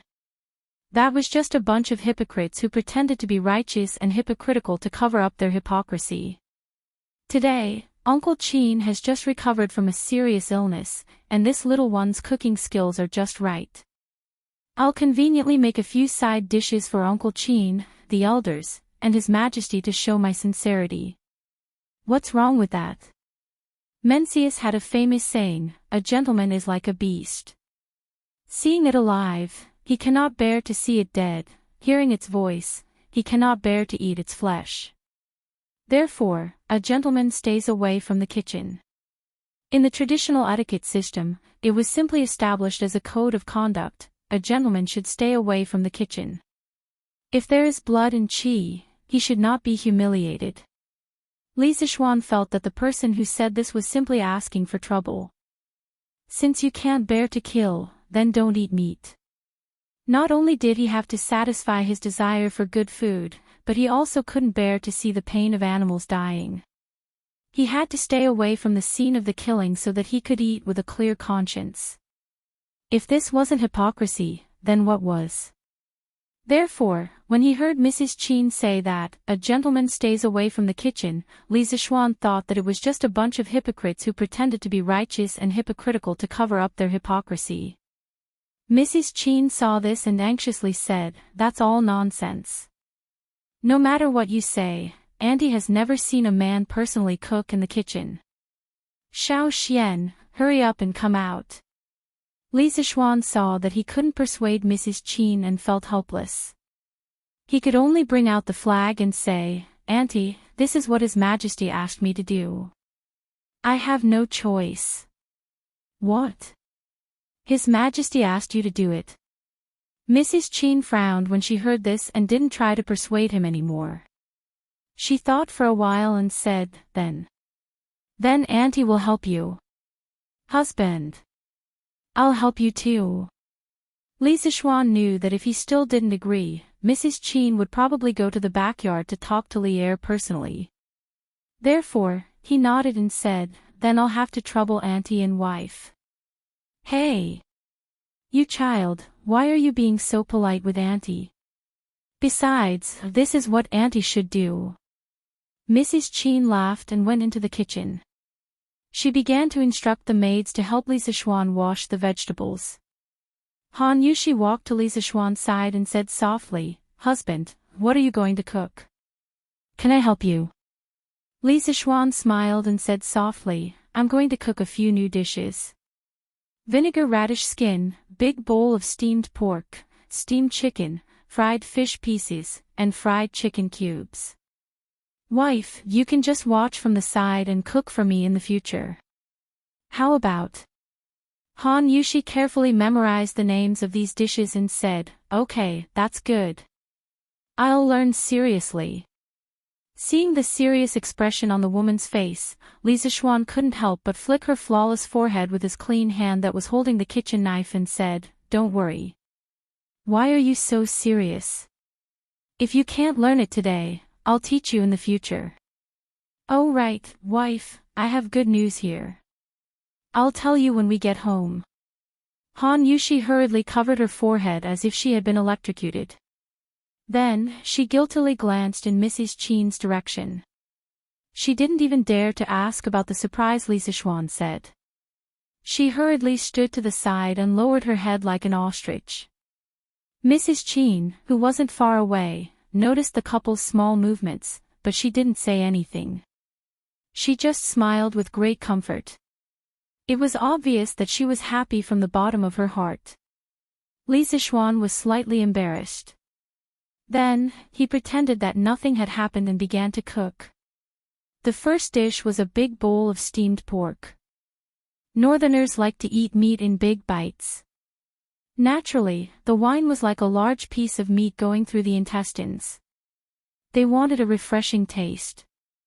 Qing Yaojin and the others would definitely like this big bowl of steamed pork. First, cut the streaky pork into pieces, blanch them in boiling water, soak them in wine, and then deep fry them. Finally, add some preserved vegetables. These vegetables are produced in the Guangdong area. During the Tang dynasty, there were a lot of them in Lingnan. As the base, steam them for half an hour, and the bright red and tender steamed pork in a big bowl will be ready to be served. Of course, during this time, Li Zixuan also made the vinegar-choked radish skin. This dish couldn't be easier. Then, he made the diced chicken. He chose a piece of chicken breast meat and cut it into small cubes. Then, he tore up some orange peel, pepper, cloves, fennel, and other spices. He turned on the fire and heated up a little bit of oil. Then, he put the meat and the seasonings into the pot and stir-fried it. The flavor of the spices permeated into the meat. He ate a bite of the diced chicken with a sip of wine. It was so refreshing. There were also fried fish pieces. He cut a whole fat black carp into big chunks and marinated it with salt and white wine grains for an hour. The fish pieces would show a light pink color, which was very tempting. Then, he mixed eggs and flour and fried the fish pieces with hot oil. The fish pieces were crispy on the outside and tender on the inside. When it was time to eat, he made a hot sauce with garlic and soy sauce and poured it over it to go with wine. The taste was so good that even an immortal wouldn't exchange it for it. The more Li Zixuan cooked, the more proficient he became. Han Yushi and Mrs. Qin, who were next to him, were more and more dumbfounded. The more they looked, the more they were hungry. This color, this aroma, they almost couldn't help but want to eat it first. Madame Qin gulped and thought to herself, no wonder His Majesty allowed Xiao Xian to come over and cook. Sigh, I don't know where this child learned to cook these dishes, but they're even more delicious than mine, someone who's been cooking for decades. Chapter 618. After working in the Qin family's kitchen for more than 2 hours, Li Zixuan finally finished preparing lunch for the big shots in the backyard. There weren't many types of dishes, only 5 dishes and 1 soup in total. However, the portions of each dish were large and were all placed in small bowls. After all, the big shots sitting in the house were all martial artists and their appetites were extraordinarily large. After the dishes were done, Li Zixuan naturally didn't have anything to do. Madame Qin ordered the maids to bring the bowls of dishes to the front hall. Li Zixuan didn't care about this. After washing his hands, he pulled his wife out of the kitchen. Unexpectedly, as soon as he came out, he saw Qin Huaiyu and Qing Chumo walking towards him. Li Zixuan was stunned and asked, "Hey, Huaiyu, Chonyo. You two are back." Qin Huaiyu went to Yunshan to participate in the labor as early as a month ago. Qing Chumo liked to slack off, and it had only been half a month since he went to Yunshan. Under normal circumstances, the two of them should be at Yunshan now because Yunshan was a little far from Chang'an. The students of the School of Mathematics would usually eat together in the cafeteria of Yunshan at noon. Oh! What meat is this? It smells so good. Hey! Wait! Don't go. Let me try a piece. Ching Chumo was about to answer when he smelled an extremely rich fragrance of meat. His attention was immediately attracted by the little maid holding the bowls of dishes. What was worse was that this guy was not only talking, but also stretching out his black dog paw. Stop! Madame Chin, who was standing behind him, quickly caught up to him and scolded, "Ugly bull, stop fooling around. This food was prepared for His Majesty. If you really want to eat, then go wash your hands and eat at the table." "What are you doing now?" Ching Chumo immediately stopped. He widened his eyes and said, "Huh? Is Her Majesty here too?" He had just brought Qin Huayu home. After learning that Qin Qiong had recovered from his old injuries and had unexpectedly broken through to the next realm, and that Ching Chumo was freeloading at the Qin family today, Ching Chumo rolled his eyes and followed Qin Huayu over. However, he only came over to freeload a meal. He really didn't know that Li Er was here. If he had known earlier, he definitely wouldn't have come. His Majesty, your Uncle Yuchi, and the others are all here. Since you're here, Cho Ox, go wash your hands and accompany them to drink later. After saying that, Madame Chin led the maids into the room, leaving behind a dumbfounded Ching Chumo. Ha! Who told you to be so smug? Li Zixuan stepped forward and teased Ching Chumo. Then, he looked at Qin Huayu and asked, "Huayu, how are things at Cloud Mountain?" Qin Huayu said, "The construction of the academy has been completed. All that's left are some non-urgent buildings.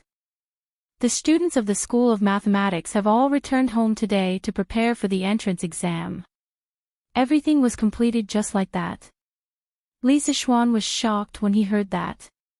He said in surprise, "That's fast. Then, Huayu, you guys have worked hard." At this moment, he just remembered that the entrance exam of Yanhuang College was about to begin, and he hadn't even started writing the exam papers. It seemed like he couldn't wander around anymore. Ha! Of course, we've worked hard. Xiao Xian, you have to compensate us well. Ching Chumo laughed shamelessly. Li Zixuan said in annoyance, "Compensate? Isn't this lunch compensation for you? Cho Ox, you can't eat these dishes anywhere else even if you want to." What meat is this? Why is it so fragrant? I, Old Ching, want to try it and see what it tastes like. After the dishes were served, Ching Chumo couldn't help but salivate when he smelled the fragrance of the meat with preserved vegetables. He was eager to try it. Cough, cough.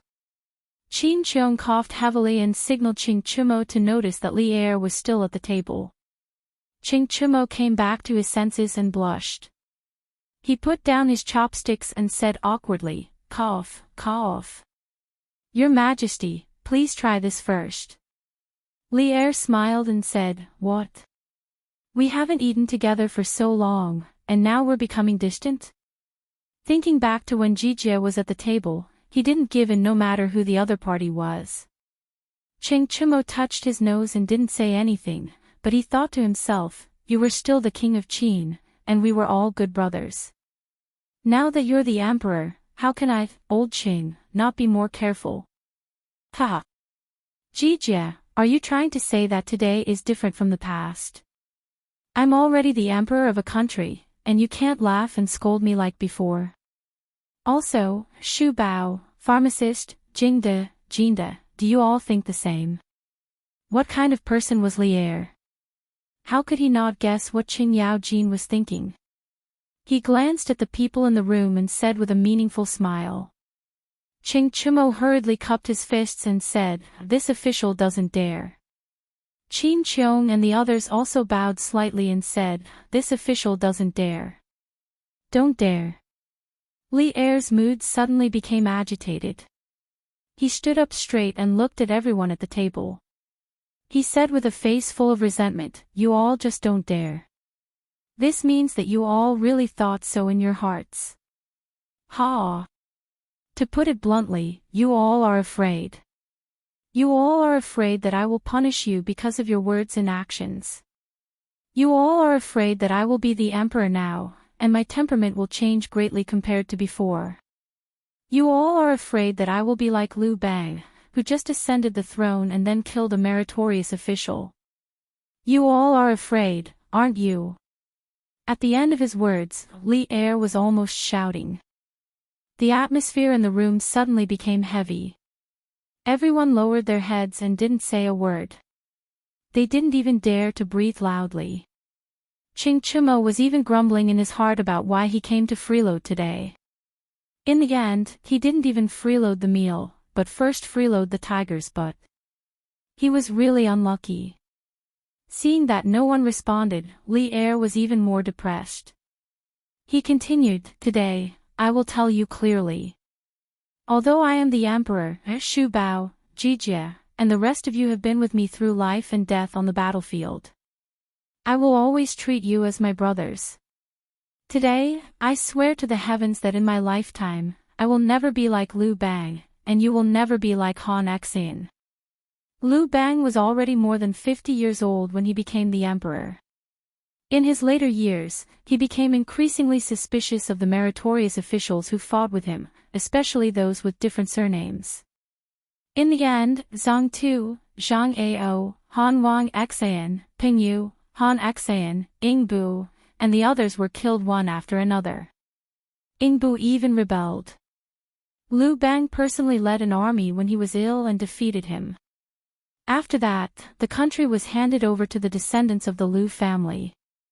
Not only that, but he also became suspicious of Xiao He. He forced him to think of ways to tarnish his reputation to arouse Emperor Yi's suspicion. In the end, he almost died. At this time, after Li Er finished speaking, he slammed the wine bowl heavily and said heroically, "Serve the wine." Li Zishuan, Qin Huaiyu, and Ching Chumo looked at each other and went to serve the wine obediently. After all, they were the only ones in the room who could be ordered. Chapter 6:19. Zhen has already said what needs to be said.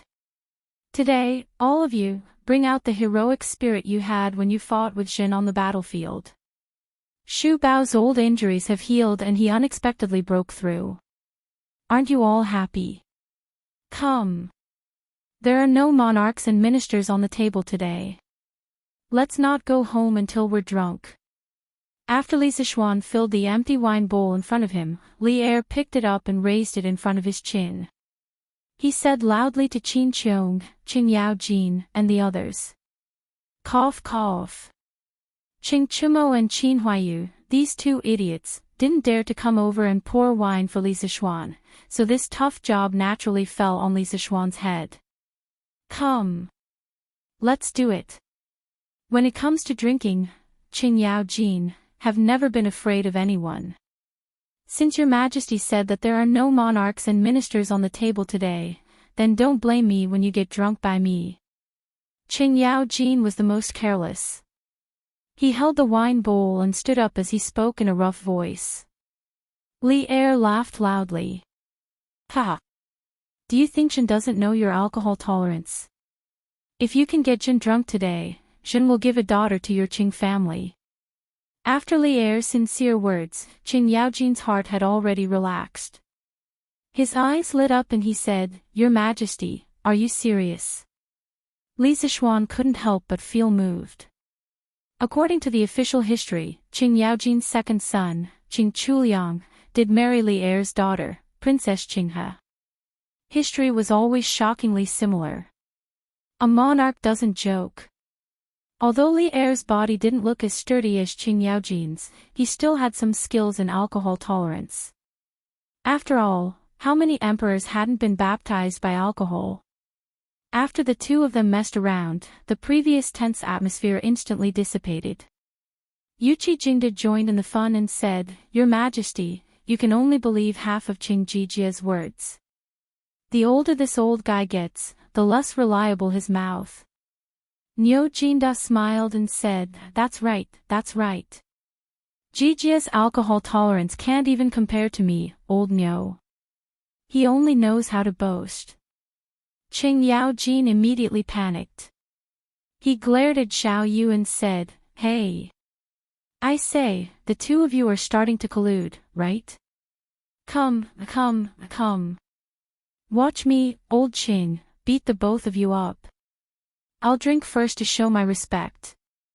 After saying that, he picked up the wine bowl and was about to drink it all. Niu Jinda hurriedly said, wait. What's wrong? Hey, old Niu, are you scared? Qing Yaojin was puzzled at first, but then he said proudly. Niu Jinda spat, bullshit. Why would I be afraid of you, madman Qing? What I want to say is, how boring is it for you to drink one bowl after another?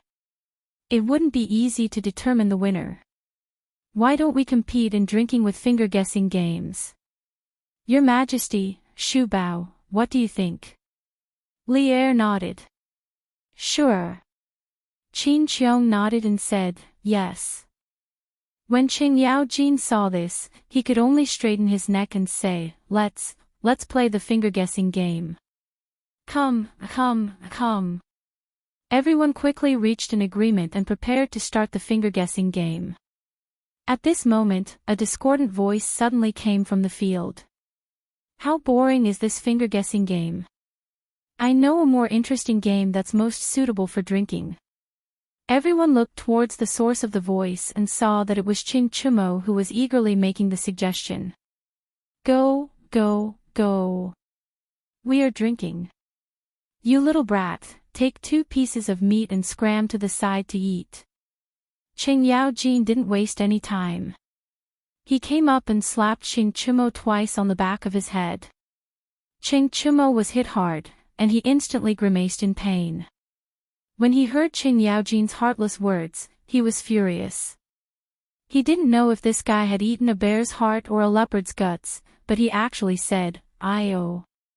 What the heck, Dad, am I still your biological son? You can really bear to hit me and say that?" Pfft. Li Zixuan was the first one who couldn't hold it in and burst out laughing. The rest of the people, including Li Er, also laughed out loud. Qing Yaojin's face darkened, and he was about to hit again when Li Er hurriedly stopped him. All right, Jijie, stop hitting. Let Chou Niu speak. Who knows, this kid might really have some good ideas. Only then did Qing Yaojin stop. However, he still glared fiercely at Qing Chumo and said, "Speak. You little rascal, if you can't say anything, I'll break your legs when we get back." Qing Chumo shrunk his neck and then began to introduce to the big bosses in the field. This game is called Every 7 Passes. The rules are very simple. You can first randomly choose a person and say any number. For example, Her Majesty says 5, Uncle Li, you have to immediately say 6, and so on. However, whenever you encounter a number that is a multiple of 7 or a number that contains 7, that person can't say it out loud. He has to say a pass. Those who don't say a pass or those who hesitate for more than 2 breaths will all be considered to have failed. The person who fails will be punished with a glass of wine, and then the next round of the game will start from this person again. I wonder what Her Majesty and the rest of the uncles think. Li Zixuan couldn't help but cover his face. This fellow had completely copied the rules of the game that he had mentioned the other day. It was really hard on him. However, copying the game itself wasn't a problem. The problem was, no. How can this game be as simple as finger guessing? You little rascal, you're just adding to the trouble. As expected, before Li Er could say anything, Qing Yaojin was the first to jump out and reprimand him. Actually, at this moment, Qing Yaojin was also sweating in his heart. Was this son really his biological son? Why did he keep tricking him? Because if they were to follow the rules of the game, the ones who would suffer the most would be him and Yuchi Jingde. Although the rest of the people were generals, they weren't like the two of them who only knew martial arts and didn't know literature. Ching Chumo had come up with such a bad idea. Wasn't this asking for his old life? Li Er thought for a moment and understood the essence of this game. He suddenly found it interesting and said, Jijia, it's not right to say that. Compared to finger guessing, this game is obviously much more fun. Let's do this today. Apart from Yuchi Jingde, the rest of the old generals all agreed. These two miserable brothers glared hatefully at Ching Chumo. They could only obey the majority. Next, without a doubt. Qin Qiong, 19. Li Jing, 20. Qing Yao Jin, 20. 1. No. Yuchi Jingde, who was below Qing Yao Jin, heaved a sigh of relief and then laughed loudly. Ha! Qing Jijie, you lost. Drink first. Let's talk about other things. Yes. Drink first. Li Er picked a large piece of braised meat for himself and said to Qing Yao Jin. Qing Yao Jin was helpless. He could only admit defeat and drink first. Then, the burning alcohol directly penetrated his heart, liver, spleen, lungs, and kidneys. Qing Yao Jin hurriedly picked up a piece of braised meat with his chopsticks and stuffed it into his mouth, wanting to use it to ease his pain. In the end, he was instantly stunned by the taste. As he stuffed himself, he shouted excitedly. This meat is really delicious. It looks greasy on the outside, but it's not greasy at all when eaten. TSK. Little Xian's culinary skills are really good. With these things to go with wine, I won't get drunk no matter how much I drink. Li Er couldn't help but say, this is called fat but not greasy. Qing Jijie, why are you talking so much? Qing Yao Jin laughed dryly and said, Ha! How can my knowledge compare to His Majesty? This fried fish is also very delicious. With these dishes to go with wine today, I can definitely not get drunk after 1,000 cups. Let's continue. It's my turn. I say 13. Yuchi Jingde hurriedly said, pass. It was naturally impossible to not get drunk after 1,000 cups. After all, his strength was there. After failing again and again, old Qing finally became cold and collapsed under the table. Li Zishuan and Qing Chumo hurriedly apologized to Li Er. The two of them dragged Qing Yao Jin and prepared to send him back to the Qing family. Little Xian, if I do this, won't we lose our Qing family's princess daughter-in-law? If His Majesty grants a marriage to Chu Liang, won't I be trapping my brother? Qing Chumo thought for a long time and finally realized that something was wrong. He patted his head and said with regret. Li Zishuan pursed his lips and said, not only did you trick your brother, but you also tricked your father. Dark Concubine's Secret. Chapter 620. Oh, right, husband. When we were at the Qin Manor, you once said that you wanted to give me a surprise. Can you tell me now? After carrying Qing Yao Jin into the Qing Manor's carriage, Li Zishuan directly brought his wife home. In the study, Li Zishuan was thinking about the students' entrance exam papers when he heard Han Yushi's gentle and slightly expectant voice. Li Zishuan put away his thoughts, turned his head, and pretended to say, yes. That seems to be the case. But as for what the surprise is, I also forgot. Husband, you. When Han Yushi heard that, she glared at Li Zishuan and said, Ha! Wife, do you really want to know what the surprise is? Li Zishuan pulled Han Yushi to his side and asked with a smile. Didn't you forget, husband? Even if I want to know, what's the use? Han Yushi pouted and turned her head to the side. The summer breeze blew in through the window and happened to blow a strand of hair by her ear to Lisa Schwann's nose. Smelling the fragrance of the hair, Lisa Schwann felt a little itchy. He turned Han Yushi's body around and pretended to be serious. Although I've forgotten, there's a way for me to remember it immediately. Yes, come. Wife, you just need to use your lips to leave a mark of love on it.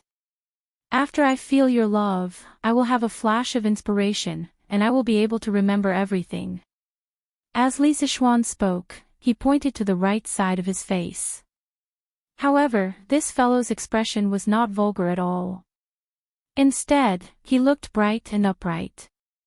However, how could Han Yushi, who had been with Lisa Schwann for so long, not know that this was Lisa Schwann's little trick? She twisted her body and rolled her eyes at Lisa Schwann. Humph. Husband can even lie with his eyes open now. I don't believe it. Hey. You little girl. Lisa Schwann's lie was exposed, so he angrily scratched Han Yushi's nose. Then, he walked to the side of the bed, put his hands behind his head, and lay down. He said shamelessly, sigh. Regardless of whether you believe it or not, your husband has intermittent amnesia. If you don't give me a kiss today, your husband's amnesia won't be cured. Naturally, you won't know what the surprise is. Han Yushi was furious. She walked over and pinched Lisa Schwann's arm. Husband, you're cheating. Shameless. Did I? I'm just telling the truth. How am I cheating? Humph. If that's the case, then forget it. I don't want to know what the surprise is now. Han Yushi got up and stomped her feet. She turned around and was about to leave. She loved Lisa Schwann, but she didn't want Lisa Schwann to succeed so easily. Moreover, it was still daytime.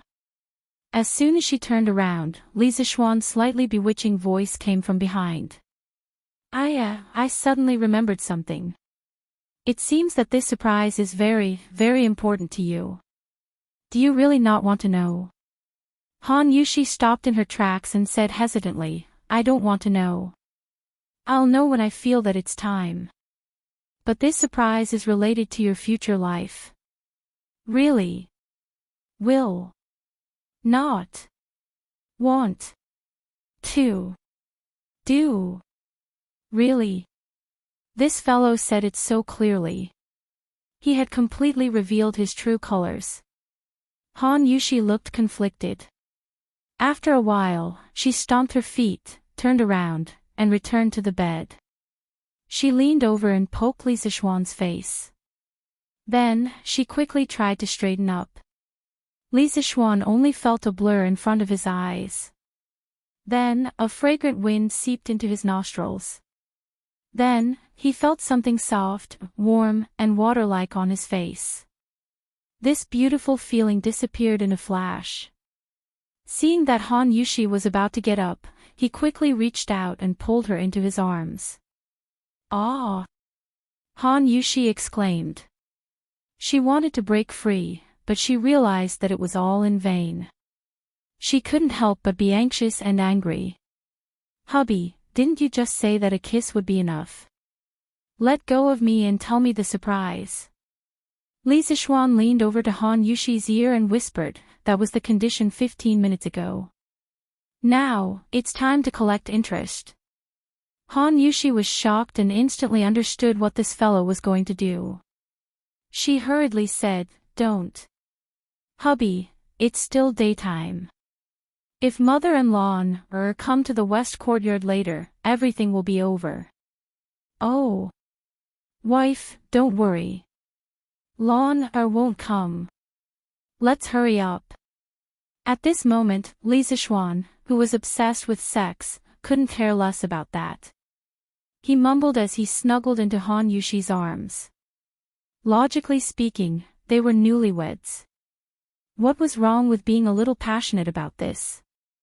Unfortunately, this fellow was busy with various matters in the academy and didn't have time to be distracted. After holding it in for so long, he was suffocated.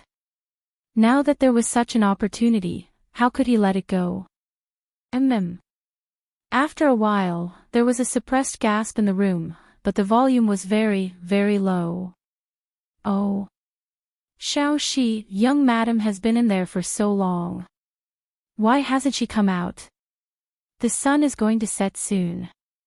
According to the usual practice, young madam should be in the kitchen cooking delicious food for young master. Outside the door, Xiaohe looked at the tightly shut door and asked Xiaoxi, who was sitting in the corridor. Xiaoxi rolled her eyes and said, I think you're the one who's craving for food again. Every time young madam cooks for young master, you would secretly eat it. Luckily, young madam is kind and didn't argue with you. Otherwise, she would definitely sell you out. Xiaohe stuck out her tongue and blushed, young madam wouldn't do that. Besides, young master wouldn't be so heartless. Then, she looked at the door and whispered, Hey, Xiaoxi, do you think young master and young madam are doing that in the room? That's why they haven't come out. Xiaoxi's face instantly turned red.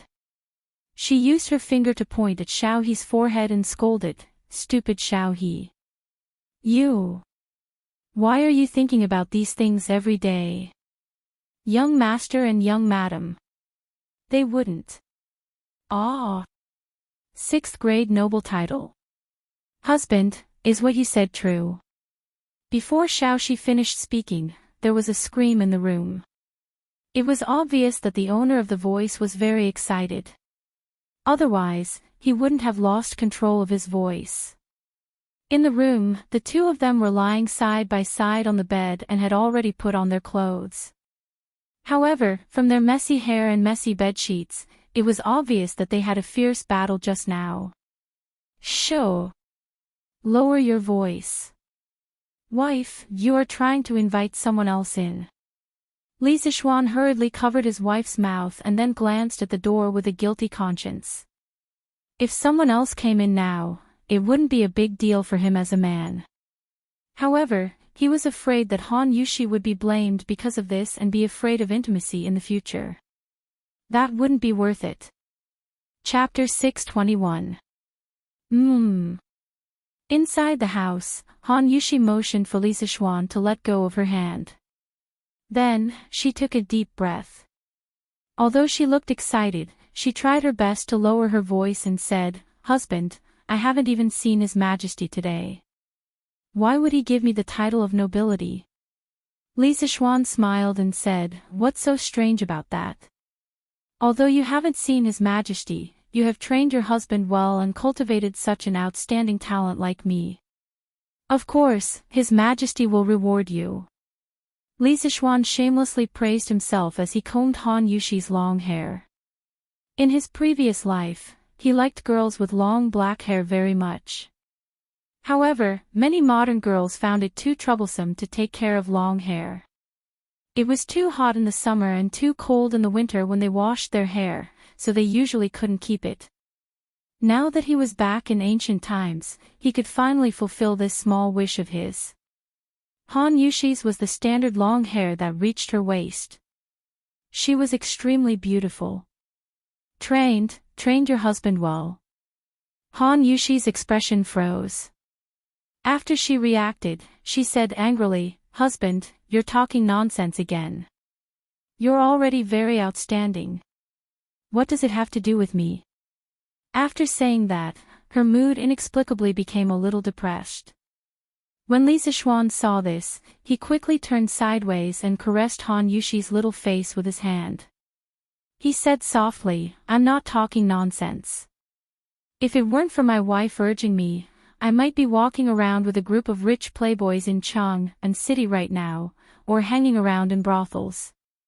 How would I have the perseverance and willpower to go to that Yanhuang college? Husband, don't go to that kind of place. The women there are not worthy of you. When Han Yushi heard about brothels, her nerves immediately became sensitive. She said anxiously. Li Zixuan smiled and said, Yes. I'm not going. In this world, only my wife is worthy of me. I only want to be intimate with my wife. Han Yushi's ears turned red. Her voice was as soft as a mosquito as she sighed, This concubine is also not worthy of my husband. Li Zixuan's eyes widened and he suddenly shouted excitedly, You are worthy. Who dares to say that my wife is not worthy of him? Even if you're from a commoner's family, even if you don't understand poetry, even if you're not from a noble family, you're still worthy. If I say you're worthy, then you're worthy. You don't need to learn poetry, you don't need to learn accounting, and you don't need to worry about other people's gossip. Do you understand? Husband, Han Yushi's eyes were filled with tears as she stared blankly at Li Zixuan. She wanted to say something, but nothing came out of her mouth. Li Zixuan held Han Yushi in his arms and rested his chin on her forehead. He said softly, Remember, my wife, from now on, you only need to accompany me and grow old together. I will help you solve other things. If others feel that your status is low and you're not worthy of me, then I will find an official position for you. Let's see who dares to gossip behind my back in the future. Wife, it's fine if you don't know how to do accounting and manage the family. I will earn mountains of gold and silver for you. Even if our children and grandchildren are all prodigals, they will never be able to squander the family fortune. Wife, it's even more fine if you don't know poetry. When you want to write poems, tell me, and I will write them for you. You can write whatever you want. Actually, our life doesn't need to be so complicated. I love you, you love me. It's that simple. We will love simply in the future and live together simply, okay? Wow. These ordinary and touching words of love, which seemed to be a reprimand on the surface but were actually full of concern, made Han Yushi unable to hold it in anymore. She burst into tears and buried her head in Li Zixuan's arms as she sobbed, Husband. Sob. I'm sorry, I was wrong. I won't have those messy thoughts in the future. I'll accompany you well in the future. I won't study poetry anymore. At this moment, she realized that Li Zixuan wasn't lying to her when he said that this surprise was related to her future life. In the past, in order to make herself worthy of Li Zixuan, she had been working hard to learn this and that. She originally thought that he couldn't tell, but she didn't expect that the man beside her had long noticed all of this and kept it in his heart. He even put in a lot of effort to untie the knot in her heart. When she thought of this, self-reproach, sweetness, happiness, and gratitude instantly surged into her heart. Han Yushi's tears flowed endlessly like a flood breaking through a dam. In just a short while, Li Zixuan's chest was already wet. Li Zixuan quickly patted Han Yushi's back and comforted her gently, All right. Wife, don't cry. Now that you have an official position, even the county magistrate will have to bow to you when you see him in the future. This is a joyous occasion. Wife, don't cry. Stand, cough. In the modern era, there were all kinds of nonsense. Li Zixuan almost said, Wife, don't cry, stand up and masturbate. Fortunately, the old driver drove steadily and braked in time. Otherwise, there would definitely be a car accident. Han Yushi, who was in a complicated mood, didn't notice the abnormality. She sobbed twice and then wiped her tears, cough. She used Li Zixuan's clothes to wipe her tears. She raised her head and said, You're right, husband. This is a joyous occasion. I won't cry. Ah. It's so late. Oh no, since His Majesty has given me an imperial edict, then there should be an imperial edict in the afternoon. But husband, did we miss the imperial edict? Han Yushi looked at the sky and only then did she notice that the sun was about to set. She suddenly thought of the 6th rank title and couldn't help but exclaim with a panicked expression. Li Zixuan patted Han Yushi's shoulder and said with a smile, Wife, you're thinking too much. His Majesty drank a lot in the afternoon. He's probably still in the land of tenderness. Where would he have the time to get someone to draft an imperial edict? The imperial edict bestowing the title of wife will probably only be sent tomorrow. Han Yushi heard that and couldn't help but let out a long sigh of relief. She patted her chest and said, "Oh, that's good, that's good. It's all your fault, husband." Xiao He and the others must have noticed something. Forget it, let's not care about this. I have to go to the kitchen and arrange for someone to cook. Otherwise, father and mother will be anxious from waiting. After that, she left Li Zixuan and got up in a hurry to go out. Li Zixuan was speechless. He thought to himself, is it my fault for lasting too long? He looked at Han Yushi's back and added, "Wife, remember to make a plate of scrambled eggs with chives and roast a plate of pork kidney tonight." Han Yushi's tender face turned red when she heard that. She said unhappily, "Stinky husband, you haven't been serious all day. I'm ignoring you." After she finished speaking, she really didn't bother with Li Zixuan and directly fled. Chapter 622. The next day, Li Zixuan slept in, which was rare. On one hand, it was because he had been in seclusion for the past month to compile teaching materials. He would work overtime every night, which exhausted a lot of his physical and mental strength. On the other hand, it was because this guy had another wave last night and worked overtime in bed. Under such circumstances, he could not get up in the morning. But as the person involved, Han Yushi didn't feel sleepy at all. She didn't feel sleepy at all. She knew that Li Zixuan was very tired during this period of time, so she didn't wake him up. Instead, she walked out of the room alone and brought Xiao He, Xiao Shi, and the others to practice Tai Chi. Today, Han Yushi felt more and more that Tai Chi was very beneficial to the body. Not to mention that her husband and her adoptive father had broken through because of Tai Chi. After practicing Tai Chi for more than 2 months, the most direct feeling was that she was very energetic every day. Secondly, she could barely cope with Li Zixuan's various torments at night. The 3 beauties were practicing Tai Chi outside. The scenery was very beautiful, but Li Zixuan had no time to care about it. He lay in bed and slept soundly, going on a date with Zhou Gong. "Hubby! Get up quickly, Mr. Li Gang is here." After an unknown period of time, Li Zixuan faintly heard a melodious voice ringing in his ears. He muttered somewhat unwillingly, "Oh. Who's here?" Han Yushi had no choice but to repeat, "Hubby, Mr. Li Gang is here. He's waiting in the front yard.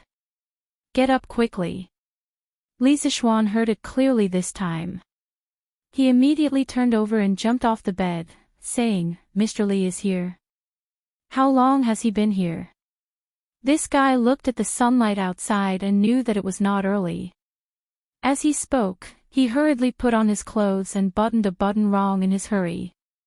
Seeing this, Han Yushi sighed helplessly. Without any hesitation, she stepped forward to help Li Zixuan put on his clothes. She said, "Husband, don't worry. Mr. Li Gang has just arrived. There are 2 other people who came with him. They look quite old. Father is accompanying them in the front hall." Li Zixuan asked, "Oh. Dad, didn't you go out to play chess with someone today?" The chess he was talking about was Go. Of course, it didn't mean that there was only Go in the Tang dynasty and no Chinese chess. In fact, there were both types of chess in the Tang dynasty. Go had been circulating in China's upper class since the spring and autumn period.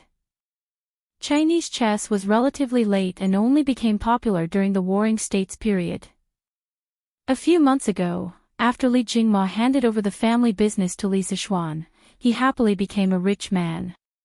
In the morning, he usually played chess with others in the tea house, and in the afternoon, he usually went shopping with Mrs. Li or went sightseeing in the suburbs of Chang'an. He was really comfortable. Not yet. Mother said that the imperial edict might come to our house today. She asked father not to go out. After Han Yushi helped Li Zixuan put on his clothes, she began to pull Li Zixuan to the dressing table to help him comb his hair. At this time, when she heard Li Zixuan's question, she answered softly. "Oh." Li Zixuan responded. Then, he complained in his heart, "I don't know if old Li has recovered today after drinking so much yesterday. He's not like me, who can sleep in the morning." Li Er, who had dark circles under his eyes and was in low spirits, yawned inexplicably on the dragon throne. Wei Zheng, who was standing below, couldn't help but frown. "Mr. Li, you're here. We're honored by your presence. Please forgive us for not going out to meet you." After washing up, Li Zixuan came to the main hall in the front yard. When he saw Li Gang and two unfamiliar old men, he quickly went forward and greeted them politely. Li Gang didn't buy it. He pointed at Li Zixuan and scolded, "What do you mean by not going out to meet you? I think you just woke up, right?" He had been with Li Zixuan for so long and had long regarded Li Zixuan as his own junior. When he saw this situation, he couldn't help but say a few more words. "Cough, cough." Li Zixuan blushed and said awkwardly, "Well, I've been too tired to compile teaching materials for the academy recently, so I woke up a little late today. I didn't expect Mr. Li to come in person. Otherwise, I wouldn't have woken up so late." Li Gang glanced at Li Zixuan's legs and wanted to say, "Young people should pay attention to self-control." But when he considered that it would embarrass Li Zixuan in front of others, he could only change his words and say, "Diligence is the key to success. Yanhuang College will soon be on the right track. Little Xian, don't slack off at this time." Li Zixuan cupped his hands and said, "I understand." At this time, Li Jingmao finally had a chance to interrupt. He stood up and said to Li Zixuan, "Little Xian, Mr. Li Gang has come to our house. You have to treat him well and don't neglect him. Father will go and order people to prepare lunch. You stay here and accompany these gentlemen." The people who came today were all influential figures. He felt like he was sitting on pins and needles. When Li Gang reprimanded his son, he could only listen. He couldn't say that Li Gang's reprimand was wrong. After all, Li Gang's name was so famous. Li Zixuan knew that his father wanted to sneak away, but he didn't expose him. He replied, "Father, go do what you need to do. I'll stay here." Li Jingma nodded and cupped his hands to everyone. Then, he hurried out. "Ha! This kid is in a high position, but he can still accept criticism. His temperament is not bad." After Li Gang left, an old man with half-white hair sitting on Li Gang's right stroked his beard and laughed. "Sir, you flatter me." Although Li Zixuan didn't know who this person was, he still cupped his hands and thanked him. This was because he understood that the person who was brought here by Li Gang must have an extraordinary identity and ability. Li Gang pointed at the old man and introduced him to Li Zixuan. "Little Xian, let me introduce you. This is Dragon Gate's Wang Ji, Wang Wugong. People call him Dong Gaozi. You must have read his biography of Mr. Wu Dou, right? Mr. Wang is a true literary figure. This old man spent a lot of effort to invite him over. You mustn't neglect him." Li Zixuan was confused.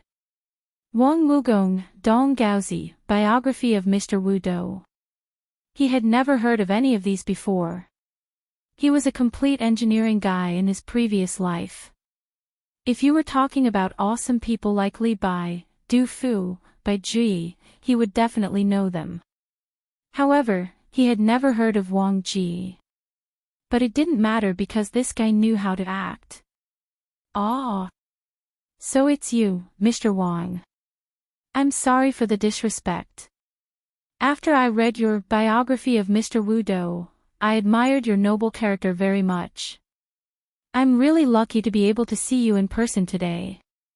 Li Zixuan silently gave Li Gang 32 likes. Old Li was really a good friend. He even mentioned Wang Ji's representative work. This teammate was really 66666. Chapter 623.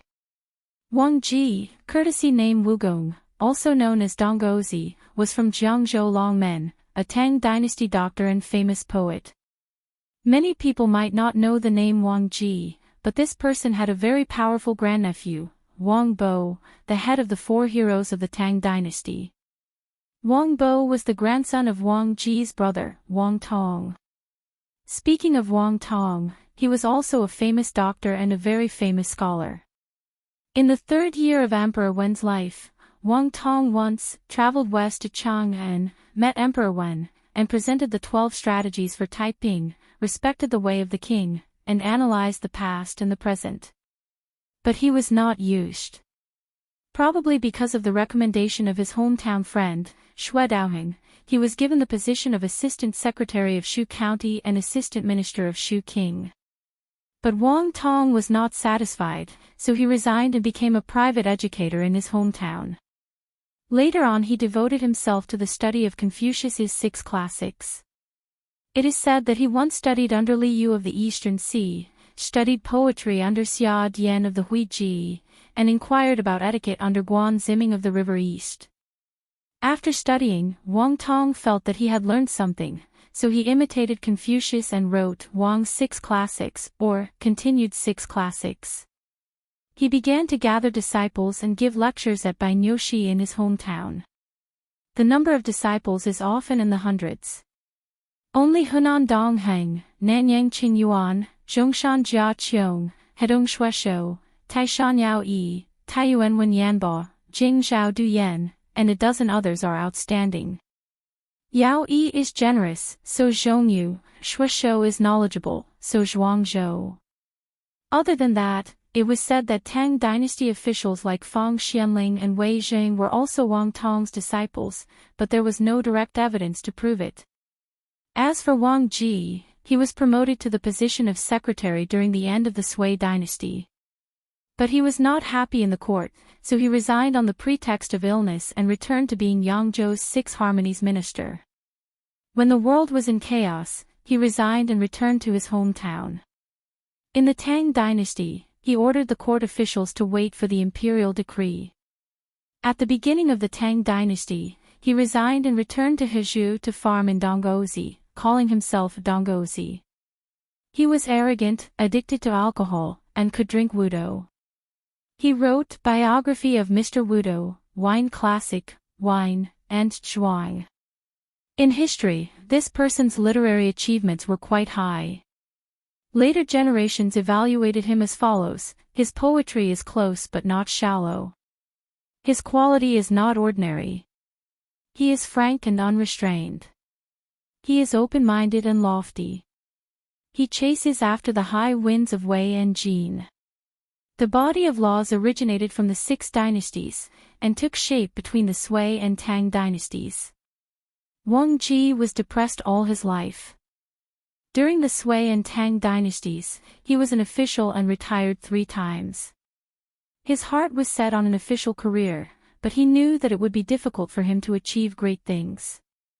Therefore, he retired to the mountains and the countryside, entertaining himself with music, wine, and poetry. After he abandoned his official position and lived in seclusion in his hometown, Donghao village, he indulged himself in alcohol and indulged himself. His thinking was deeply influenced by Taoism. Most of his poems were based on the love of wine, praising Ji Kong and Wan Ji, and praising Tao Yuanming with the content of the idyllic and leisurely life. Later generations compiled it into the collection of Donggaozi. At this time, in the main hall, Wang Ji heard Li Zishuan's sincere praise, and a smile appeared on his old face. He said humbly, "Ah, you really know how to talk, but I'm just a country bumpkin. I don't deserve your praise. I heard that you've set up an academy. I'd like to see it for myself." Actually, Wang Ji couldn't be blamed for not being able to see that Li Zishuan was acting. It was just that Li Zishuan's acting was too realistic. The admiration and praise on his face were just right. If it was more, it would appear hypocritical, and if it was less, it would appear insincere. If he was in modern times, he could be an Oscar winner. Li Zishuan smiled and said, since ancient times, learning has always been the most important thing in every dynasty. However, it is harder for the poor to enter the academy than to ascend to the heavens. Therefore, I founded Yanhuang Academy to establish my heart for the world and life for the people. I want everyone who is interested in learning to be able to learn useful things. Good. What a good heart for the world. What a good life for the people. The Li family's boy is really bold.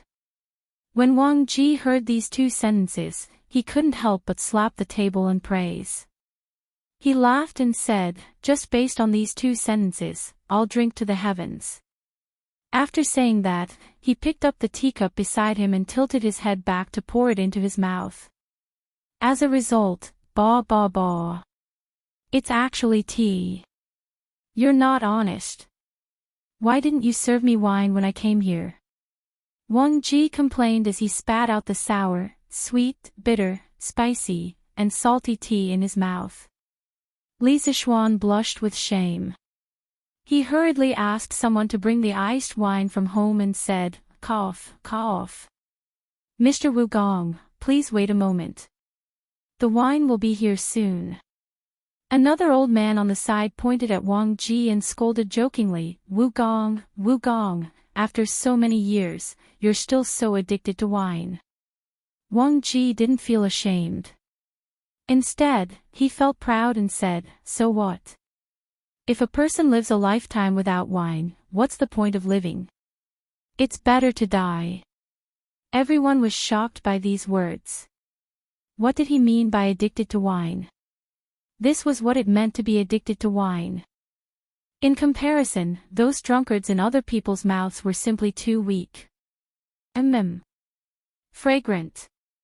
Fragrant. Fragrant. So fragrant. At this moment, a maid from the Li residence brought in a pot of wine. The spout of the wine pot was emitting cold air, and at the same time, it also brought out bursts of wine fragrance. Wang Ji's nose twitched like a pug as he greedily sniffed the wine fragrance in the air. The image of an otherworldly expert from before instantly disappeared without a trace. Li Zishuan's jaw dropped to the ground. Wang Ji didn't care about these things, or rather, he didn't care about these things at all. At this moment, he closed his eyes and was deeply intoxicated. Soft and mellow, mixed with the fragrance of mountain fruits. The ratio of each is just right. The fruit borrows the strength of the wine, but the wine dissolves the fragrance of the wine. Wonderful. Wonderful. Wonderful. It's really wonderful. This winemaker can be called a master. Li Zishuan was speechless. Wasn't this the most ordinary of warm and gentle wine? Why did Wang Ji's words make it sound like the nectar of heaven? With the expansion of the winery and the improvement of the technology, although the current drunken immortal and warm and gentle wine were not cheap goods that could be found on the streets, the daily production capacity was already 2 to 3 times higher than before. At the very least, there was no need to line up everywhere to drink drunken immortal now. As long as you had the money, you could drink it. Therefore, Li Zishuan was very puzzled by Wang Ji's current behavior. Li Gang's old face turned red. He secretly thought that his old friend was really embarrassing. He coughed dryly and said, cough, cough. Wu Gong, this is warm and gentle wine. It's sold in all the major restaurants in Chang'an City. If you like it, I'll ask Xiao Xian to give you some later. The expression on Wang Ji's face suddenly froze. However, this guy was also a clever person. Seeing his frozen old face, he immediately changed into an expression of reminiscence and said, oh. So it's warm and gentle wine. I drank it a few times in the past, but I didn't drink it after that. After such a long time, I almost forgot the taste. Li Zishuan was stunned for 2 seconds. He thought to himself, I don't believe you. Warm and gentle wine and drunken immortal only appeared this year. You still have the nerve to say that you haven't drunk it for so long and have forgotten the taste. He never expected this old guy to start acting with him. Life is really like a play, and it all depends on acting. Chapter 624. Ha! You old thing. In the main hall of the Li residence, after Wang Ji finished speaking, Li Zixuan did not expose the lie in front of him in order to give him some face. However, another old man sitting opposite him pointed at Wang Ji and scolded him with a smile. However, that old man only scolded him jokingly and didn't probe further. He probably knew that Wang Ji was living in seclusion in the remote Donghao village, and his family wasn't well off. It was normal that he hadn't heard of the gentle village. Li Zixuan stood up and said, "I haven't asked for this gentleman's name yet." Li Gang patted his head and said, "Oh. I forgot to introduce you, this is." Hee hee. Wenji, why do you have to go through so much trouble? That old man saw that Li Gang was going to introduce himself like how he introduced Wang Ji. He quickly waved his hand and interrupted him. Then, he looked at Li Zixuan and said casually, "I'm Yen Silu. I don't have as much fame as Wang Wugong. I'm just a scholar who relied on my late father's shadow." "Oh, right, my late father, Yen Jitue. I'm sure you've heard of it before." Li Zixuan was stunned for a moment. He only felt that the name Yen Jitue sounded very familiar. After searching his mind carefully, he was suddenly shocked. Yen Jitue. It was actually Yen Jitue. The man who wrote Yen Family Teachings. Yen Jitue lived his life and served 4 dynasties. 3 times, he was a man of a fallen country. He suffered the pain of separation and was deeply worried. Throughout his life, he didn't have any outstanding achievements, nor was he a prominent official. However, because of Yen Family Teachings, he enjoyed 1,000 years of fame. From this, one could see the far-reaching influence of his family teachings. Yen Family Teachings was written by Yen Jitue during the northern and southern dynasties. It influenced China's ancient family teachings for more than 2,000 years. It had the reputation of ancient and modern family teachings, with this as the ancestor. It was the most famous family teachings in China's history. Back then, Lu Sun's younger brother, Zhouzuren, greatly respected and admired Yen Jitue and the Yen family teachings. He specially wrote a note on the Yen family teachings in the night reading.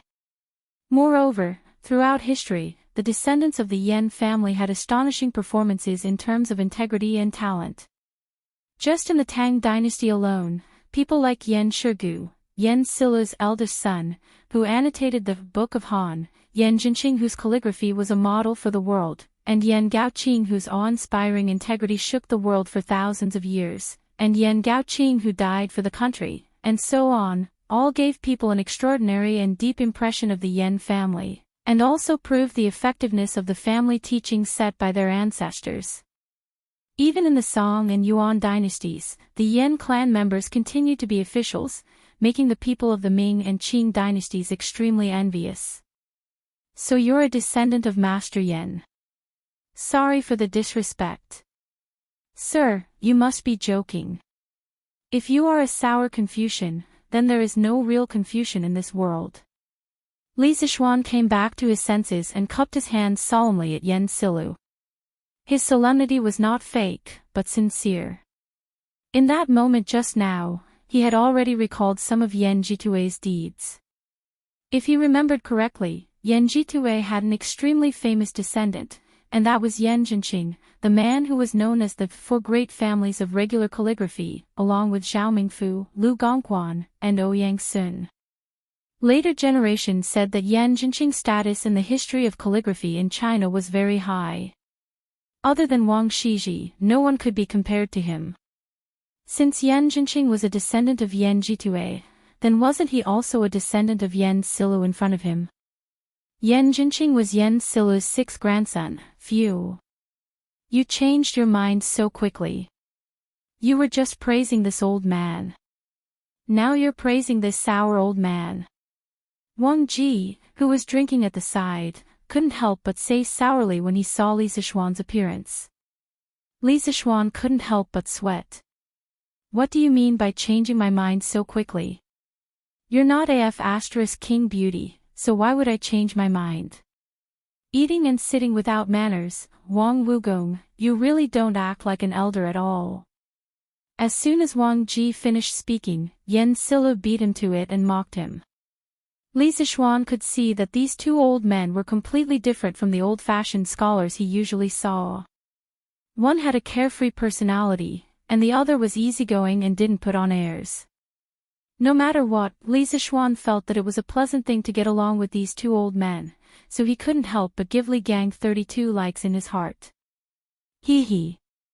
Both of you are people of virtue and prestige. No matter who it is, I have admired you for a long time. There's no need to quarrel over such a small matter. Li Zixuan smiled and tried to smooth things over. Yan Sila's eyes flashed, and he said with a smile, Li family's boy, don't beat around the bush. Tell me the truth, do you want to invite the two of us to teach at your college? Li Zixuan was slightly speechless. He originally planned to chat a bit more, then have a meal and drink together later, and then invite them to join Yanhuang College. After all, in modern times, wasn't this the process of inviting people to do things? He didn't expect Yan Sila to be so direct, but since things had already come to this, he had nothing to hide, so he cupped his hands and said to the two of them, to be honest, I have the same intention. I hope the two of you can come to Yanhuang College to teach and educate people. Yanhuang College has just been built, and other than Mr. Li Gang, there is no one else of virtue and prestige. If the two of you can join, Yanhuang College will definitely be able to reach a higher level. Among them, Li Zixuan didn't know what other skills Wang Ji had other than writing good essays. However, Yan Sila was different.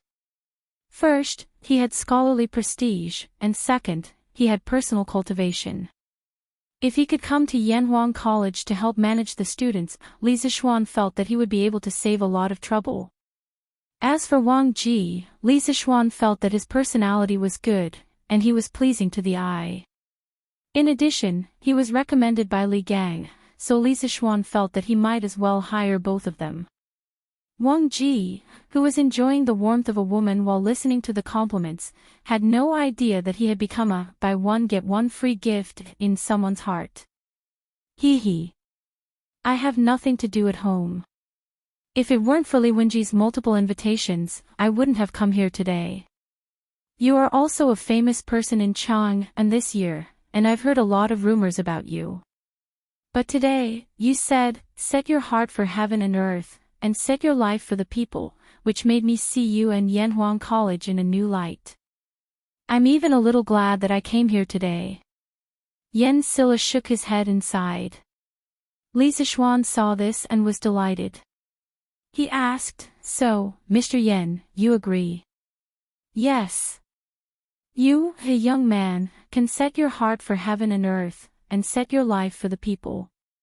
How can an old man like me, who is about to know his destiny, shrink back? Yan Sila stroked his beard and nodded with a smile. Chapter 625. Oh. This old man also agreed. How about it? Kid, don't you feel honored? You must know that over the years, many people have wanted to invite this old man to come out of retirement, but this old man rejected them all.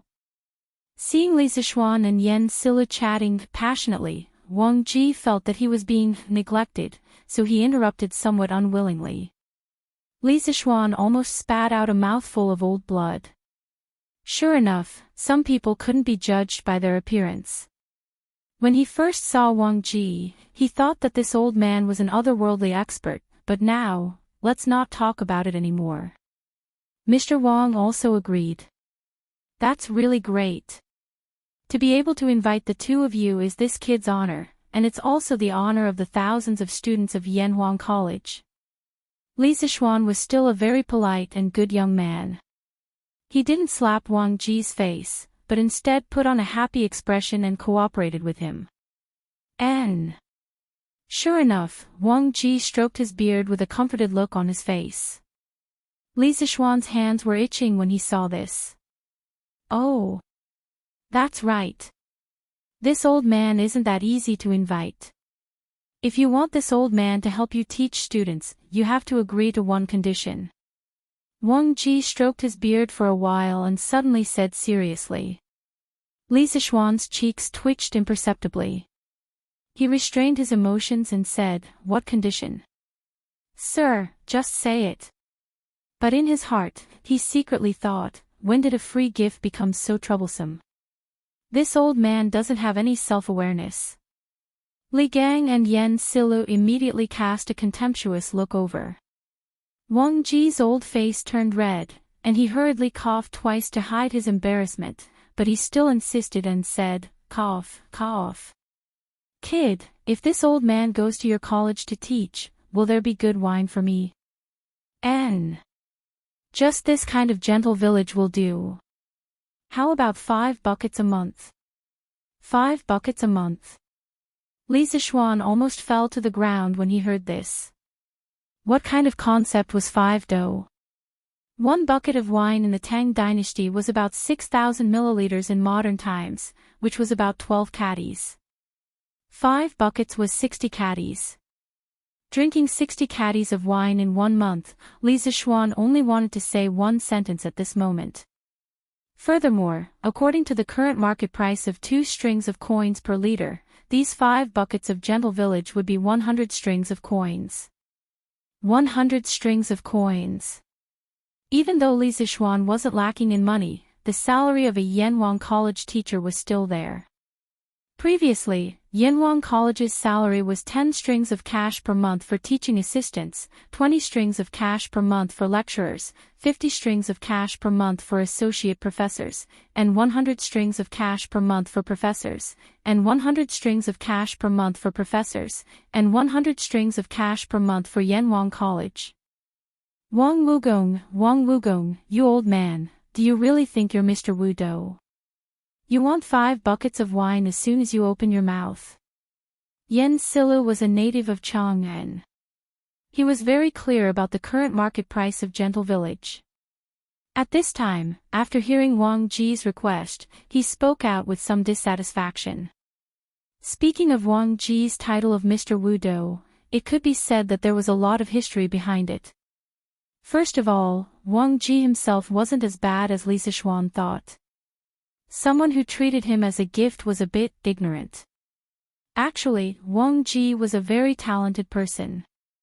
In the 20th year of Sui Kai Huang, Wang Ji, who was only 15 years old, traveled to the capital Anchang and to visit the powerful minister Yang Su. He was called the child prodigy fairy by the ministers present. In the first year of the Dai dynasty, Wang Ji was a filial and honest official. But this guy was smart, but he was a bit lazy. Moreover, he was addicted to alcohol. At first, because of his arrogant nature, he didn't want to serve in the imperial court, so he was appointed as the deputy county magistrate of Yangzhou.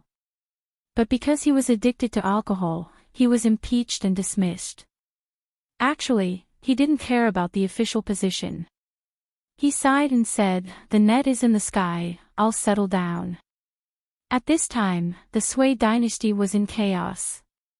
He and the hermit Zhong Zongguang were drinking wine, composing poems and raising birds for fun. In the 8th year of Tang Wuda, the imperial court recruited the officials of the previous dynasty. Wang Ji was appointed as an official under the imperial court. According to the rules of the imperial court, he was given 3 liters of good wine every day.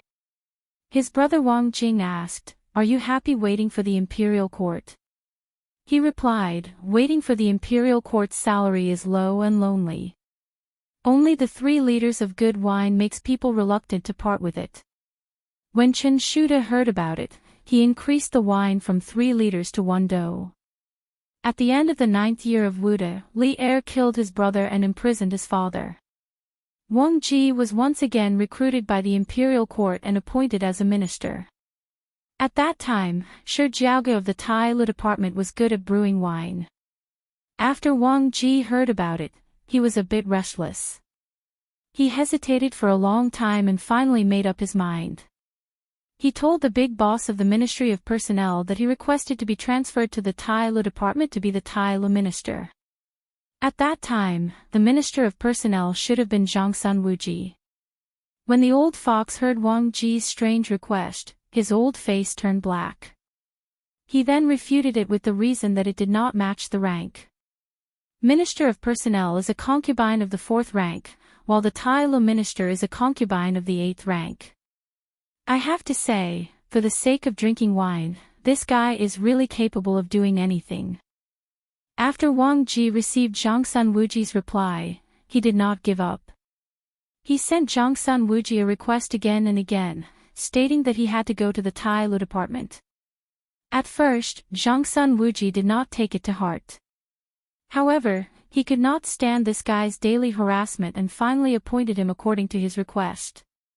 When Wang Ji received the appointment, he was naturally overjoyed. He felt that he could finally drink good wine every day. However, the good times did not last long. At the beginning of the Jingguan period, Jiao Ge passed away. However, Jiao Ji's wife continued to send wine to Wang Ji. However, not long after, Jiao Ji's wife also passed away. Wang Ji could not help but look up to the sky and sigh, "The heavens do not want me to indulge in good wine. Is it because the heavens do not want me to indulge in good wine?" After a few days, this guy felt that there was no point in continuing to stay in Chang'an. Thus, he gave up his position and left. After that, he wrote the biography of Mr. Wu Dou, in the Donghao village where he lived in seclusion.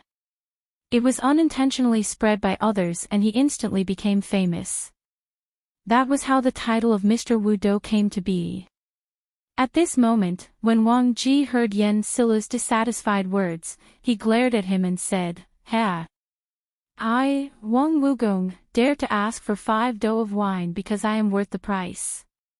Can you, Yen Silu, do you think you can do it?" Yen Silu said angrily, "What do you mean? You, Wang Wugong, other than drinking wine and writing a few lines of poetry, what else can you do? Why are you worthy of 5 dou of gentle wine? Do you know that these 5 dou of gentle wine are worth 100 strings of coins?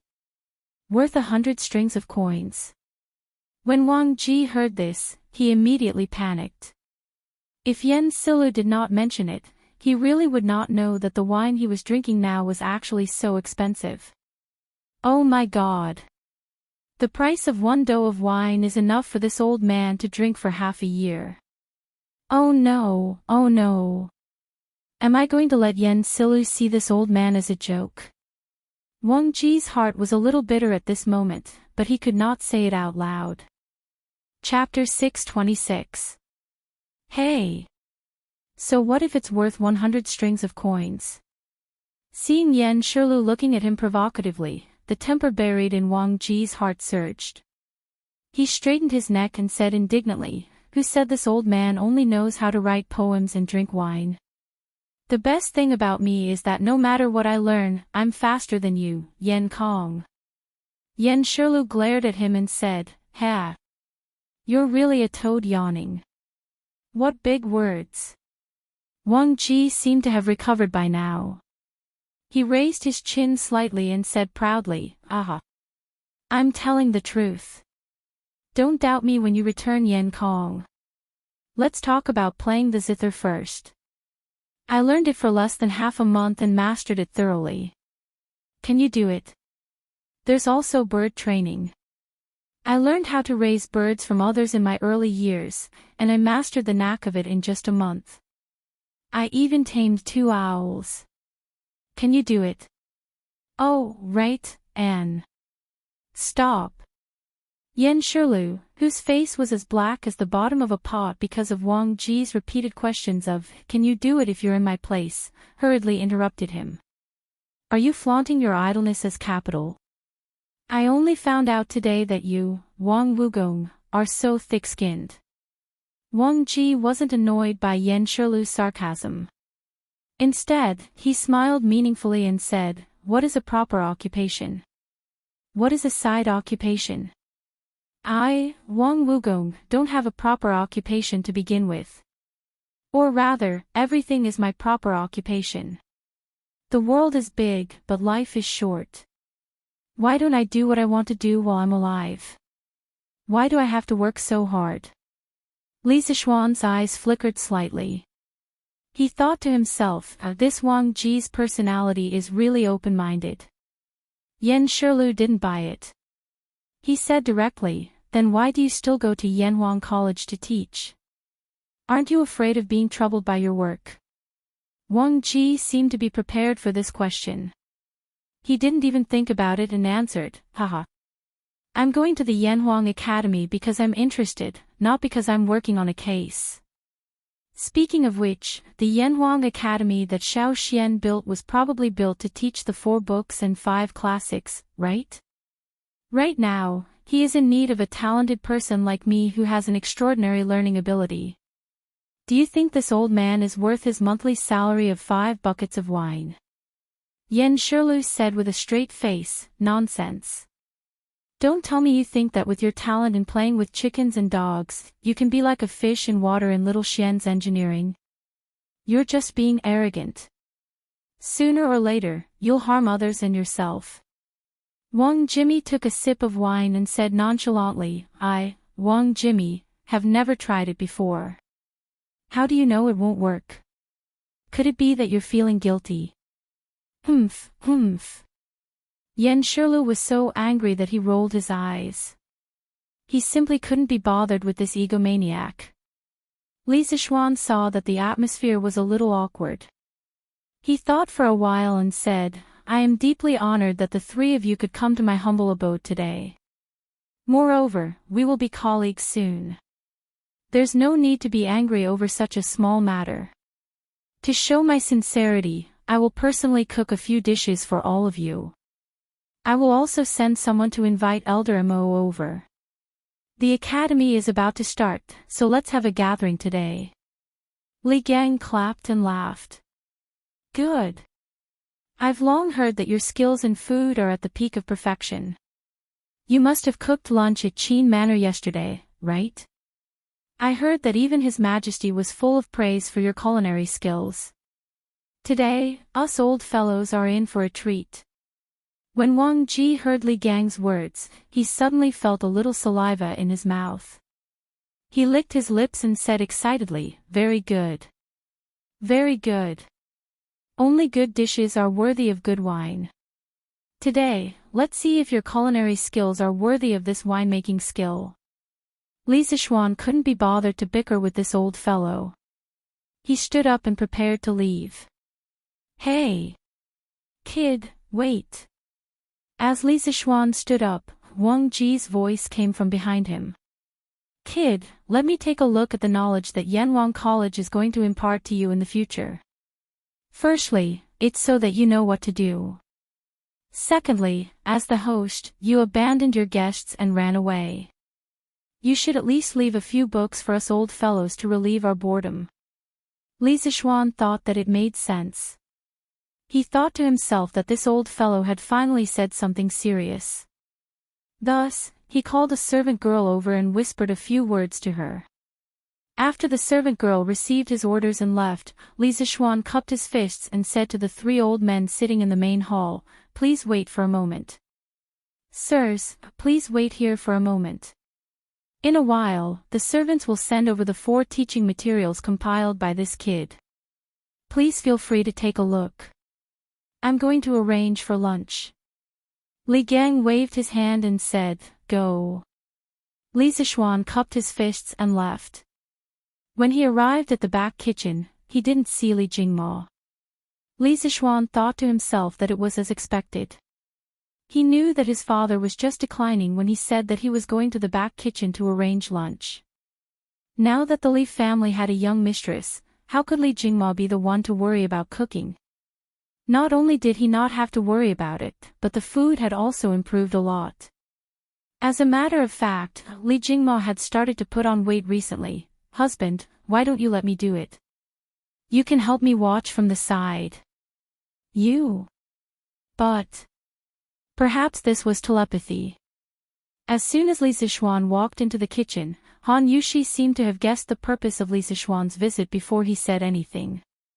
Thus, the two of them had a conversation. "Husband, you should still be cooking the 5 dishes from yesterday, right?" Han Yushi asked with a faint smile. Li Zixuan nodded and said, "Yes, that's right. Look at how confident you are. Could it be that you know how to cook?" He indeed didn't intend to develop new dishes.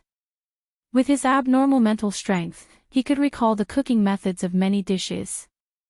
However, good things had to be developed slowly, right? If he took them all out at once, how boring would that be? Han Yushi wrung her hands and thought seriously. She replied, "I could try, but it would be great if husband could watch from the side." Li Zixuan was slightly surprised. Han Yushi had only seen the entire cooking process of the 5 dishes at the Qin residence yesterday. She could cook by herself after seeing it once. With curiosity and doubt, Li Zixuan replied, "Yes. No problem." Han Yushi smiled happily. Then, she turned around and began to get busy with the Li family's chef, Aunt Zhao, and the 2 maids. Cutting the meat, blanching it, drying it, frying it, and steaming it. Next, Han Yushi skillfully followed the steps of Li Zixuan making braised pork with preserved vegetables yesterday. Li Zixuan, who was watching from the side, only thought that he was cooking. As time slowly passed, the new dishes that Li Zixuan made yesterday, vinegar-spiced radish skin, big bowl of braised pork, white-cut chicken, fried fish pieces, and fried chicken cubes were all perfectly replicated by Han Yushi. "Husband, try the taste." Han Yushi knew that Li Zixuan didn't like to eat fatty meat, so she picked up a piece of fried chicken cubes and handed it to Li Zixuan's mouth. Then, she asked, "Oh. Genius. Genius. Wife, you are actually a genius." Chapter 627. Li Zixuan couldn't help but exclaim in admiration when the fragrant and refreshing fried chicken cubes that were crispy on the outside and tender on the inside entered his mouth. The tenderness of the chicken breast mixed with the aroma of various spices instantly exploded in his mouth and flooded his taste buds. Logically speaking, the standard of Han Yushi's fried chicken was about the same as his. There was even a trace of her own unique style in it. Li Zixuan tasted the taste of home from it, so when he said, "Wife, you're actually a genius," just now, he was sincere. "So, I'm considered qualified." Han Yushi blinked her eyes and said expectantly. She couldn't help Li Zixuan with the matters of Yanhuang College, so she could only hope to be able to share Li Zixuan's worries on these small matters. Therefore, she now looked like an obedient child who had done a good deed and was waiting for her parents to praise her. Li Zixuan couldn't help but laugh when he saw this. Hee hee. "Wife, you're not only qualified, you're even better than your master." The Li family's kitchen maid, Auntie Zhao, also laughed at this moment. "I've lived for so long, but I've never seen a young lady with such good culinary skills as young madam. In comparison, this old woman's craftsmanship is somewhat unpresentable." At this moment, she sighed and said, "I plan to tell old madam that I'm going back to my hometown at the end of this month. The Li family has such a virtuous mistress like young madam who can cook so well, why would they need me? Although old master and old madam didn't fire me, but..." Hey, hey.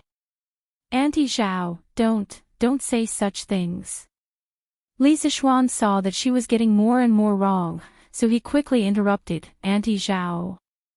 It's true that Yushi's culinary skills are good, but your culinary skills aren't bad either. Otherwise, my father and mother wouldn't have kept you in the residence for so many years. Also, Yushi usually has her own things to do.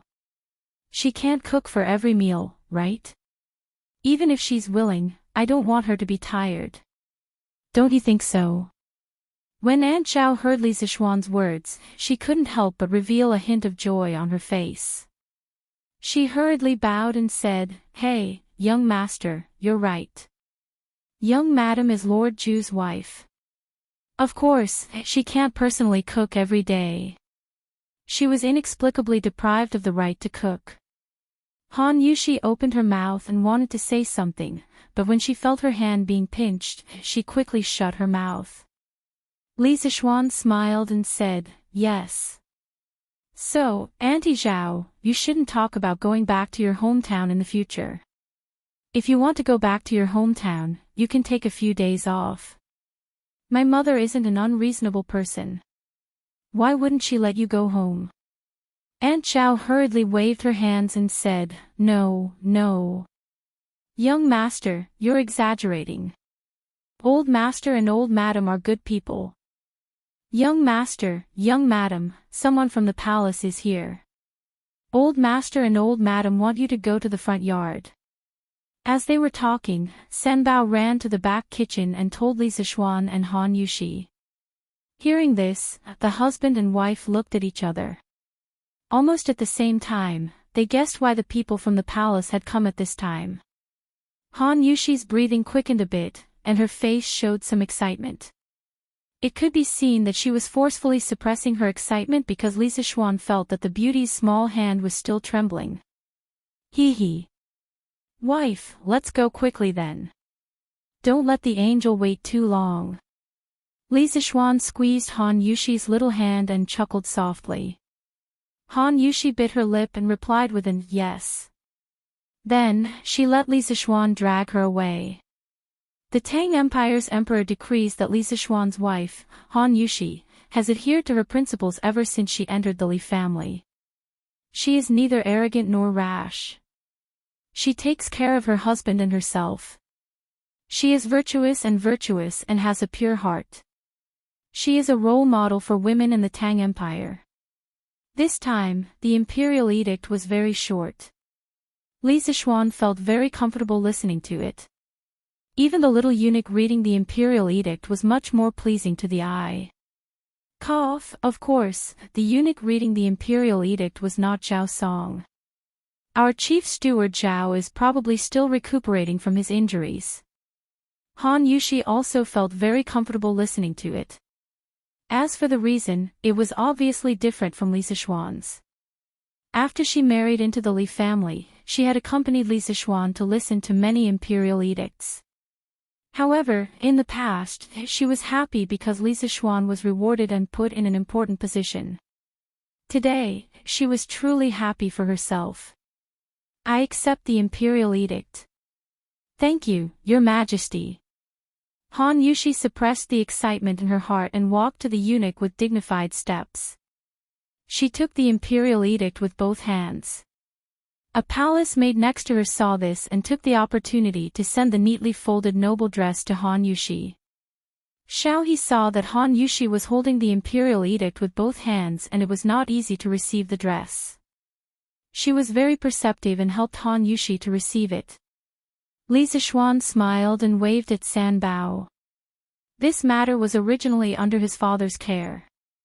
However, his father had completely abandoned all responsibilities and no longer cared about matters outside the family. Li Zixuan had no choice but to come personally. Sanbao brought over the prepared gift tray. Li Zixuan chuckled and said, "Little eunuch, it must have been hard on you to come all the way here. Please come in and have a cup of tea." The little eunuch was flattered and said, "Lord Ju, you are too courteous. You can just call me Little Un. Mr. Zhao Song, is so close to you. I dare not accept your gift. We still have matters to attend to in the palace, so we will take our leave first. Lord Ju, please wait." After that, he cupped his hands and excused himself from the crowd. Then, he left with his men. Li Zixuan was stunned and couldn't help but wonder, do I look that scary? Well, since they don't want money, I can save some for myself. In just a short while, Madame Li Jingma, and the two little maidservants had already begun to look at the imperial edict. This imperial edict was of great significance. From now on, the Li family had another official position besides Li Zixuan. Although it was just an empty title, it was a title that all women in the world wanted. Li Gang, Wang Ji, Yen Silu, Mo Huai, and the others who came to the Li family as guests also came out to watch the ceremony when the imperial edict arrived. At this moment, when they saw how happy the family was, they couldn't help but feel happy for Li Sichuan. Ha! Looking at the time, it's time for lunch. Today is a joyous occasion. Father, why don't you accompany the gentleman for a drink or two? Li Sichuan looked at the time and laughed loudly at Li Jingma and the few old men beside him. Li Jingma and Madame Li only then realized that there were guests in the house today. The two of them quickly restrained their expressions. Li Jingma coughed lightly and said with a flushed face, "Okay. Old misters are all people of virtue and prestige. How can this old man not accompany you? Serve the dishes. Gentlemen, please come in and have a seat." Chapter 628. Wang Ji couldn't help but feel a little disappointed when he saw that there were only 5 dishes and 1 soup on the table. However, when he heard Li Sichuan say that these were the dishes that Li Er and the others ate at Qin's mansion yesterday, the disappointment in his heart disappeared without a trace. The rest of the people were also flattered. After all, the dishes on the table could be considered a sacred feast to some extent. Li Sichuan laughed secretly when he saw this. He thought to himself, although these dishes are the same as what Li Er ate yesterday, the person who cooked them is different. However, this doesn't affect much. Han Yushi's culinary skills can completely pass off as genuine. Hey! Let this old man try your cooking first and see if it's as good as what they say. Wang Ji couldn't wait to pick up a piece of braised pork with preserved vegetables and stuffed it directly into his mouth. Li Sichuan frowned and muttered to himself, "This old man is already so old. He better not choke himself to death from eating fatty meat." If Wang Ji knew what Li Sichuan was thinking, he would definitely roll up his sleeves and fight it out with Li Sichuan. However, he was destined not to know. Tisk, tisk. It's fatty but not greasy. The taste is excellent. To be able to make pork taste so good, this is the first time this old man has seen such a thing in my life. Old man Wang's mouth was full of oil, but he didn't forget to exclaim. At the side, Yen Silu didn't have the time to reprimand Wang Ji for not eating properly because he was also enjoying his meal at the moment. Mo Huai didn't come alone today. When they heard that the Li family had come to the inn to invite Mo Huai for a meal, Mo Zhong and Mo Yun's eyes rolled around. They had been in Chang and for a few days and had heard a lot about Li Sichuan, the man of the hour in Chang and city this year. The Li family's banquet was almost the most delicious in Chang and city. Of course, they wanted to experience it very much. The two of them spoke up almost at the same time and requested to go together under the pretext of protecting the tycoon. Mo Huai's heart was as clear as a mirror. He originally didn't want to bring the two of them over, but when he saw their eager looks, his heart softened. At this moment, Mo Zhong and Mo Yun could not help but swallow their saliva when they heard Wang Ji's praise. The two brothers guiltily looked at Mo Huai beside them. Seeing that there was no displeasure on Mo Huai's face, they were slightly relieved. Then, they picked up their chopsticks and started attacking the large plate of braised meat on the table. Ugh! As soon as the braised meat entered his mouth, a burst of rich fragrance immediately exploded. The preserved vegetables absorbed the juices of the meat, and the meat also brought out the fragrance of the preserved vegetables. The combination of the two was really incomparable. Mo Zhong and Mo Yun widened their eyes in disbelief. Why is pork so delicious? It was fatty but not greasy, melted in the mouth, and was salty and fresh. How is this pork made? As the last descendants of the Mo family, they had lived in a bitter and cold place for a long time. The high-ranking officials and dignitaries ate beef and mutton, while they could only eat pork during festivals. At that time, they thought that they were eating the best pork in the world, but now, the two brothers stared blankly at the remaining half of the braised pork in their bowls. Their feelings were very complicated. At this moment, they completely understood why people said that no place in Chang'an City could compete with the Leaf family in terms of food. As they ate the delicious food, a certain persistence in their hearts began to waver slightly. It's rare for us to gather together today. How can there be meat but no wine? Come, 3 sirs, let me give you a toast. After hearing Wang Ji's exclamation, Li Zixuan picked up a glass of wine, stood up, and said with a smile. At this time, there were naturally servants who poured wine for them. Of course, it was the best immortal drunken wine. As for the reaction of the 2 Mo brothers, Li Zixuan naturally saw it and was very satisfied. This was because Mo Huai still had some misgivings about the Mo family entering the world. Since that was the case, Li Zixuan would dispel Mo Huai's misgivings through the other members of the Mo family. It had to be said that Mo Zhong and Mo Yun came at the right time today. Good. Well said. Little Xian. This old man is completely convinced by your culinary skills. There's not a single dish on this table that this old man can find fault with. What wine is this? Why is the wine aroma so strong? Wang Ji first praised the dishes on the table sincerely. In just a short while, the old man had already tasted every dish. As he spoke, the maids had already poured the wine. The rich aroma of the immortal drunken wine instantly wafted out. Wang Ji couldn't help but take a deep breath and ask. Wang Wugong, this is the immortal drunken wine. And it's the best immortal drunken wine.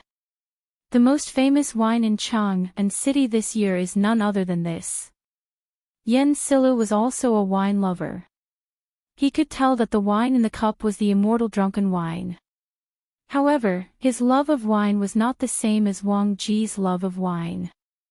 The two were fundamentally different. At this moment, he smiled slightly and explained to Wang Ji.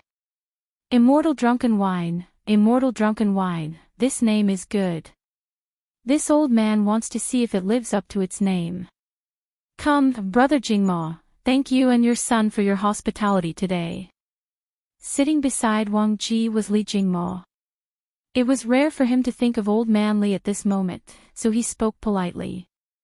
Old man Li's face was flushed red, and he said happily, You're too kind. Gentlemen, you're all full of wisdom. Since you're here to help my son, this old man should be the one toasting you. Come, let this old man drink first. Brother Jingmo, you're too kind. Li Gang, Yen Silu, and Mo Huai smiled slightly and also raised their wine cups. However, they didn't dare to drink it in one go because they knew that the wine in the cup was abnormally strong just by smelling it. They couldn't bear it. Cough, cough. Ha! This wine is really strong. This old man has also studied the art of winemaking, but I don't know how to make such strong wine. I'll have to ask Xiao Xian for advice later. Wang Ji drank a cup of drunken immortal in one go and almost choked to death. When he recovered, his first reaction was to be concerned about the winemaking method of drunken immortal. Well, if Mr. Wang is interested, we'll talk about it in detail later. Li Zixuan replied. While they were chatting happily, Mo Zhong and Mo Yun didn't have time to pay attention to them. The two of them ate happily. At first, they were afraid of Mo Huai's power and didn't dare to go overboard. However, once they started eating, how could they resist the temptation of delicious food? They opened their stomachs and started eating. Vinegar choking radish skin. Crispy and refreshing, delicious. Big bowl of braised pork, fatty but not greasy, salty and just right, delicious. White cut chicken, fragrant meat, delicious. Fried fish, crispy on the outside and tender on the inside, fresh and delicious. Fried chicken cubes, crispy and tender, also delicious. At first, they felt that there were too few dishes, but now they didn't know which dish to eat. Every dish was the best taste, how could they choose? They could only eat whatever they picked up randomly. Chapter 629. Little Xian, how much of the content in this chemistry book is true? Why do I feel like it's a little mysterious? After the meal, they didn't leave. Instead, they stayed in the main hall and chatted while drinking tea. Wang Ji picked up a book from the table next to him, pointed at the book and asked Li Zixuan. It's worth mentioning that Wang Ji drank a lot of Drunken Immortal at noon. At this moment, only his cheeks were red and he wasn't drunk. Li Zixuan admired his alcohol tolerance from the bottom of his heart. This chemistry book, I can guarantee that it's 100% true. Chemistry is about the study of transformations.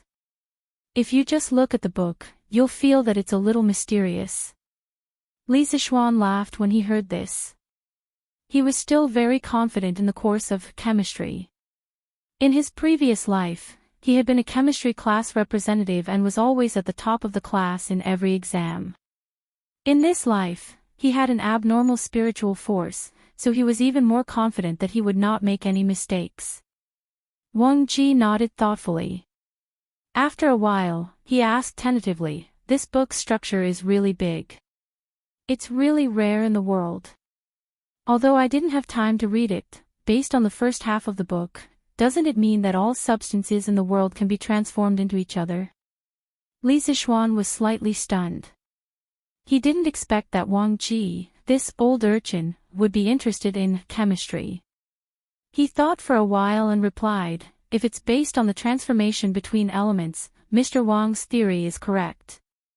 But sometimes we have to consider reality because many chemical reactions have very strict requirements for external conditions. For example, temperature, catalyst, etc. If you don't meet certain conditions, even if you put two substances together, they won't have a chemical reaction, let alone complete the transformation between substances." Wang Ji frowned and said in surprise, "This little chemistry actually has so many tricks." Li Zixuan laughed and said, "Of course. Strictly speaking, the content of this class covers everything in the world. You have to know that there are millions of substances in the world and there are even more chemical reactions between them. So there's a lot of knowledge in this." As Wang Ji listened, he pinched his chin and pondered seriously. After a while, he opened the book and pointed to a page. "You use chemical symbols to represent many substances according to their elemental composition.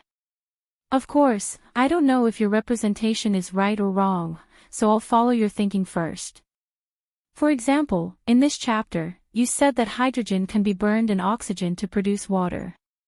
According to what you said earlier, doesn't it mean that water can also be converted into hydrogen and oxygen under certain special conditions?" Li Zixuan was really surprised this time. Wang Ji's way of thinking and his ability to draw inferences was really different from the capable people of this era. Moreover, how long had he been reading this book? How could he reach such a level? He had to admit that geniuses were geniuses. They learn things very quickly. Perhaps this person could really do it. Thinking of this, Li Zixuan explained seriously, "Sir, you are right. Water can indeed be decomposed into oxygen and hydrogen. If you read further, you will see this in the later chapters. But now, I can also explain it to you seriously. The so-called chemical change is the process of molecules being divided into atoms, and the atoms being recombined into new molecules. If you read the previous chapters, you will have a general understanding of the concept of molecules and atoms. Hydrogen and oxygen are both diatomic molecules. A water molecule is composed of 3 atoms. In comparison, hydrogen is more active chemically. It can be burned in oxygen. While releasing heat, it can produce more chemically stable water. You can calculate their ratio to be 2:1:2 according to the number of atoms between the 3. In the process of the reaction, the number of atoms is conserved. Just now, you asked how water can be converted into hydrogen and oxygen. This kid will also explain it to you. Previously, I said that when hydrogen is burned in oxygen, it releases heat and produces more chemically stable water. Now, if you want to turn chemically stable water into chemically active hydrogen and oxygen, we have to pay a certain amount of energy to promote this chemical reaction to proceed normally. What I want to tell you is that no matter when, energy is conserved. Wang Ji was startled. He seemed to have thought of something and muttered involuntarily, energy conservation, matter conservation, all things engender each other. This little chemistry actually contains the heavenly Tao. In Wang Ji's life, he was an official and retired man. In order to achieve spiritual satisfaction, he studied Taoist culture very much. Moreover, his thoughts and some of his later works were deeply influenced by Taoist culture. At this moment, after listening to Li Zixuan's explanation, he suddenly thought of the Taoist ideology that all things were related to each other and the conservation of yin and yang. Wang Ji, who was originally very interested in chemistry, felt that the door to a new world was opening to him. He wanted to understand this knowledge even more. Then, what kind of energy is needed to turn water into hydrogen and oxygen? Does it need to be heated? No, when we boil water, we don't see water turning into hydrogen and oxygen. After secretly sighing for a while, Wang Ji couldn't help but ask. Li Zixuan was about to explain, but Yan Silu interrupted at this time. Wang Wugong, you've just read the book for less than 2 hours, and you're already starting to have ideas. Don't pretend to know when you don't and make a fool of yourself in front of the juniors. Li Zixuan talked about chemistry with Wang Ji, but he, Li Gang, and Mo Huai were confused and didn't understand half of it. After being depressed for a long time, he finally couldn't help but ask. Pfft. Wang Ji curled his lips and sneered. You, Yan Kongue, can't do it, but it doesn't mean that I, Wang Ji, can't do it. I've long said that I, Wang Ji, am better than you. I'm better at learning everything fast, but you didn't believe it. Wang Wugong. How arrogant of you. You only know some superficial knowledge, how can you brag here? Do you have any shame? How could Yan Silu stand such humiliation? So he said angrily. Wang Ji retorted, a little. It's indeed a little, but I can understand a little in less than 2 hours. Doesn't this mean that I'm a faster learner than you? Now, Yan Kongue, do you dare to say that I, Wang Ji, am not worth a monthly salary of 5 buckets of wine? Yan Silu said indignantly, Yanhuang College is going to be the elite college of the Tang dynasty in the future. How can I ask you, a teacher who only knows a little, to mislead the students? Not to mention 5 buckets of wine, in my opinion, even 1 bucket of wine is too much for you. Humph. I only know a little now, but it doesn't mean that I'll be like this when school starts. Yan Kongue, do you dare to make a bet with me? Chapter 630. Bet? What bet? What kind of bet? In the main hall, Yan Silu heard that Wang Ji wanted to bet with him. He raised his eyebrows and asked in a deep voice. Wang Ji thought about it and didn't answer directly. Instead, he looked at Li Zixuan and asked, Xiao Xian, how much longer until Yanhuang College starts school? When Li Zixuan heard this, he could roughly guess what Wang Ji wanted to do. He thought for a while and replied, the academy will officially open on the 18th of September. Counting the days, there are only 8 days left. However, I don't plan to let the students attend classes in the first month of their enrollment. I have other plans for this month. So, if Mr. Wang wants to read chemistry in this period of time, I can give you 40 days. Wang Ji's heart tightened when he heard that there were still 10 days left. However, when he heard the second half of the sentence, he couldn't help but smile. He laughed and said, okay. I don't need 40 days. 30 days is enough. Then, he looked at Yan Silu and said, Kongue, let's set a limit of 1 month. After a month, Xiao Xian can choose from this book. At that time, if I can't answer all of them correctly, I won't be able to bring up the matter of teaching at the academy anymore. If I can pass Xiao Xian's test, then it should be worth the salary of 5 buckets of wine a month, right? At that time, I don't need you to apologize to me. You just need to treat me to wine for a month. How about that? Yan Silu's face darkened. He wasn't an idiot. How could he not see the loophole in this bet? Old man Yan's face darkened. He said unhappily, no matter if I win or lose, it doesn't benefit me at all. Why should I bet? Wang Ji defended himself. Hey! Brother Yan, you can't say that. If you don't accept this bet, what if I really have an undeserved reputation like you said? When I enter the academy to teach, won't I lead the students astray? And aren't those students also your students, Brother Yan? So, if Brother Yan is really thinking about the future of your future students, then you must accept this bet. Don't you think so? Speaking of this, Wang Ji couldn't help but despise himself in his heart. Shameless, really too shameless, but what can I do? He used to be a hermit. Not only did he not have a way to earn money, but he also had to drink every meal. In this way, he was really penniless now. What could he use to gamble with Yan Silu? He couldn't possibly ask his brother Wang Jing for it, right? In any case, Wang Ji couldn't bring himself to do it. Thus, he could only use his mouth to gain something without risking anything. Encountering such a shameless old rogue, everyone in the room was a little embarrassed. They all wanted to cover their faces to show that they didn't know this person. Yan Silu was even more speechless. He pursed his lips and resisted the urge to curse. Finally, he said gloomily, "All right. This old man will accept this bet. I hope you remember what I said today. If you can't pass little Xian's test after 30 days, please leave the Yanhuang Academy. Little Xian, you can't take extra care of him when the time comes." He wasn't deliberately targeting Wang Ji. In terms of personal relationships, he and Wang Ji could be considered good friends. The reason why he was acting like this was because he felt that Wang Ji's personality wasn't suitable to be a teacher at all. That was why he was strongly against it. Li Zishuan quickly replied, "I understand." Wang Ji was very dissatisfied and snorted, "Humph. What kind of person do you think I am? Even if I lose, I will lose fair and square."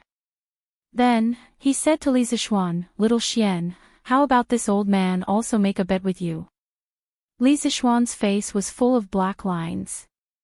After this old guy tricked Yan Silu, he wanted to trick him too.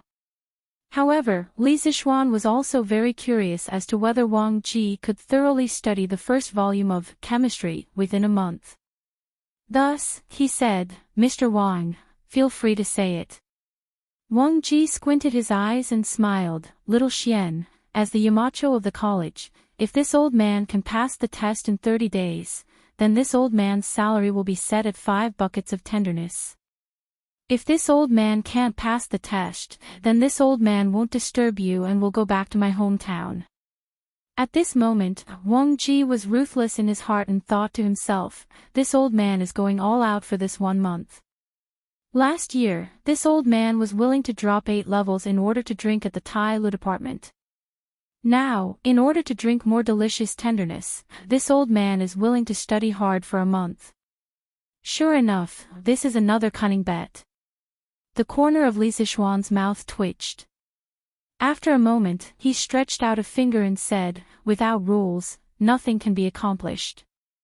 This old man has already stated clearly on the newspaper about the treatment that you will receive from the college. How about this, a bucket of immortal drunken wine and 5 buckets of money? This is the most this old man can do for you. What do you think?" Li Zishuan did this to uphold the rules of the college. Secondly, he was afraid that Wang Ji would really give him 5 buckets of wine every month. At that time, Wang Ji would probably be so poor that he would have no food to eat and would have to drink every day. Wang Ji was slightly disappointed. However, when he thought that Li Zixuan had promised that the wine was immortal drunken wine, he felt somewhat better. After all, immortal drunken wine was much stronger than tenderness. If he drank every day sparingly, a bucket of wine would be enough to last him a month. This old man was actually afraid that 12 buckets of highly concentrated white wine would not be enough for a month. If Li Zixuan knew what this old man was thinking, he would definitely vomit blood. Thus, he nodded and said, "That's good. This old man is not an unreasonable person. It's settled then. In the following days, this old man will often look for you to teach me. You brat, don't think that this old man is annoying." Li Zixuan had already said this. How could he refuse? He could only say, "Sir, feel free to come. This old man will definitely not have any complaints." After hearing this, Wang Ji happily hugged the chemistry textbook, stood up and said, "Ha! That's good. Kong Gue, Wen Ji, brother Mo, this old man will go back to study first. Goodbye." As soon as he finished speaking, the old man actually slipped away nimbly. His speed was so fast that it did not seem like a person of his age. Li Zixuan could not help but shout from behind, "Hey, Mr. Wang, wait. Do you have a place to stay in Chang'an?" From the conversation between Li Gang, Yen Silu, and the others, he vaguely understood Wang Ji's current situation. That was why he asked this question. Old man Wang's reply came from outside the door. "Oh. Little Xian, you don't have to worry. This old man has a younger brother in Chang'an. I can stay with him for a few days. When Yanhuang College reopens, this old man will move to the college to live. There should be a place for this old man to stay." Li Zixuan said, "Of course there is. But in a while, I plan to bring all of you to visit Yanhuang College. Why don't Mr. Wang come along?" I'm not going. No matter how luxurious it is, it's just a pile of dead things. There will be opportunities to meet in the future. Don't delay this old man's studies." After saying this, the sound of the mansion door opening could be heard. After that, Wang Ji's movements could no longer be heard. Chapter 631. Li Zixuan disagreed with Wang Ji's remark that the academy was just a bunch of dead things. He felt that a school's environment was still beneficial to the students' studies. Therefore, in the afternoon, he brought Li Gang, Yen Silu, Mo Huai, and the others to Yun Mountain to visit Yanhuang College. Speaking of which, he also wanted to see how Yanhuang College would look like after it was completed. Li Zixuan, Li Gang, and Yen Silu were in one, while Mo Huai, Mo Zhong, and Mo Yun were in the other. Li Gang had ridden in this new carriage a few months ago when he participated in the compilation of the Tang Dynasty Dictionary, so he was not surprised at all. Although Yen Silu was a local of Chang'an, he had heard about the comfort of the new carriages from the Wonderful Taste Pavilion. However, this thing was too expensive, and there was no market for it. In Yen Silu's opinion, this was just a toy for the rich kids to compare with each other. It was not practical, so the Yen family naturally did not buy this kind of carriage.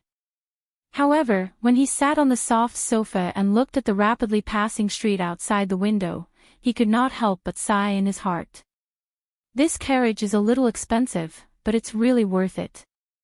No wonder so many people are fighting to buy it. "Uncle, this carriage." In the other carriage, Mo Zhong looked at the luxurious interior decoration and felt the stable posture of the carriage. He could not help but widen his eyes and murmur in disbelief. In fact, Mo Huai was also in shock. Their Mo family had always had a deep understanding of the art of making carriages. However, judging from the current carriage, the craftsmanship of the carriage was already above their Mo families. Furthermore, these sofas and other things that they didn't recognize were simply an eye-opener for him. Perhaps, this is engineering. After staying silent for a long time, Mo Huai sighed with slight disappointment. Seeing this, Mo Zhong and Mo Yun did not dare to say anything more. The two of them sat quietly on the sofa in the carriage. Feeling the unusual softness of the seat under them, the two brothers were shocked again. After carefully counting the number of times they had been shocked when they followed Mo Huai to the banquet today, they had already lost count. So this is the life of the rich. That's great. Mo Zhong leaned on the back of the sofa and looked at the endless stream of people outside the window. He couldn't help but think. At this moment, for some reason, Mo Zhong suddenly felt a little lucky that their magnate had been defeated by Li Sichuan that day. However, after realizing his thoughts, Mo Zhong's heart was instantly filled with shame. He glanced at Mo Huai with a slightly guilty conscience, and he couldn't help but heave a sigh of relief when he noticed that Mo Huai wasn't paying attention to him. He hurriedly moved his gaze away. However, during the process of moving his gaze away, he seemed to have sensed something and noticed that Mo Yun was actually doing the same thing as him. Their gazes met in the air for a moment before they moved their gazes away, and then they both lowered their heads with tacit understanding. Ha! Little Xian, you really know how to pick a place. The environment here is serene and beautiful, with verdant hills and limpid waters. It makes one feel relaxed and happy. It's really a good place to study and cultivate. After stopping the carriage at the foot of the mountain, the few of them alighted and walked up the newly built stairs.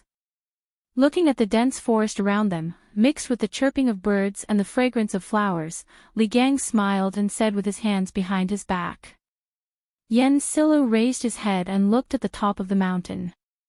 He stroked his beard and said, "It's indeed a good place to study. Compared to the directorate, it's too noisy.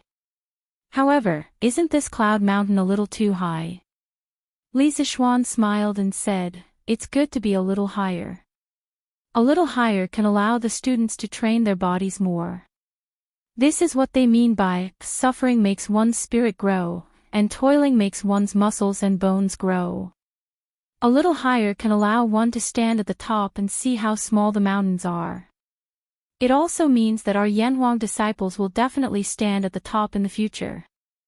"Good. You're ambitious, kid." Yen Silla patted Li Sichuan's shoulder and laughed heartily. The few of them chatted and laughed as they walked up the stairs. Soon, they arrived at the top of the mountain. Everyone's eyes lit up at once. Reflecting the evening sun, the rows of glass windows on the majestic cathedral of Yanhuang College reflected the sunlight into everyone's eyes. The group of people couldn't help but squint their eyes. After getting used to the strong light, everyone finally saw the true appearance of Yanhuang College. Then, inevitably, they were all shocked. The wide and flat cement roads, the tall and majestic buildings made of cement bricks, the rather different architectural styles, and the extravagant glass windows and glass walls made Li Gang, Yen Silu, Mo Huai, and the others freeze on the spot. Oh my goodness! This is heaven, right? Mo Zhong's eyes widened, and his heart trembled violently. Just the corner of the college that he saw from here had already subverted his understanding of the world. He couldn't imagine how unexpected the full picture of the college would be. Gulp. Mo Yun couldn't help but swallow a mouthful of saliva. His eyes stared straight at the cathedral of Yanhuang College, Guanghua Building. This guy was probably still wondering how much it would cost to buy so much glass, right? Ha! Previously, Wang Wugong said that Yanhuang College was just a pile of dead things and not worth looking at. He'll probably be shocked when he sees what Yanhuang College looks like in the future. Li Gang was, after all, someone who had seen the world. He was the first to come back to his senses. At this moment, he smiled meaningfully. Yes. I have to say, little Xian, this college of yours is really beyond this old man's expectations.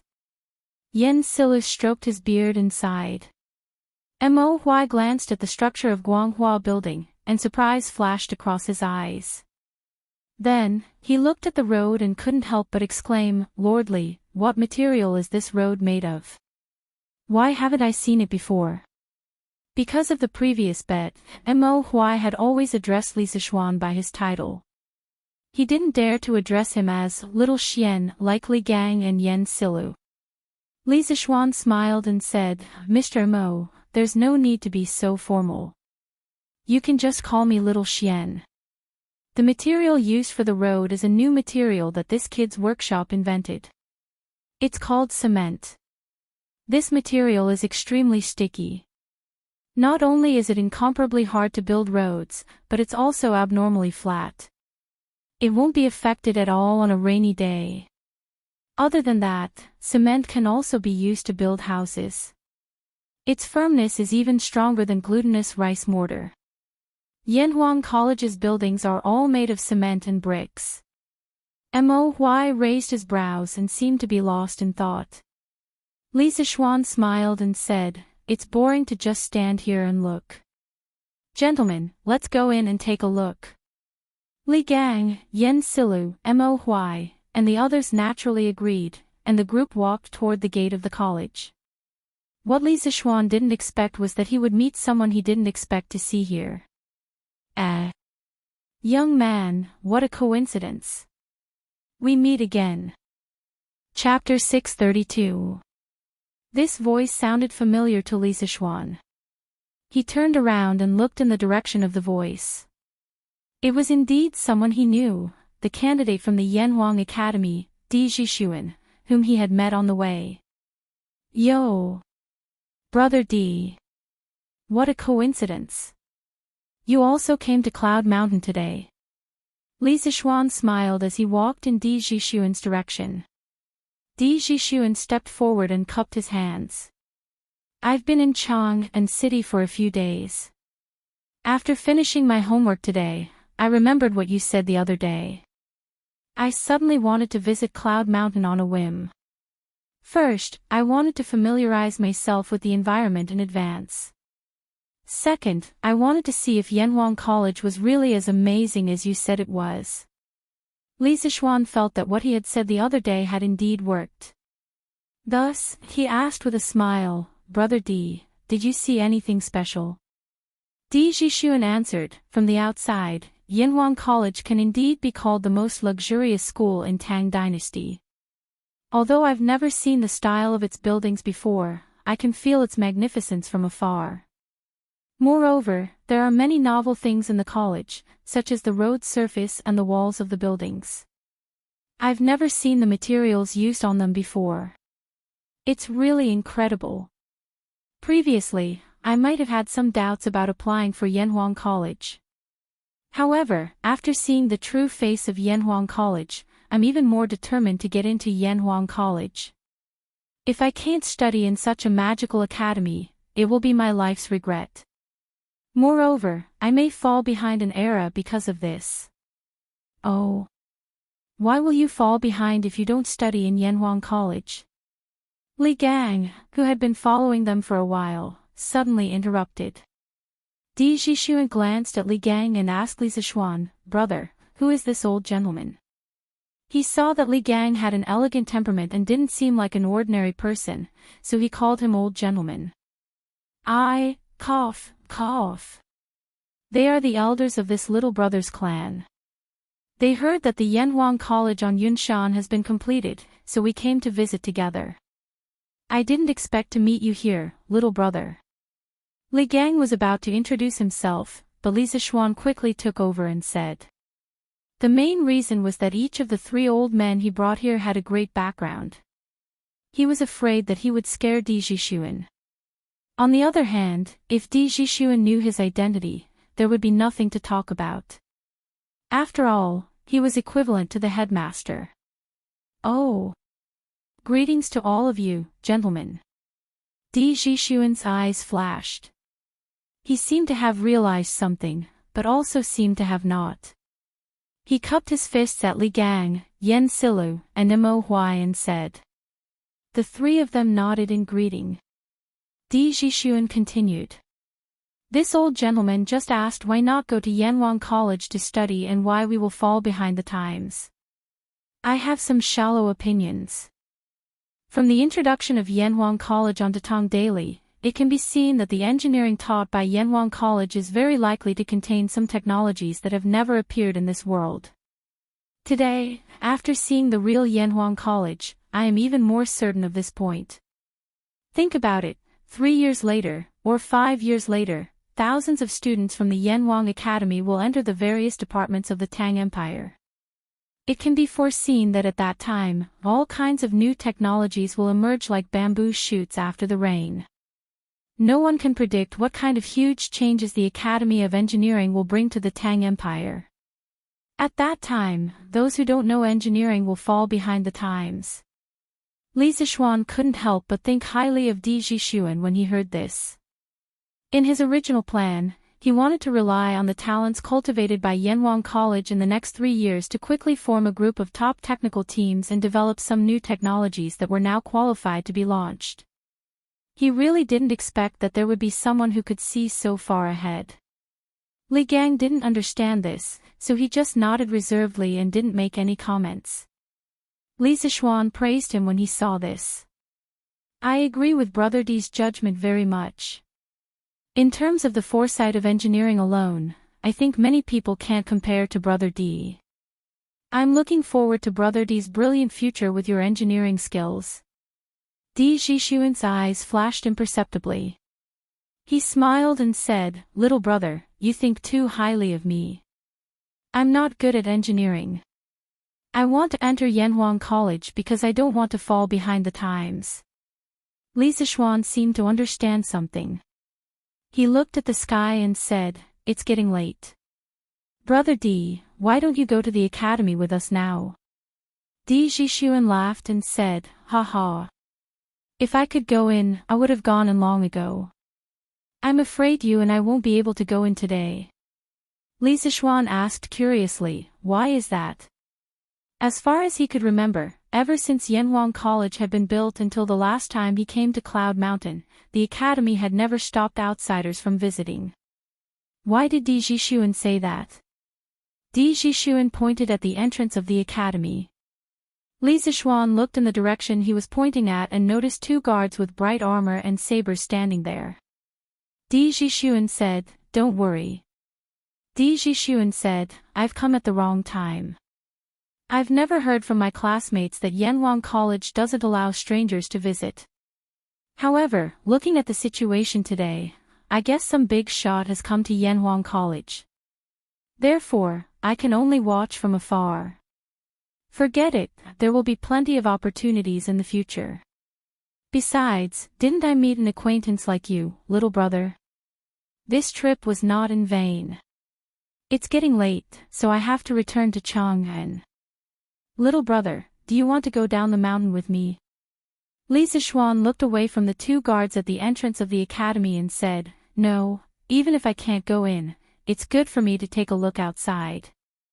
Speaking of which, after Yanhuang College was built, I, a native of Chang'an, haven't even seen the whole picture. Then, I'll take my leave first." Di Jixuan cupped his hands and said goodbye to everyone. Then, he went down the mountain alone. After Di Jixuan left, Li Gang stroked his beard and said, "Those are the Imperial Guards. Could it be that His Majesty has come to the academy?" Li Zishuan recognized the 2 guards just now, so he deliberately let Di Jixuan go first. At this moment, he nodded and said, "Yes, it's very likely. Since we're here, let's go in and take a look." At this time, it was obvious that they couldn't escape. Li Zishuan didn't believe that the 2 guards at the entrance didn't see them. Li Gang and Yen Silla naturally agreed. However, Mo Huai hesitated and said, "Well, why don't I go down the mountain first?" The Mo family's big son was the target of the emperors in the previous dynasties. Now that he was going to see Lier, this. Chapter 633. Mr. Mo, you worry too much. On Cloud Mountain, Li Zishuan heard Mo Huai's hesitant words. He turned around and said, "Actually, His Majesty already knew your identities the moment you entered Chang'an City. However, His Majesty didn't do anything to you after such a long time. This means that His Majesty doesn't intend to exterminate the Mo family. Naturally, he doesn't have any evil intentions. But, even so, Mo Huai couldn't help but worry. Li Zishuan said bluntly, His Majesty is the saint of this generation. Moreover, the Tang Empire has been peaceful for many years. The Mo family is no longer the Mo family in its heyday. His Majesty won't punish the current followers of the school of Mo for what happened in the past. Moreover, His Majesty sent me a verbal order a few days ago regarding your matter. Mo Huai's expression changed. He asked, Oh. Lord Zhu, what did His Majesty say? Li Zishuan organized his words and said, His Majesty's general meaning is that although he won't find trouble with you, your identities are sensitive. When you enter Yanhuang College, you have to hide your identities well and don't cause trouble. As long as you do these two things, you can live in peace. Mo Huai's eyes widened. He exclaimed, Are you serious, Lord Zhu? He couldn't be blamed for making a fuss. The imperial court had suppressed the Mo family too harshly for thousands of years. During the Sui and Tang dynasties, although the emperors didn't openly pursue the followers of the school of Mo, as members of the Mo family, they usually tried their best to avoid the imperial court. Now that Li Er had sent such an imperial order, didn't it mean that they could live in peace with the ruler? Li Zishuan nodded and said affirmatively, It's absolutely true. I'm not lying. Li Gang smiled and said, In that case, Brother Mo, come in with us. Mo Huai nodded, and the few of them walked to the entrance of the college. Father. Brother Xiao Xian's college is so beautiful.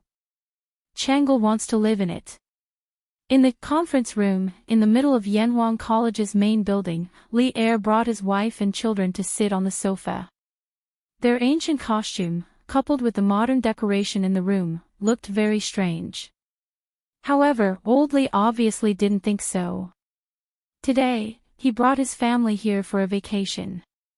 At this moment, when he heard Chang'e's laughter, Li Er couldn't help but laugh, This academy is indeed well built. But if Chang'e lives here, what will father and mother do when they miss you? Chang'e blinked and thought for a while before replying, Oh. Forget it. Chang'e can't bear to part with father and mother. Ha! Chang'e was extremely adorable to begin with. When she said this, Li Er immediately laughed heartily.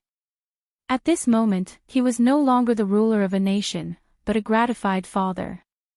Li Qingqian, Li Tai, Empress Shangsun, Concubine Yang, Li Ku, and the others also burst into laughter. It looked like a happy and harmonious family. However, no one noticed the flash of disappointment in the corner of Chang Li's eyes. Your Majesty, Li Xiannan is here. Should I let him in? At this moment, a chamberlain walked in quietly from outside the door and bowed. Li Er was a little surprised. He didn't expect Li Zishuan to be willing to leave the house today after staying at home for more than a month. Thus, he said, Let him in. Logically speaking, if Li Er had come to the college alone today, he definitely wouldn't have arranged guards at the entrance of the college.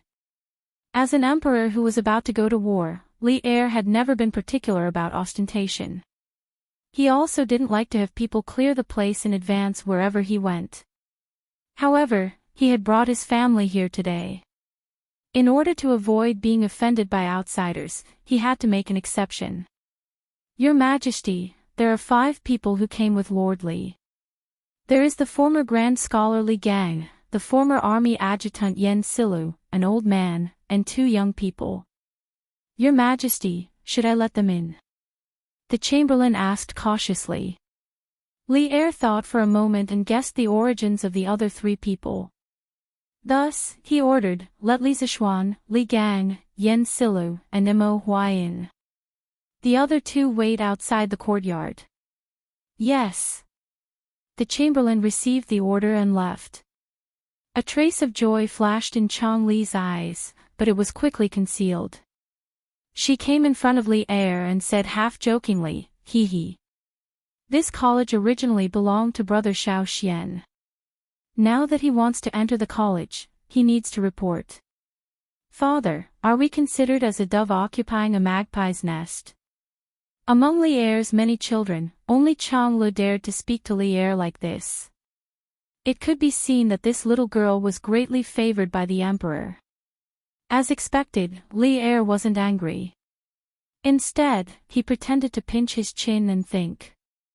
After thinking about it, he also felt that Chang Li's words made some sense.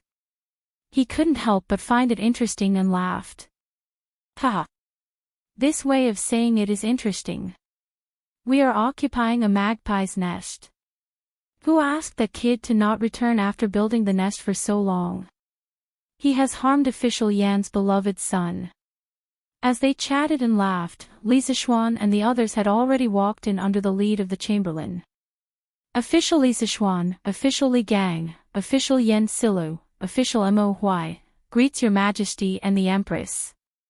Li Gang and Yan Silu were both high-ranking officials of the imperial court during the era of martial virtue, so it was understandable that they called themselves officials at this moment. Other than his identity as the Mo family's son, Mo Huai was just a commoner. Of course, he wasn't qualified to call himself a minister, but he wouldn't call himself a commoner like in some television dramas.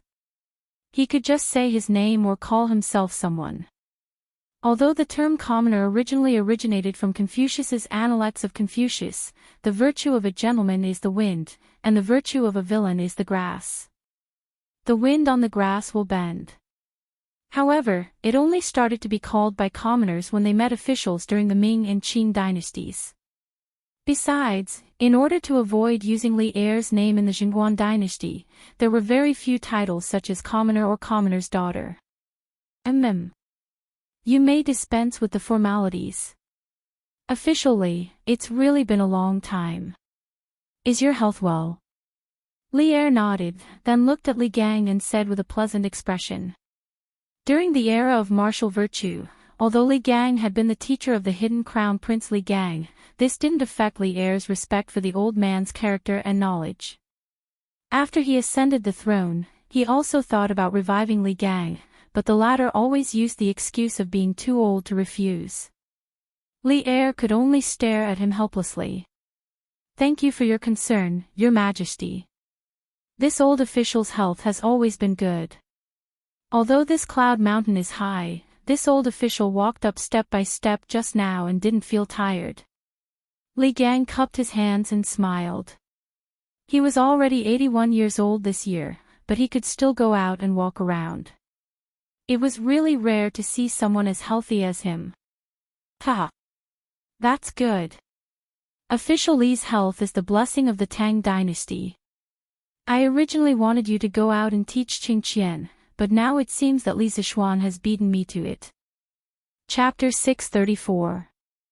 As expected, this little brother's identity is also extraordinary. Li Zishuan, who was talking to Li Er in Yanhuang College, didn't know that when he entered the gate of the college, a sigh came from behind a big tree not far away. It was Di Zhishuan. This guy just told Li Zishuan that he would go down the mountain first, but he secretly came back halfway because he didn't believe that Li Zishuan and the others would only look at the college from the outside. In the end, it was just as he expected. Di Zhishuan shook his head and walked down the mountain. He murmured to himself on the mountain path. That guard's armor is bright, and his lower body is very stable. His martial arts must be extraordinary. This kind of soldier is the best of the best among the 16 guards of Tang. The capital is an important place, and someone who dares to bring soldiers to block Yanhuang College must be extraordinary. Could it be Duke Yi and Duke Lu? No, although they have a close relationship with the founder of Yanhuang College, Li Zishuan, and it's understandable that they came to visit Yanhuang College. With the temperament of the two dukes, they wouldn't let the guards block the gate of the college. Then, who was the person inside? Could it be the Crown Prince or Prince Wei?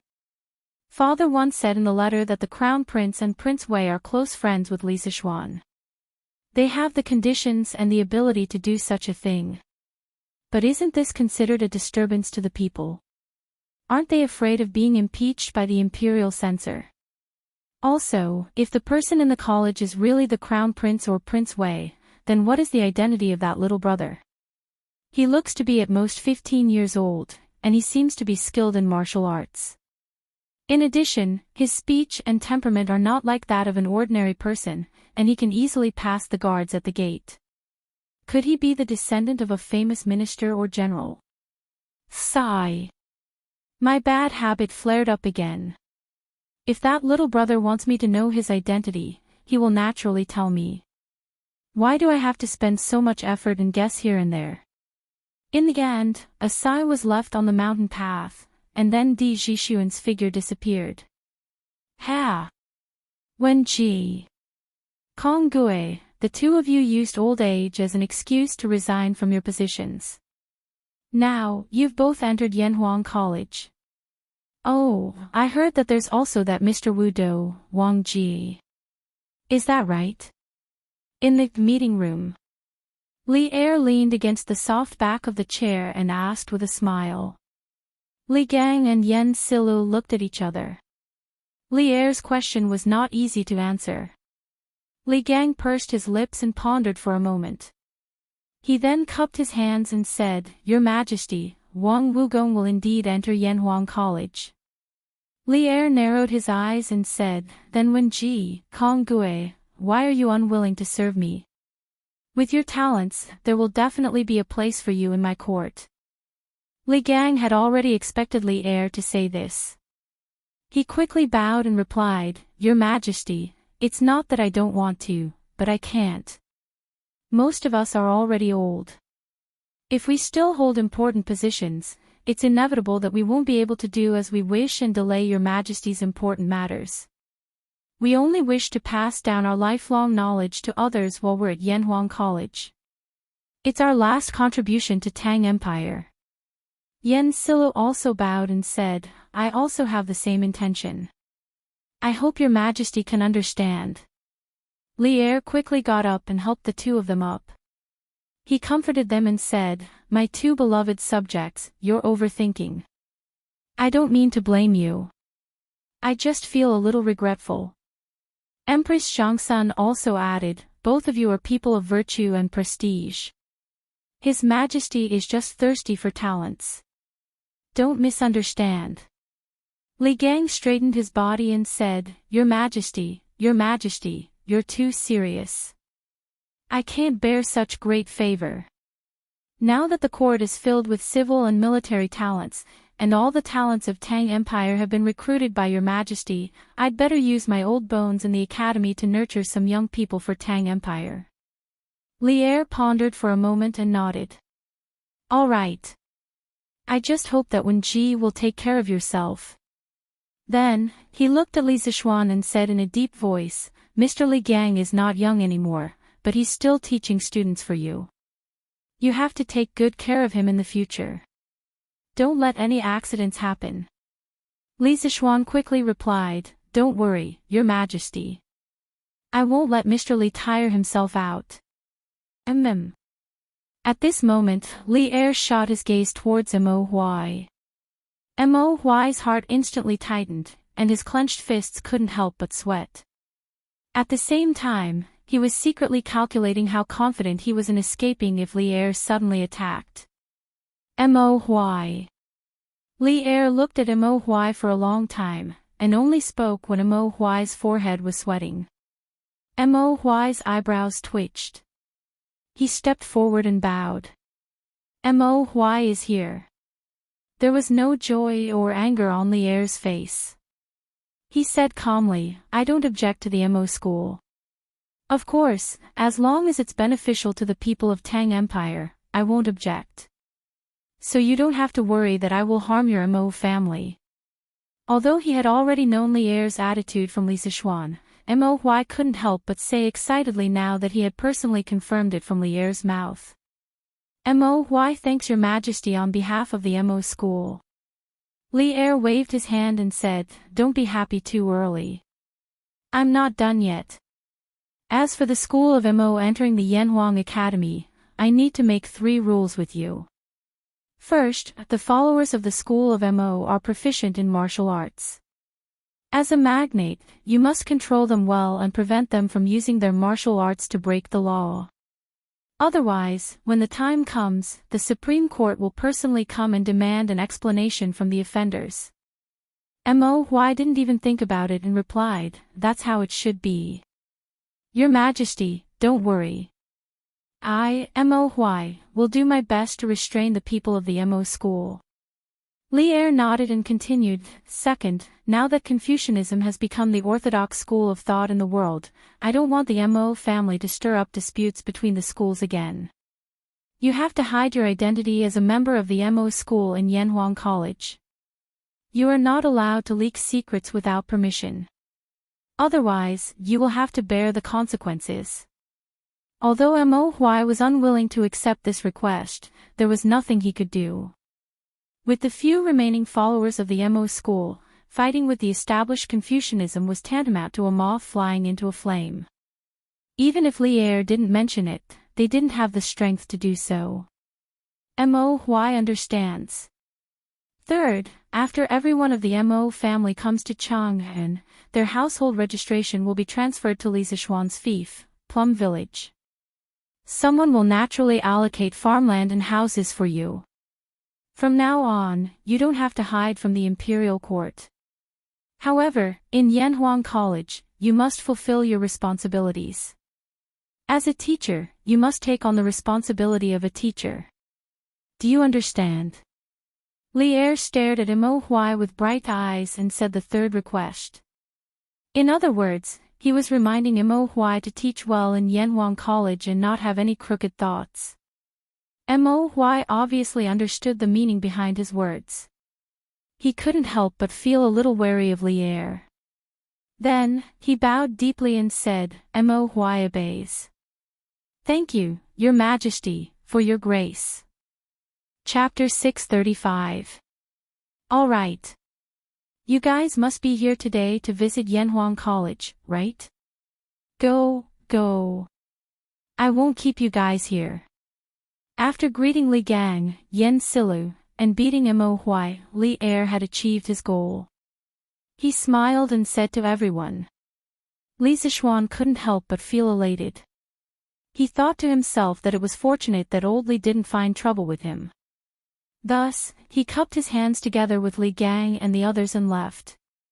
However, he heard a gentle female voice coming from inside the room. "Li Zishuan, you stay. I have something to tell you." Li Zishuan's face darkened, and he stopped in his tracks. Li Gang threw him a helpless look and left with Yen Silu and Mo Huai. "What orders does Your Majesty have?" Li Zishuan turned around and cupped his hands to Empress Zhongsun. The person who just asked him to stay was Empress Zhongsun. Li Er also looked at Empress Zhongsun curiously at this moment. It seemed that he also didn't know what Zhongsun wanted to tell Li Zishuan. Zhongsun stood up from the sofa beside Li Er, then waved to the side and said, "Cougar, come here." "Yes, mother." Li Zishuan looked in the direction of the voice and saw a 7 or 8-year-old boy who looked 70% similar to Li Er. He was simply a miniature version of Li Er. When the little boy heard Zhongsun calling him, he quickly responded and walked over. "Greetings, Your Highness." Li Zishuan was helpless. Although he didn't know why Empress Zhongsun did this, he couldn't pretend that he didn't see Li Ku standing in front of him, right? So he could only salute. At the same time, he muttered in his heart, "Isn't this Li Ku the son of Concubine Yang? Why is he so close to Zhongsun?" Li Ku, 3rd year and 6th month of Wuda, was conferred the title of Prince of Changsha. 8th year of Wuda, was conferred the title of Prince of Hanzhong. In the 1st year of Xingguan, he was conferred the title of Prince of Hanzhong. In the 2nd year of Xingguan, he was conferred the title of Prince of Shu and was conferred the title of Governor of Yizhou. In the 11th year of Xingguan, he was conferred the title of King of Wu and was given the title of Governor of An Province. What was slightly gratifying was that Li Ku was not the kind of arrogant prince with his nose in the air. When he saw Li Zishuan salute him, he also hurriedly bowed in return and said, "It should be Li Ku greeting, sir. Sir is a talent that transcends the heavens and earth. Li Ku has long admired you. As the saying goes, don't slap a smiling face." Li Zishuan smiled modestly and said, "Your Highness is too kind." At this time, Empress Zhongsun patted Li Zishuan's shoulder, then looked at Li Zishuan and said, "Mr. Li, I told you before that I would give you a few students. Do you remember?" Li Ku, who was next to Empress Zhongsun, had a hint of excitement on his face. Li Zishuan's eyes flashed. Could it be that Zhongsun wanted to send Li Ku to Yanhuang College? Of Li Er's 14 sons, the most outstanding one was not the intelligent and quick-witted eldest son Li Qingqian, the fourth son Li Tai, who had outstanding literary talent and could write well. It was also not the brave and brave 8th son Li Zhen or the honest and honest 10th son Li Xin. Of course, it was definitely not the cowardly 9th son Li Ji, but rather the 3rd son Li Ku. Not only was Li Ku proficient in horseback archery, but he was also well-versed in literature and history. His reputation was also high, and he was well-versed in both literature and martial arts. His reputation was very high, so Li Er had praised Li Ku more than once in front of all the officials that he was like me. However, it was also this, Li Ku is similar to me, that led to Li Ku's final tragedy. Now, Zhongsun wanted to send Li Ku to Yanhuang College. Could it be that she wanted Li Ku to leave the center of the power struggle? If that was really the case, then Empress Zhongxuan's move was really clever. However, Li Zishuan did not like to be someone else's chess piece, even if that person was Empress Zhongsun. Thus, he said seriously, "I remember. Could it be that your Majesty wants to send His Highness the King of Han to the college?" Empress Zhongsun nodded and said, "That's right. Does Li Xiannan agree?" Li Zishuan pondered for a moment and said, "Since it is your Majesty's order, how can I not agree? However, I want to know if His Highness the King of Han really likes engineering." Zhongsun was a very clever person. She raised her eyebrows and said somewhat angrily, "What do you mean? Do you think that because Ku doesn't like engineering, I will force him to go to Yanhuang College?" Li Zishuan was joking with Chang'e and Li Tai on the side and did not pay attention to what was going on. At this time, when he heard Zhang Xuan's angry words, he could not help but turn his head and stare unkindly at Li Zishuan. "Sister, don't be angry.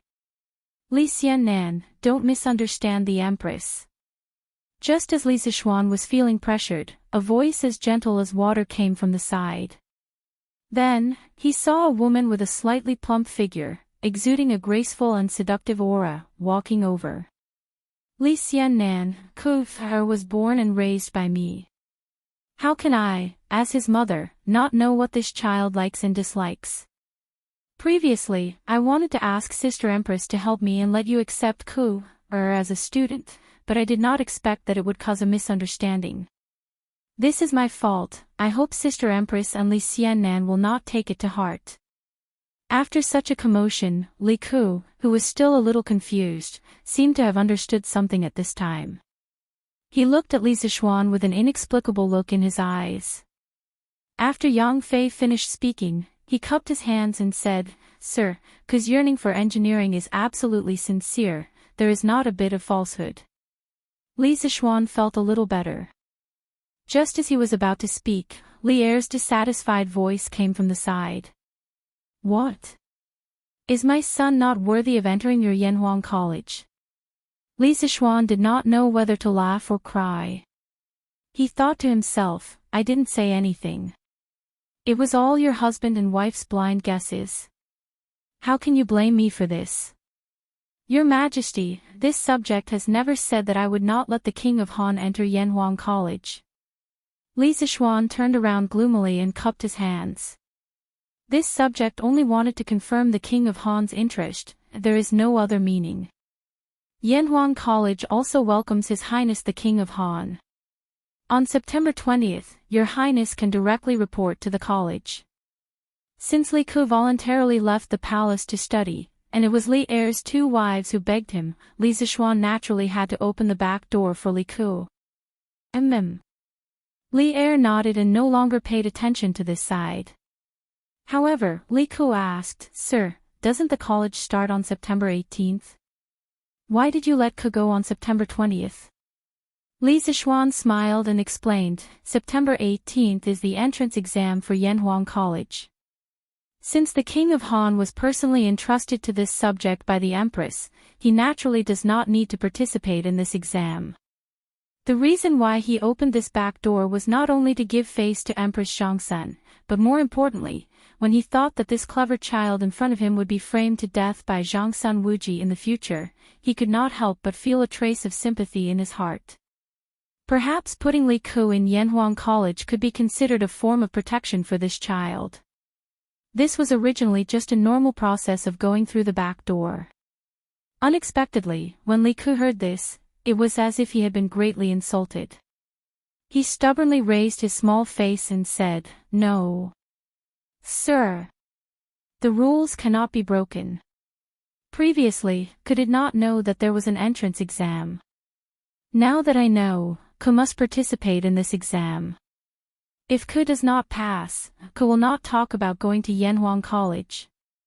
Li Zixuan's face suddenly darkened.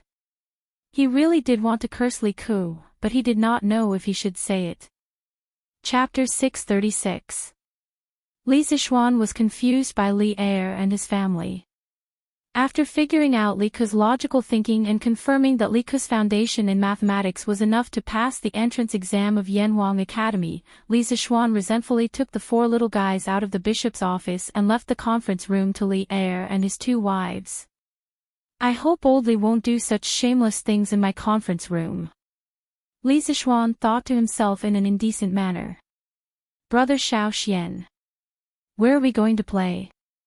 Chang'e hadn't left the palace for a long time and hadn't seen Li Zixuan for a long time. She happily followed Li Zixuan and looked up at him with her blushing face. Li Zixuan had always been very patient with Chang'e, a girl with bright eyes and white teeth. He smiled and replied, "Let's go and see where Mr. Li and the others are first. Then I'll take you around for a stroll. Oh, by the way, Chang'e, didn't you look around earlier?" Chang'e shook her head and said, "Not yet. Father thought that the building we saw earlier was very grand, so he brought us in to wander around. Who knew that it would be so big inside? Later on, when we were tired from walking around, Father brought us to that room to rest. Not long after, Brother Xiao Xian, you came. Oh. So that's how it is. Then I'll take you to see some interesting things in the library." Li Zixuan thought for a while and smiled. Yes. Oh right, Brother Xiao Xian, why didn't Sister Lan come with you today? Oh, her. She's not familiar with old Mr. Li and the rest, so she didn't come with us. Here, this is Yanhuang College's library. What do you think? Isn't it grand? After finding Li Gang and the others who were enjoying the cool air under a pavilion in the academy, Li Zixuan informed a few of the old gentlemen before bringing the four second generations to tour the academy. At this moment, he was a bit like a tour guide in his previous life. "Little Xian, why is the shape of this library so weird?" Li Qingqian complained after looking at it for a while. Li Tai immediately retorted, "Tai doesn't agree with Big Brother's words. This is clearly grand, not weird. I think that among all the buildings in the academy, only this library is similar to the style of our central plains." Li Zixuan couldn't help but nod secretly. Li Tai was right. Yanhuang College's library, the red building, used a lot of China's traditional multi-eave roofs, China's ancient auspicious patterns, and China's traditional red beams and pillars. Compared to the other high-rise buildings in the academy that were purely made of cement, this library contained a lot of ancient style. But I still feel that the overall shape of this building is very weird. Li Qingqian muttered to himself. This is the academy's cafeteria. In the future, all students will line up here to eat after class. Li Zishuan didn't bring them into the library. In fact, every building in Yanhuang College was quite large. If they went into every building, they wouldn't be able to finish it even by nightfall. Wow! This place is so big. Brother Xiaoxian, how many people can eat here at the same time? Looking at the spacious and bright cafeteria with large glass doors and windows, Changel couldn't help but exclaim. Before Li Zishuan could answer, Li Tai said, "If every table is full, this floor can seat 800 people, and there's another floor above. So, this building can completely satisfy the needs of the entire academy's teachers and students." The little fatty obviously didn't work for nothing in Yunshan for the past 2 months. What he said was reasonable and methodical. Wow! It can actually accommodate so many people. How many students will the academy recruit this time? Changel's eyes lit up when she heard this, and she asked again. Li Tai didn't know this, so the little fatty decisively shut up. Li Zishuan saw this and replied, "There's no conclusion on how many students will be recruited, and there won't be a fixed number. This will completely depend on the abilities of this batch of students. If they all do well in the exams, then what's wrong with me recruiting all of them? If only a few people's answers are passable, then I'll only recruit those few people." "Oh. Brother Xiaoxian, does your academy recruit female students?" Changel suddenly blinked and asked. When everyone heard this strange question, they couldn't help but be stunned.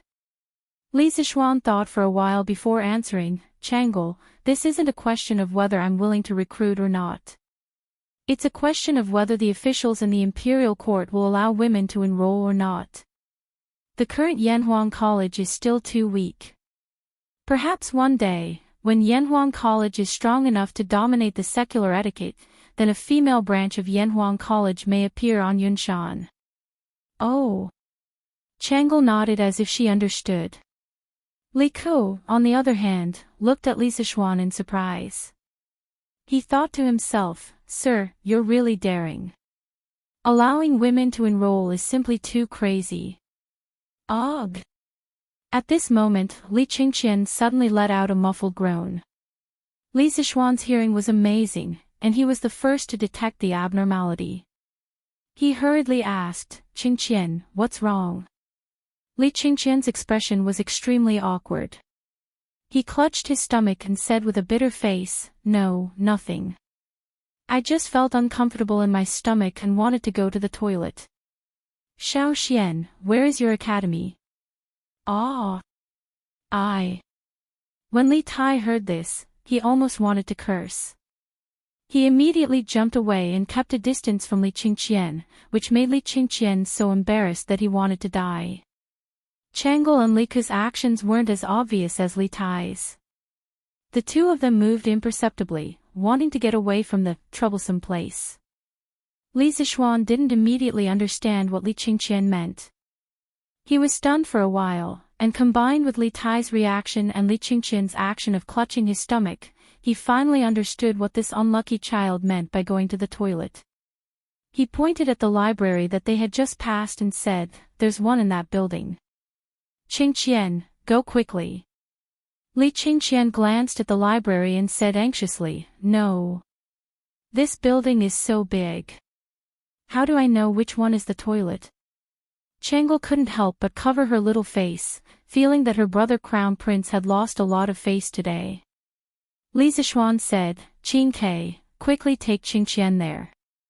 Li Tai said gloomily, "Why don't you go?" Li Zishuan thought to himself, "This is your brother, not mine. Why should I go?" However, he could only say this in his heart. At this moment, he glared at Li Tai and said, "Qingqian definitely didn't bring toilet paper. I have to find Xiaoning to get some. Quickly take Qingqian there." "Oh." Li Tai grunted in response and obediently went to lead the way for Li Qingqian. Other people didn't know what toilet paper was, but he obviously knew after hanging out with Li Zishuan for so long. Li Zixuan looked at the two brothers walking away and didn't know whether to laugh or cry. Did he meet someone who didn't bring toilet paper to the toilet today? The unlucky thing was that he had to help deliver toilet paper. Fate really made fools of people. Brother Xiaoxian. What is the toilet paper you were talking about? As expected, when Chang'e started asking, Li Ke's eyes also stared at him without blinking. Li Zixuan waved his hand and said, "It's a very sanitary type of paper. I don't have time to explain now. You two wait here. I'll be right back." With that, Li Zixuan used cloud-piercing steps and instantly disappeared from the spot. Chapter 637. I've long heard that you've become a martial Dao master. Looks like it's true. Looking in the direction Li Zixuan left, Li Ke couldn't help but fall into a daze. He was also very interested in martial arts, so after seeing Li Zixuan's amazing speed, he couldn't help but yearn for it. Does third brother want to learn martial arts from brother Xiaoxian too? At first, Chang'e was also attracted by Li Zixuan's graceful movements. However, when she came back to her senses, she realized that Li Ke was still in a daze. She thought for a moment and guessed what Li Ke was thinking. Hence, she tugged at Li Ke's sleeve and asked, "Ah. Cough, cough. That's not true. Third brother, learning martial arts from General Dugu is pretty good too." Li Ke quickly came back to his senses and tried to cover it up. After knowing that he liked martial arts, Li Er arranged for Dugu Axayan to be his martial arts master. As the saying went, a teacher for a day, a teacher for life. Li Ke was very principled when it came to conduct himself. Hee hee. Chang'e laughed and skipped the topic. She started to talk about the academy's architecture with Li Ke. The siblings didn't wait for long before Li Zixuan came over with a roll of toilet paper. "Brother Xiaoxian, you're back," Chang'e exclaimed in surprise. Li Zixuan nodded. He estimated that Li Qingqian should have just squatted down. Hence, he took out the toilet paper and said, "Here, Chang'e, look, this is toilet paper." Chang'e took it curiously and touched it with her hand. Feeling the soft touch, the little girl exclaimed, "Aw.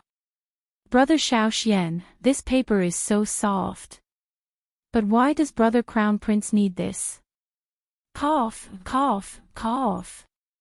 The overly naive Chang'e couldn't figure out the use of the toilet paper. Li Ke, on the other hand, suddenly coughed. It was obvious that this kid had figured it out. "Third brother. Do you know the reason?"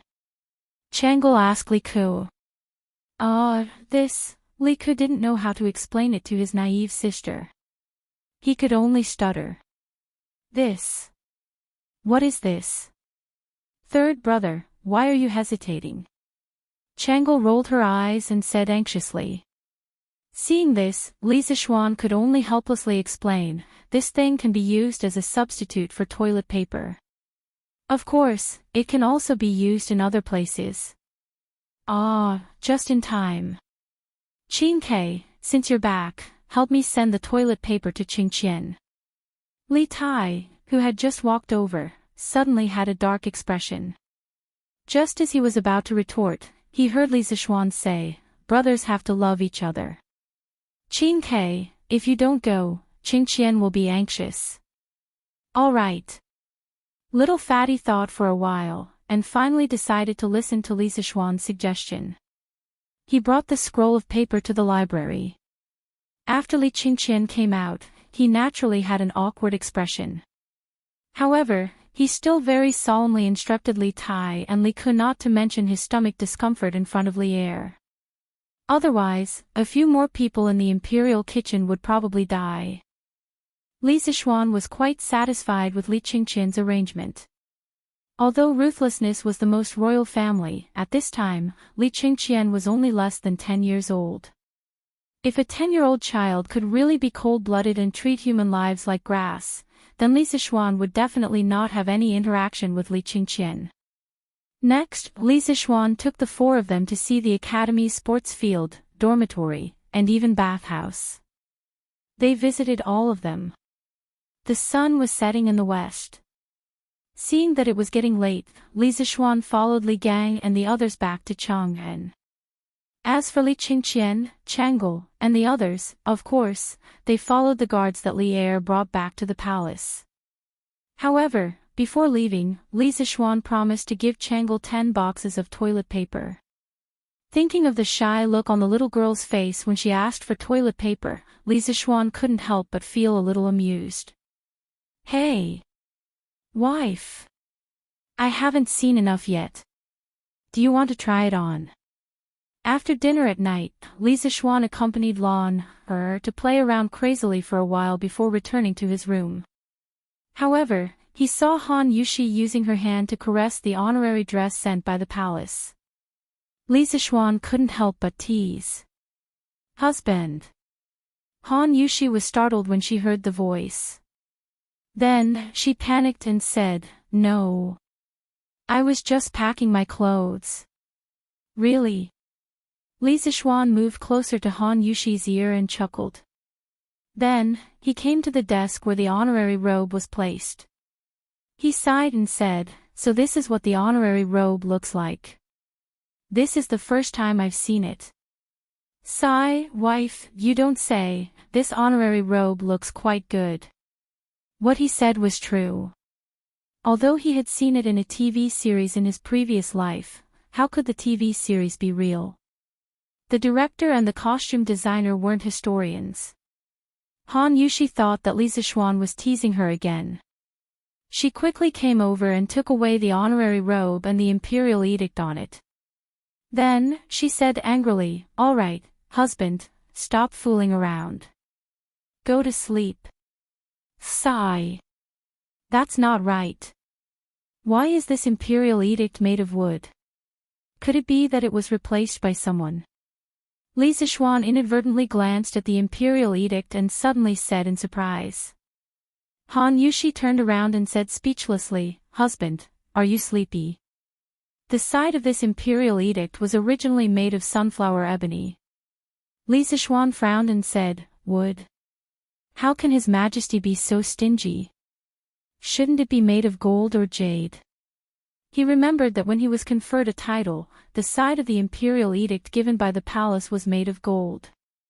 Han Yushi put away the robe and the imperial edict, then walked over and said, "Husband, don't talk nonsense. His Majesty gave me a 6th rank official. How can I be qualified to use a jade or golden scroll?" Li Zixuan said, "Oh." He really didn't know anything about this, so he asked, "Then, wife, do you know what rank of honorary title one needs to use a golden or jade scroll?" Han Yushi didn't know why Li Zixuan had to get to the bottom of this matter. She thought for a while and replied, "It should be above the 3rd rank, right? I'm not very sure about the specifics. Under normal circumstances, a 1st-rank madam would use a jade scroll, a 2nd-rank madam would use a rhinoceros horn scroll, a 3rd-rank and 4th-rank virtuous and respectful person would use a golden scroll, a 5th-rank pleasant person would use a horn scroll, a 6th-rank and 7th-rank official would use a sunflower ebony scroll, and the 8th-rank and 9th-rank official would also use a sunflower ebony scroll." The room fell into silence. Then, Li Zixuan said firmly, "Okay. I'll help you get a 3rd-rank honorary title later." Han Yushi was shocked. She hurriedly said, "Husband, this 3rd-rank honorary title is not a joke. Besides, I don't care about the rank of the honorary title. As long as I can stay by your side, I'm willing even if I'm a commoner." Li Zixuan's heart warmed, but he smiled mischievously and said, "Hee. Whether you care or not, we'll talk about it later. It's late now. Wife, shouldn't we go to bed?" Chapter 638. On September 15th of the first year of Jingguan, Yanhuang College held its first teachers' meeting on Yunshan.